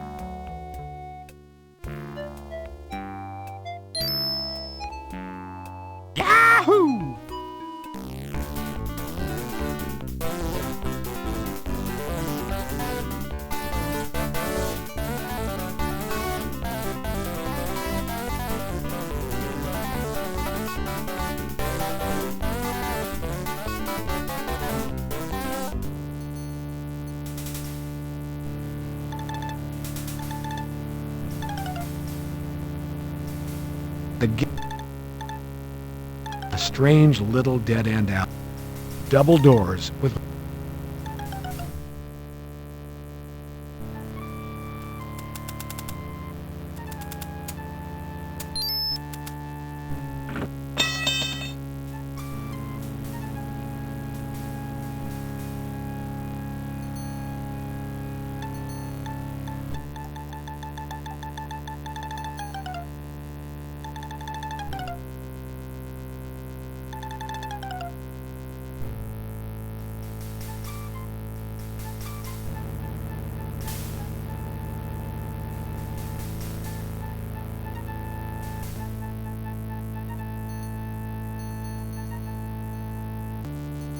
The metal door is locked.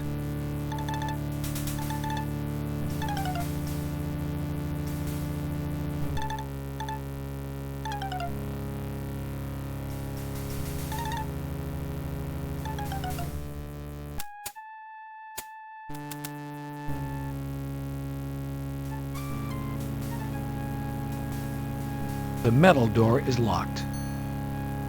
The cinder block is cold and damp.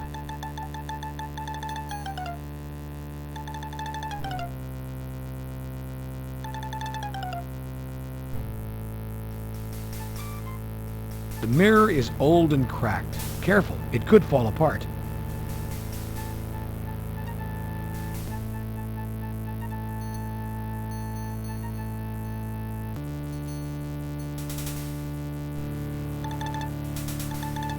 The knob will not turn. The door must be locked.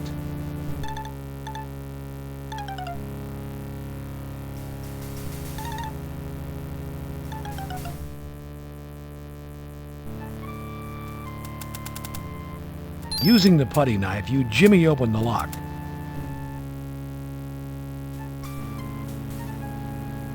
The door is unlocked. The door is unlocked.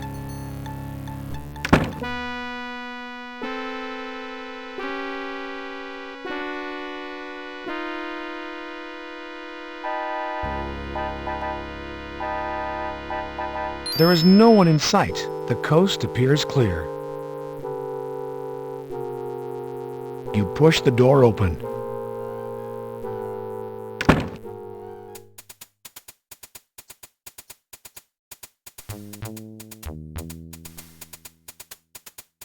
That should provide some protection.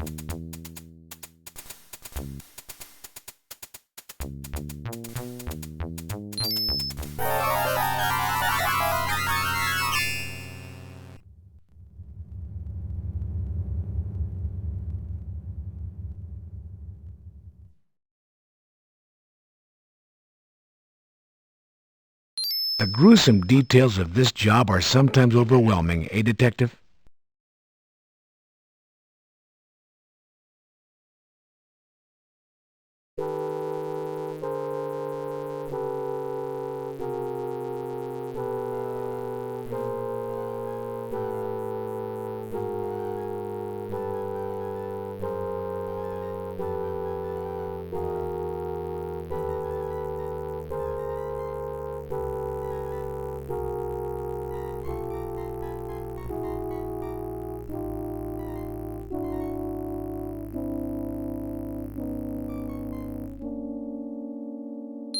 Here you go, boy. Good dog.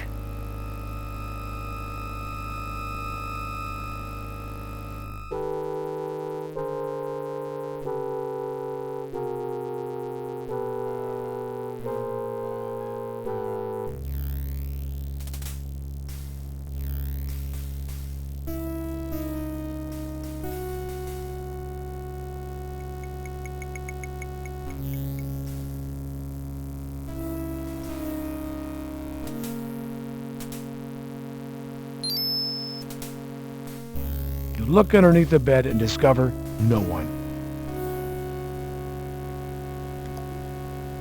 You open the closet doors.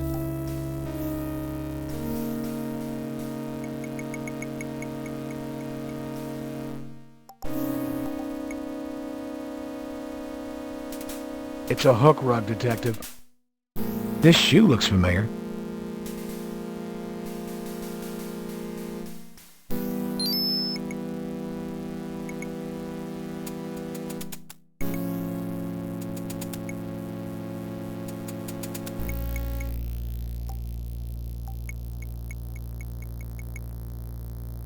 You notate the discovery of the shoe.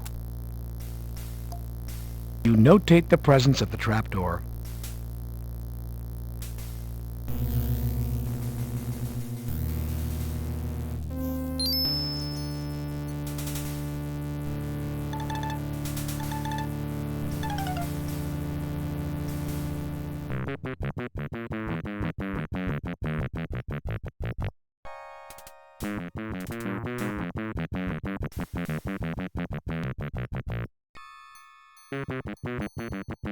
Notating this woman's condition will be important if this case goes to trial, Detective.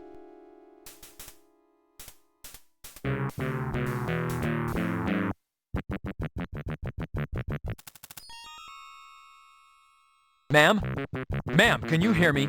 I'm a police officer. Ma'am?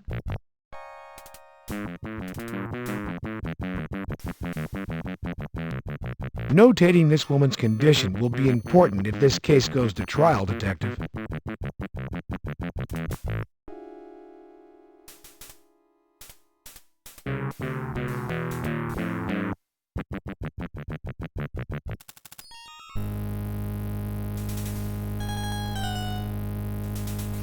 The popcorn machine is turned off and empty. Too bad there's nothing like hot, fresh popcorn at the movies. The lobby looks like it was decorated by a 14-year-old.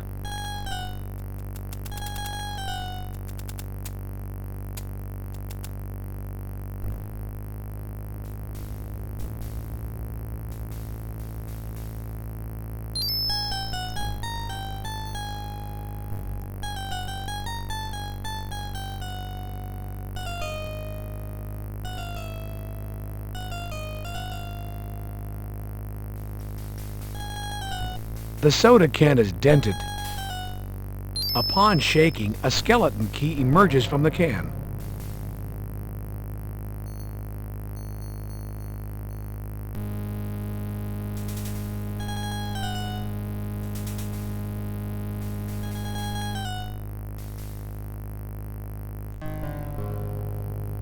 It's the door to the ladies' restroom. Knocking on the door, you receive no response.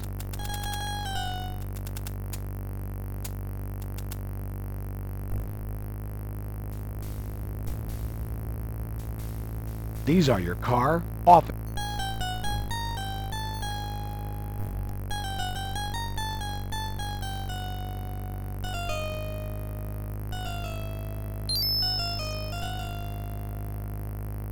Opening the paper towel dispenser, you find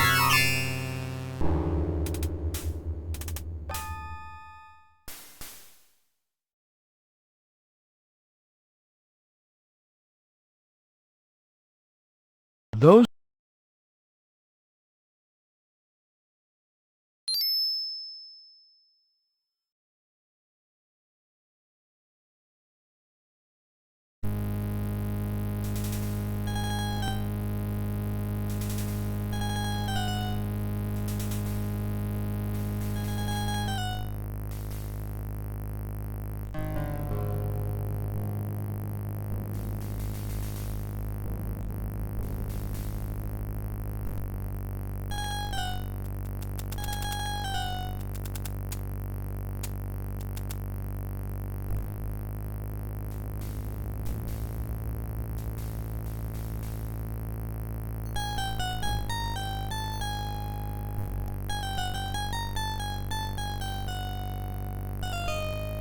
detect.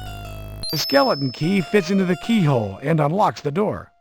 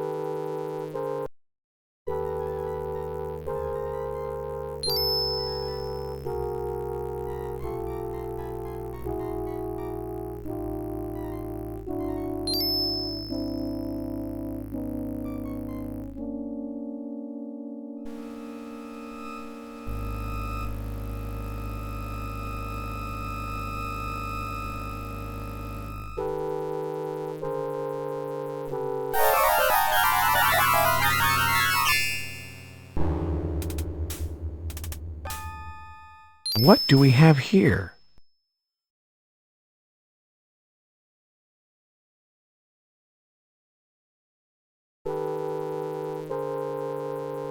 The door's locked behind you. It won't open.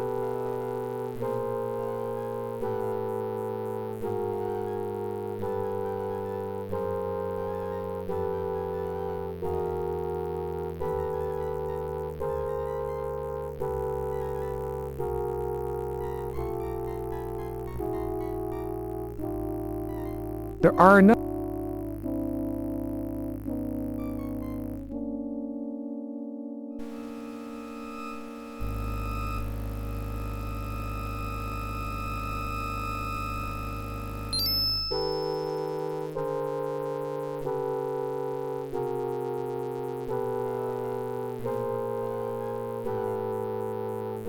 Combining the lighter's flame with the aerosol spray produces a torch.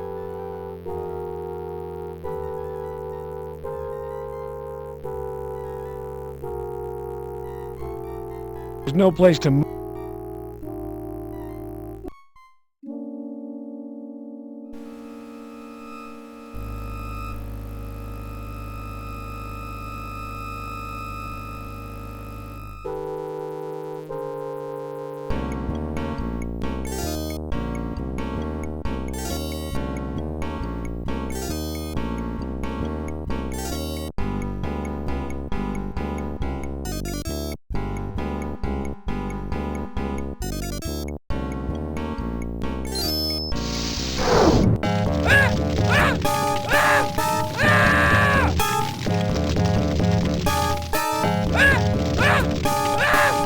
Your action neutralizes your assailant.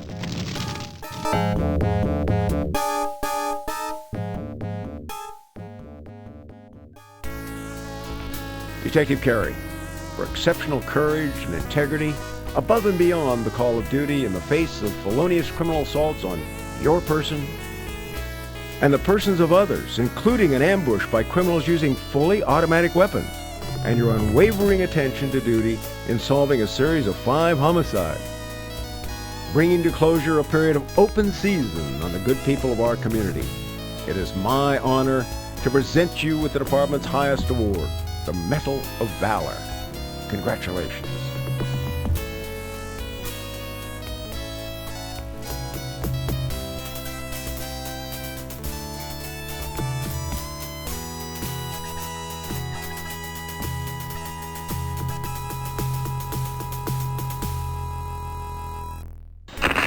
Air 100.